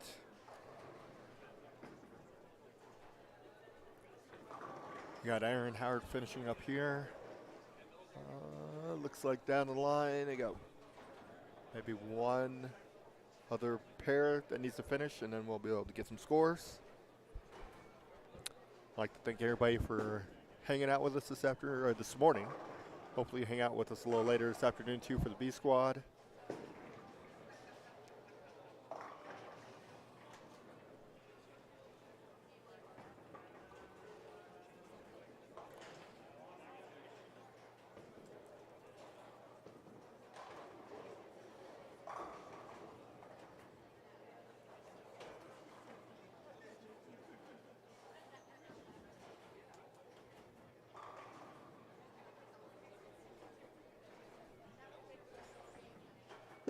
Okay, let's see what we got from Mr. Howard. Okay, 4-7.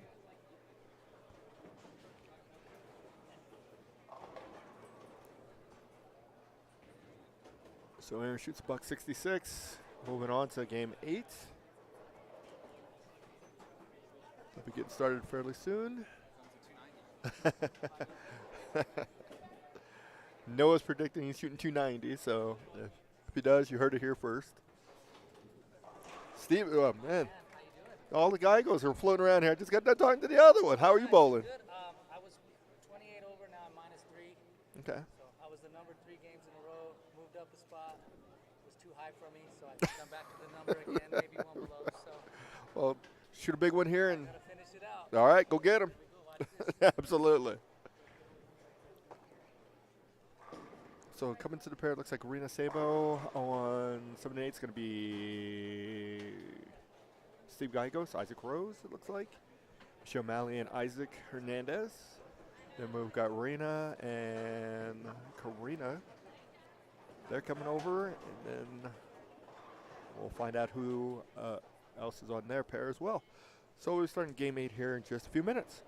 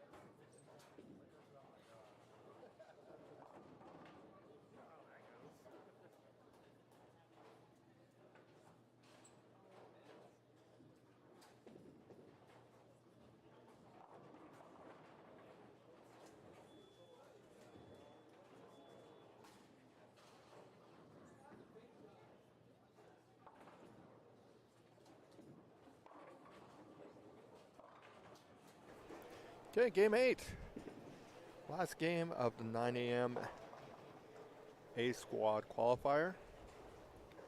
The next squad will take the floor around 3 o'clock.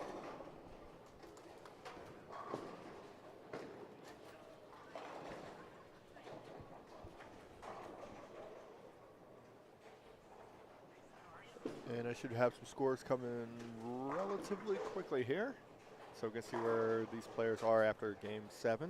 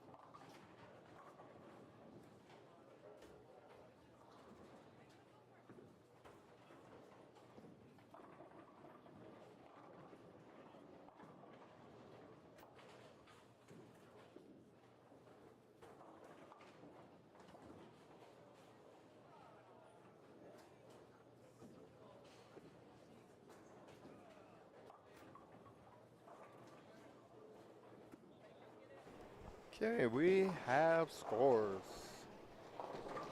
After game 7, Steve Bodovinik is your leader, plus 201. Did shoot 207 the last game. Morgan Moore is plus 162, shot 187 that last game. DJ Grimes is in third at plus 158. Brian Montoya drops a little bit down to fourth. He is 155 over. Aiden Van Beavers of 127 over. At 113 over is Mason Robinson. Ron Johnson III is 105 over. At 100 over is Billy Ginch. Richard Perkovich is plus 67. And Isaac Hernandez is plus 62 to round out your top 10. Noah Gallegos is slightly out of the top 10 at plus 57. Also hovering around is John Johnson at plus 18, and Rick Shaper at plus 12. Cody Vaughn is plus 10. Hal Wolf is 1 over. And our high female is still Karina Garasso at 42 under.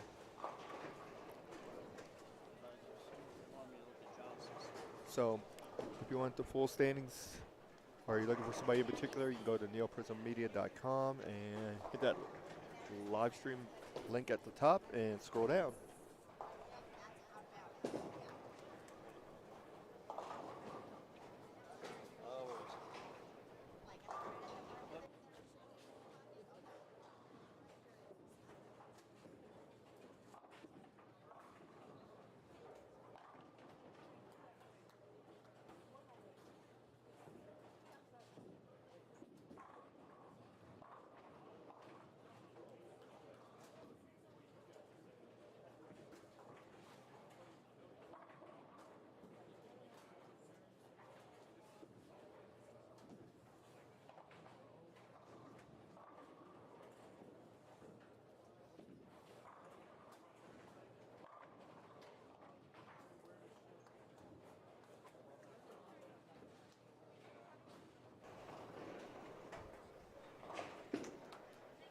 Okay, we got Harmony Trend up on lane 10.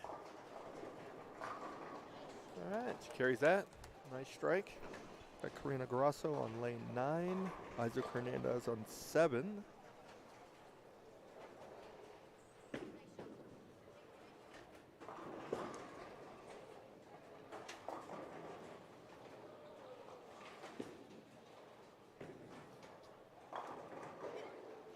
Ah, there we go. A little love tap at the end for Karina.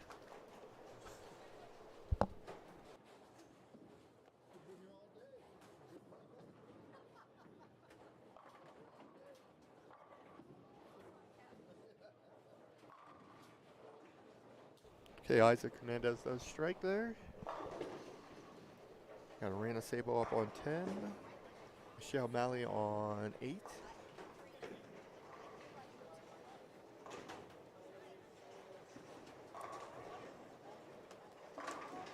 Okay, Arena does strike.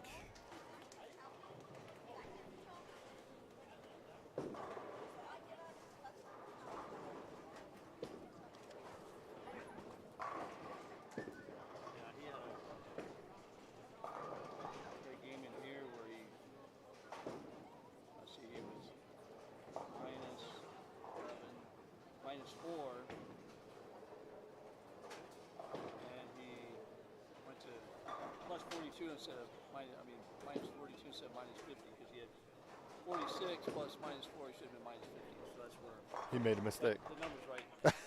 Exactly. He just had an issue in the middle.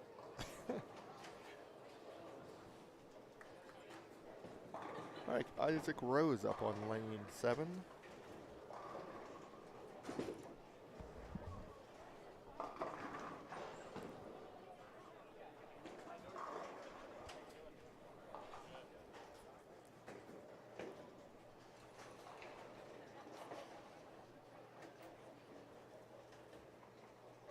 And Michelle Malley looking to pick up her single pin spare.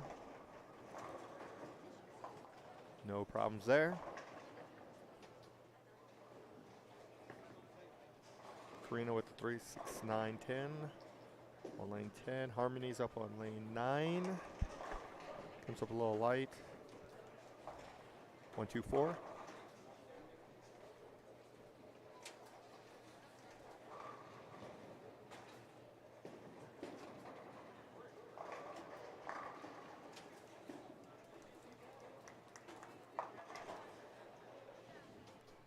Karina gets 3.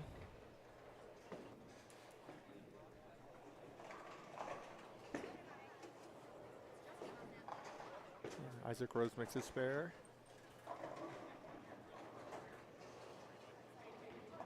Okay, Harmony Trim makes her spare. Edward Thurman is going to be on lane 10, and Isaac Hernandez on lane 8.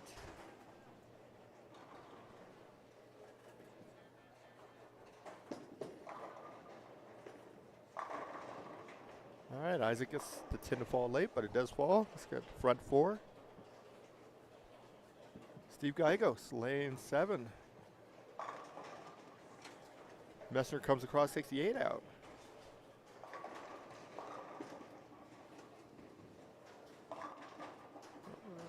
We got a crossover there, 310 for Mr. Thurman. Rena Sabo is going to be up on lane 9.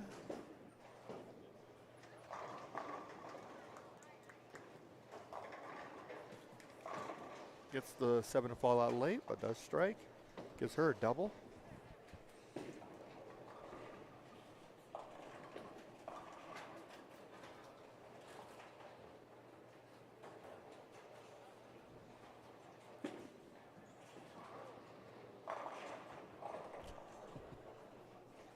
Isaac Rose leaves just a 7.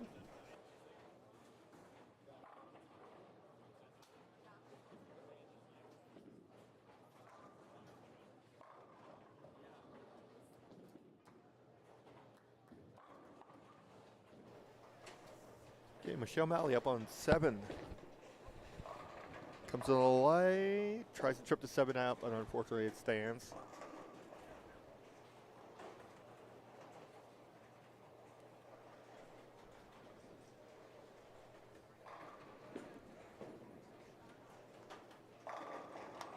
All right, Karina Garasso with a strike on lane 9.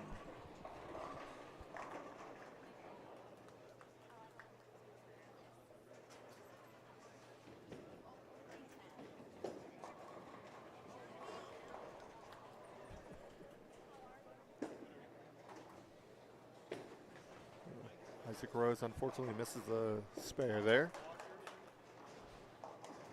Looks like he had a little foot issues. Harmony Trend. All right. Strikes there.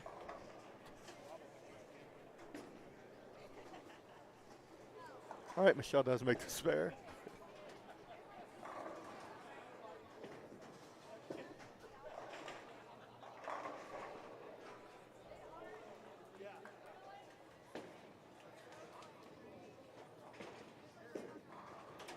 Okay, Edward Thorman, lane 9. All right, gets all 10 to fall. Steve Gallegos looking for a double.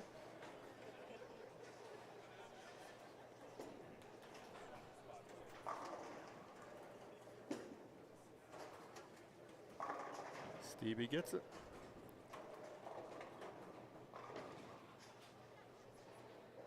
Okay, Rena Sabo, lane 10. It's ring 10.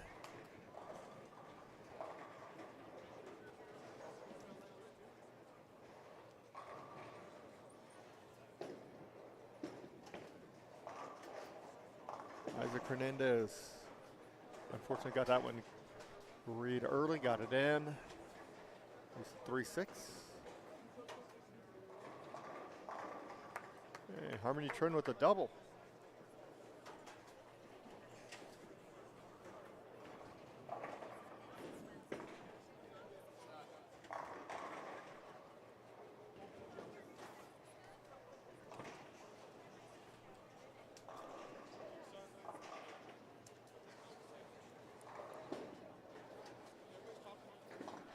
Isaac does make the spare.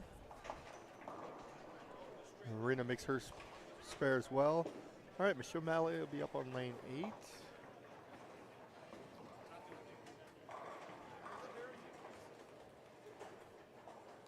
Just got an all-spare game going right now.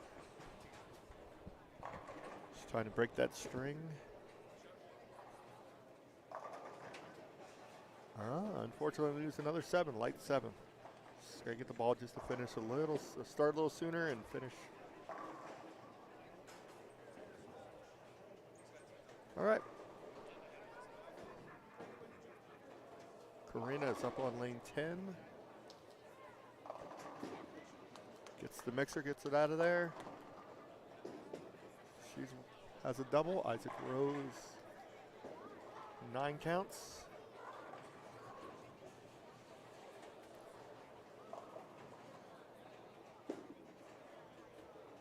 Michelle Malley, unfortunately, she misses that spare.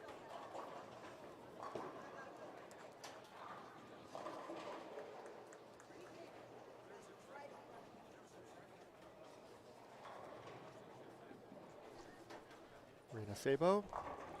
Ooh. Leaves a 6-pin.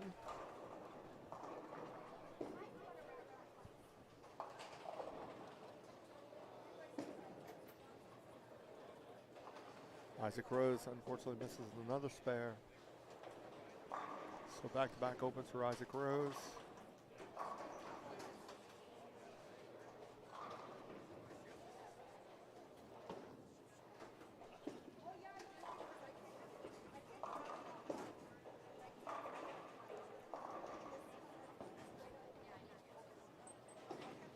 Dorman, lane 10, 6 counts, leaves a 1, 2, 4, 5.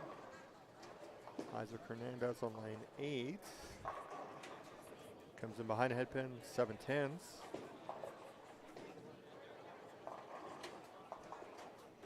Stevie Gallegos. Sends a messenger across. Unfortunately doesn't get it, leaves a 7.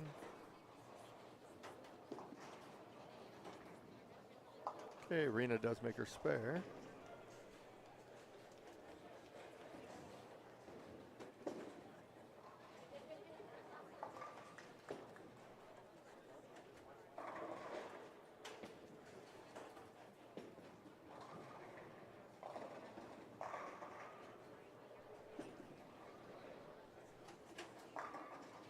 Oh, unfortunately Edward gets 3 out of the 4. So he has an open.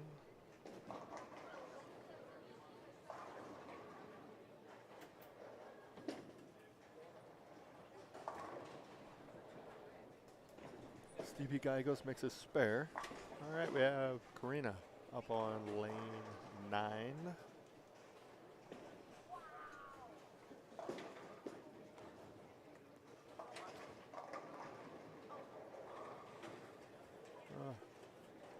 A little footing issues on that one, just leaves a 7. Isaac Hernandez gets the pin to come up, but it comes the wrong way. It's got to go the other way there, Isaac. All right, Harmony Trend with the turkey.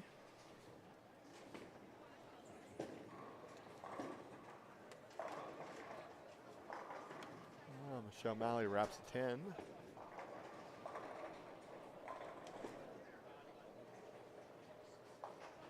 Okay, Karina does take care of her spare.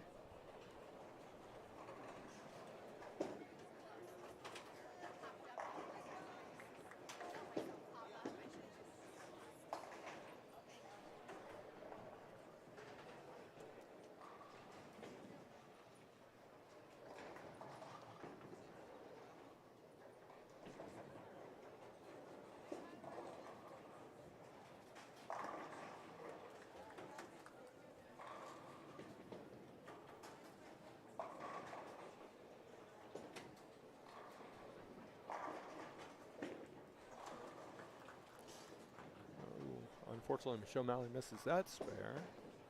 So she's on back-to-back opens. All right, Rena. Nice shot there.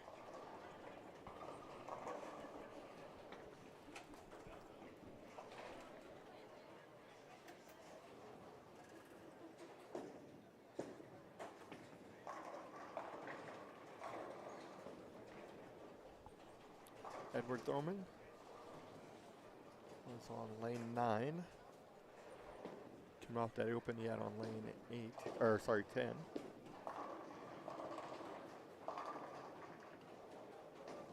Got that one to go a little high, leaves just a 4-pin.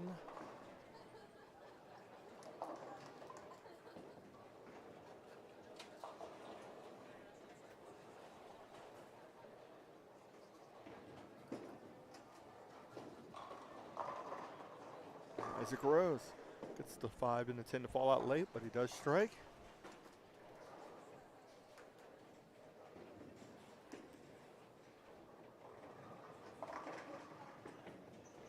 Karina with the crossover leaves just the 3-pin.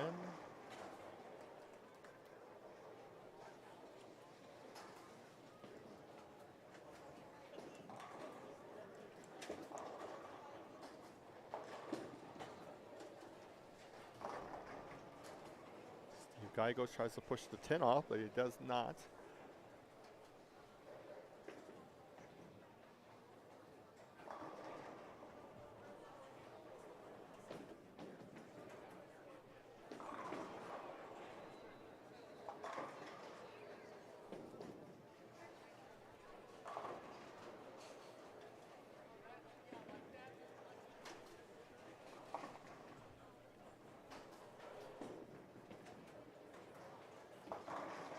Isaac Hernandez gets that one, come out the pattern, sharp 2, leaves 4-7.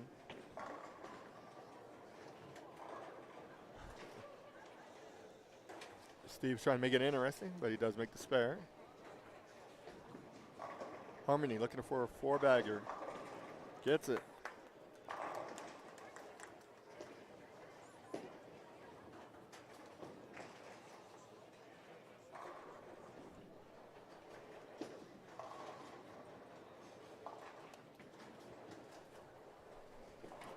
Isaac does convert the spare.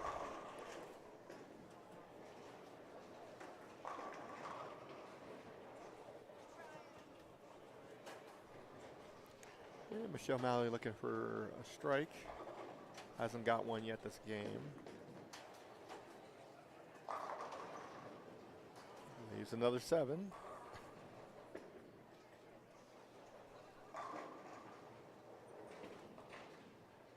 I have Rena Sabo up on lane 9.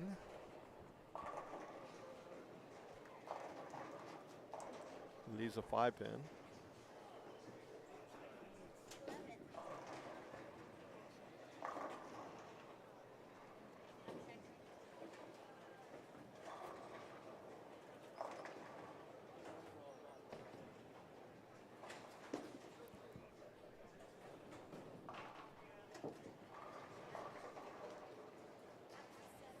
All right, Michelle does make that spare.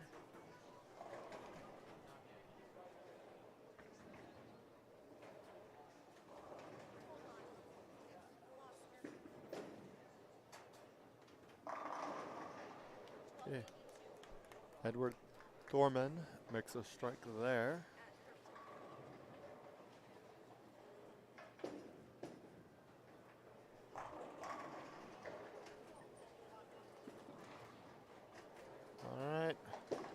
Marina takes care of that loose up 5-pin.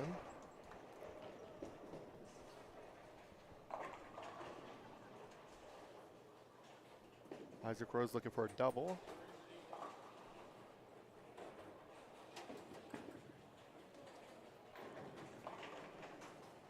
Comes up short. And Harmony's string comes to an end after 4. Leaves to the 2-4-5. Or I'm sorry, the 2-4-8. Isaac does strike there.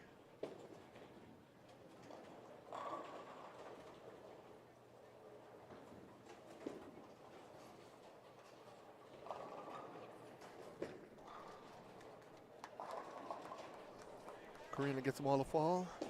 9th frame, foundation frame, she does strike there.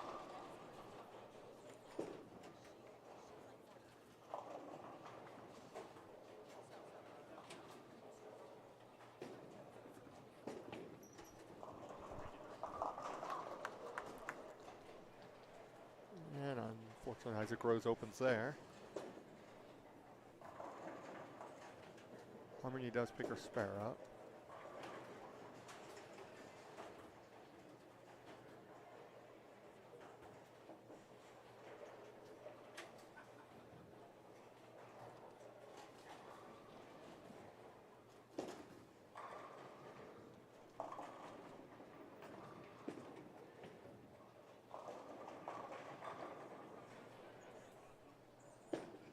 Okay, Thorman misses to the right.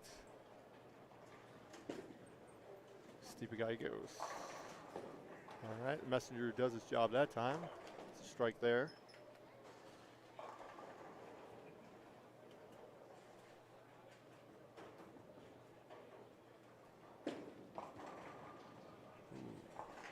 Rena comes in light. Leaves the split.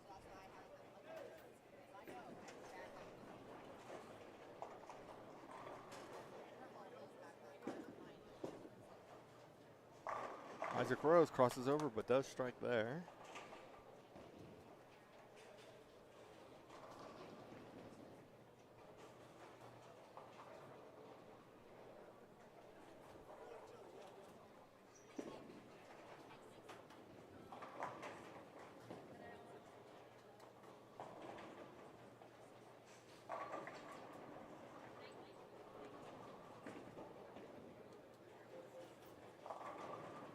Okay, Michelle Malley finally does strike. We're going to give it a run. Unfortunately, does not convert the spare.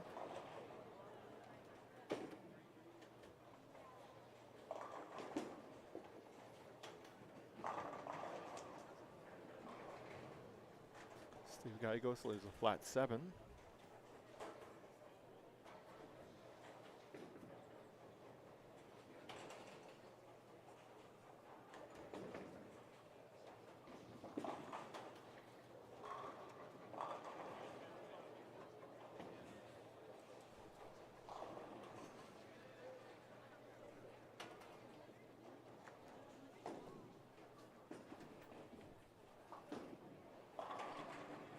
Okay, Karina does strike there.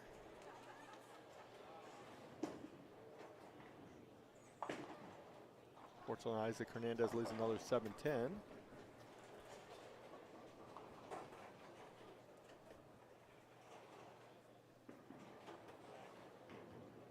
All right, Harmony strikes there.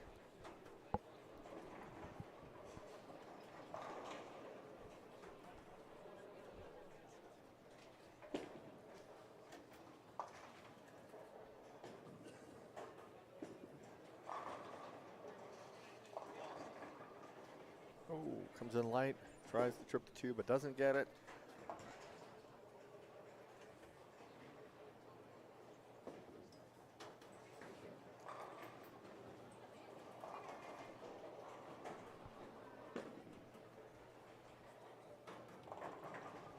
All right, once Michelle got the first run, now they're just falling left and right. And we got another strike there.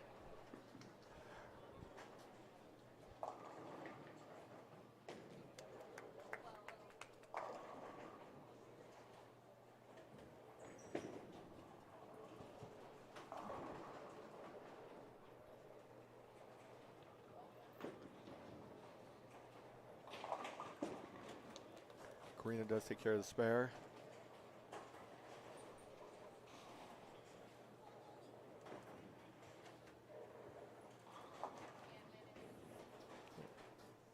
Harmony makes her spare.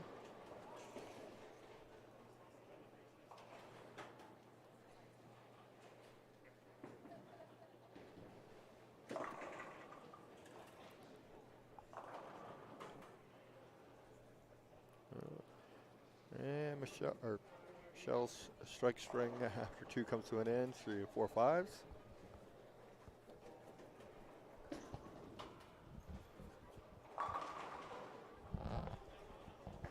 Isaac Rose goes to the backup ball, makes the spare.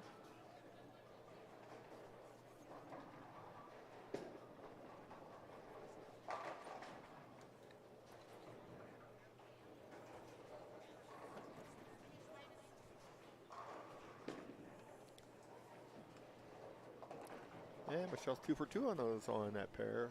Another 4-5 conversion. Actually, she left one early on, yeah. On 9 and 10, that's where I seen it at.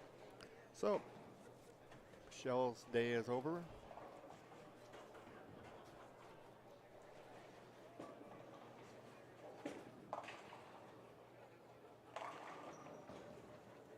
Isaac Rose has just finished his game.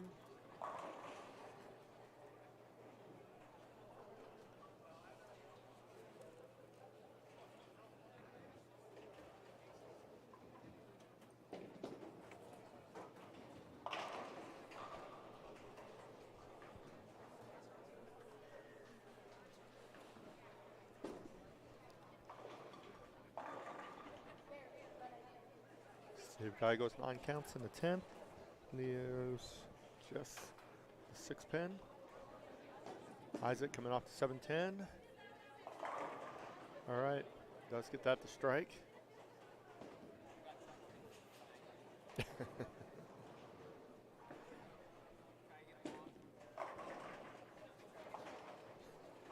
Steve does make the spare. So he'll get a fill ball.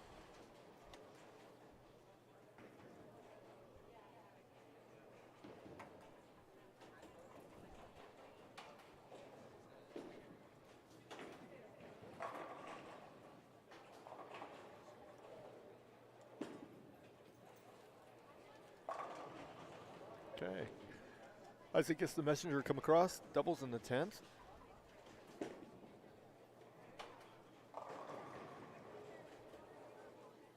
And he finishes his game at 205. Isaac Rose was 151 in the pair. Michelle Malley with a 181. And Isaac with a strike here puts him at 213.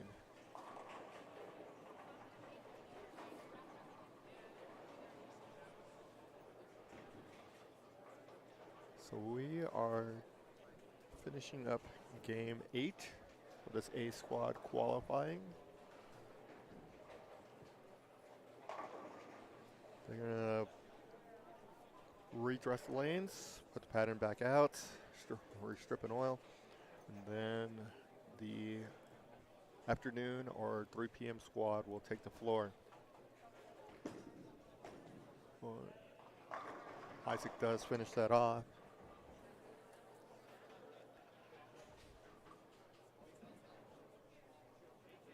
So all you can do is once we're going to stop here in just a few minutes, then we'll be back at 3 o'clock or roughly close to then to start our 3 p.m. squad.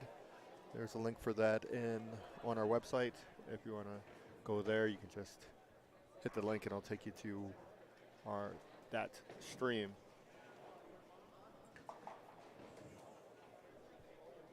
I won't have any scores yet. We still have one pair, that's the 5s that are still a couple frames before they're done, and then we'll get those scores. So at the 3 o'clock squad, I'll give you an overview of what happened or what the scores were after the A squad or this 9 a.m. squad. So we'll be back at around 3 p.m.